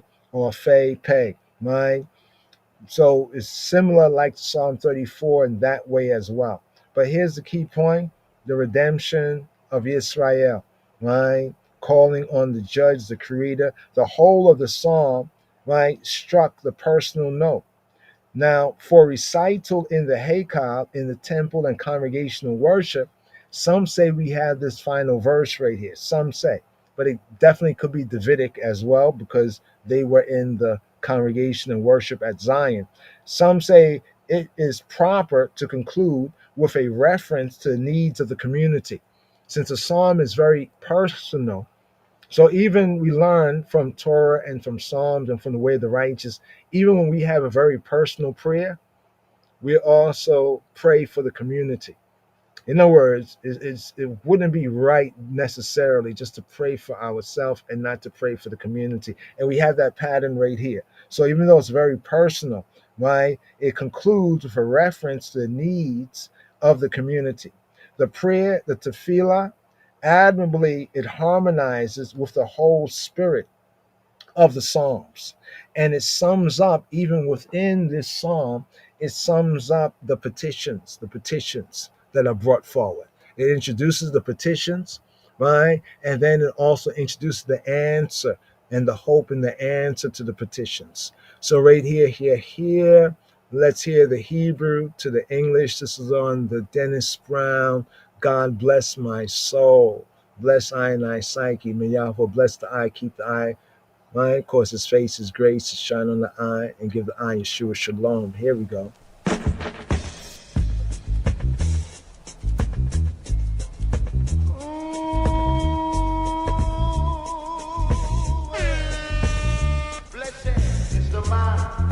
Walketh not in the counsel of the ungodly. Ungodly.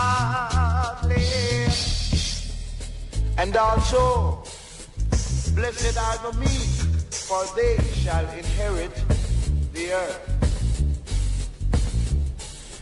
מזמור כ"ה לדוד. אליך אדוני נפשי אשא, אלוהי בך בטחתי, אל אבושה, אל יעלצו אויבי לי, גם כל קובך לא יבושו, יבושו הבוגדים רקם. דרכיך אדוני הודיעני, אורחותיך למדני, הדריכני ואמיתך ולמדני, כי אתה אלוהי ישעי, אותך קיוויתי כל היום. זכור רחמך אדוני וחסדיך, כי מעולם המה. חטות נעורי ופשעי אל תזכור, כחסדך זכור לי אתה, למען טובך אדוני. טוב וישר אדוני, על כן יורה חטאים בדרך. ידרך ענבים במשפט, ולמד ענבים דרכו. כל אורחות אדוני חסד ואמת, לנוצרי בריתו ועדותיו. למען שמך אדוני, וסלחת לעווני כי רב הוא. מי זה האיש ירא אדוני, יורנו בדרך יבחר. נפשו בטוב תלין, וזרעו יירש ארץ. סוד אדוני לרעיו, ובריתו להודיעם. עיני תמיד אל אדוני, כי הוא יוציא מרשת רגלי. פנה אלי וחונני, כי יחיד ועני אני. צרות לבבי הרחיבו, ממצוקותי הוציאני. ראה עוניי ועמלי, ושא לכל חטאותי. ראה אויבי כי רבו, ושנאת חמאס שנאוני. שמרה נפשי והצילני, אל אבוש כי חסיתי בך. תום ויושר יצרוני, כי קיוויתיך.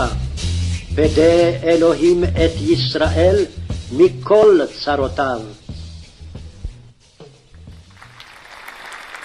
Come be a part of. All right, MOJ, Atlanta Jew Society. Where Hebrew feels like home.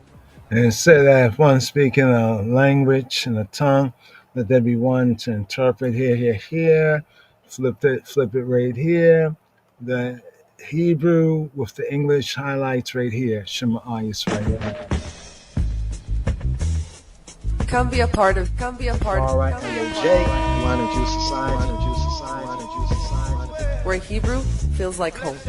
Is the man that walketh not in the counsel of the ungodly. Ungodly. And also, blessed are the meek, for they shall inherit the earth. Psalm 25. מזמור כ"ה לדוד. Unto thee, O Lord, do I lift up my soul, my soul, my soul, my soul, my soul. אליך אדוני נפשי אשא. Oh my God, oh my God, oh my God, oh my God. אלוהי, אלוהי, אלוהי, אלוהי, אלוהי. I trust in thee, in thee. בך בטחתי, בטחתי, בטחתי, בטחתי. Let me not be ashamed, not be ashamed, not be ashamed, not be ashamed, not be ashamed. אל אבוש, אל אבוש, אל אבוש, אל אבוש, אל אבוש, אל אבוש. Let not mine enemies triumph over me, over me, over me, over me. אל יעלצו אויביי לי, אויביי לי, אויביי לי, אויביי לי, אויביי לי. Yea, let none that wait on thee be ashamed. Let them be ashamed which transgress without cause. Show me thy ways, O Lord. Teach me thy paths. Lead me in thy truth and teach me.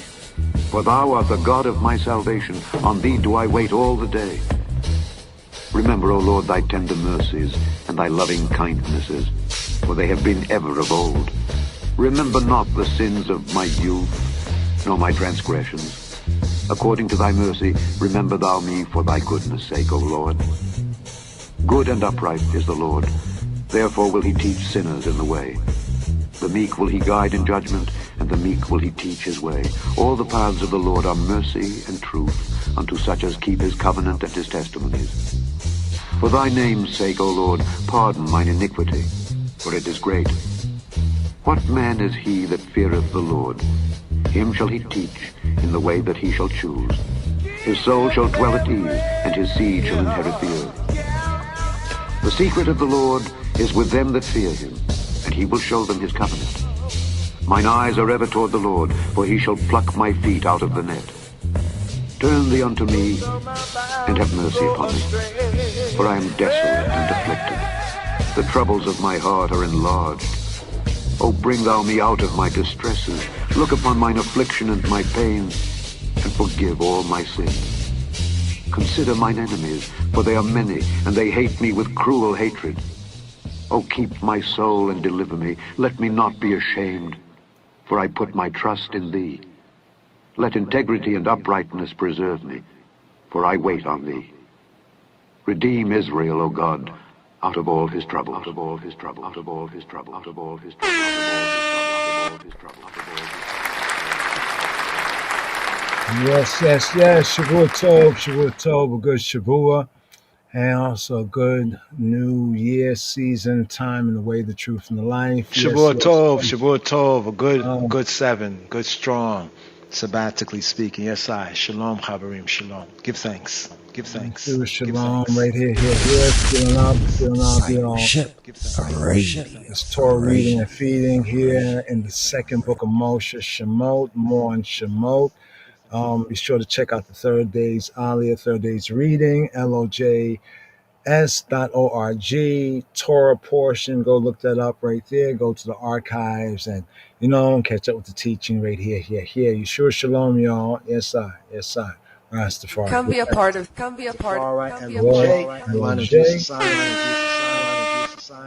Where Hebrew feels like home. Yes. Discipleship. Radio. Who we be, LOJ? Lion of Judah shall break every chain.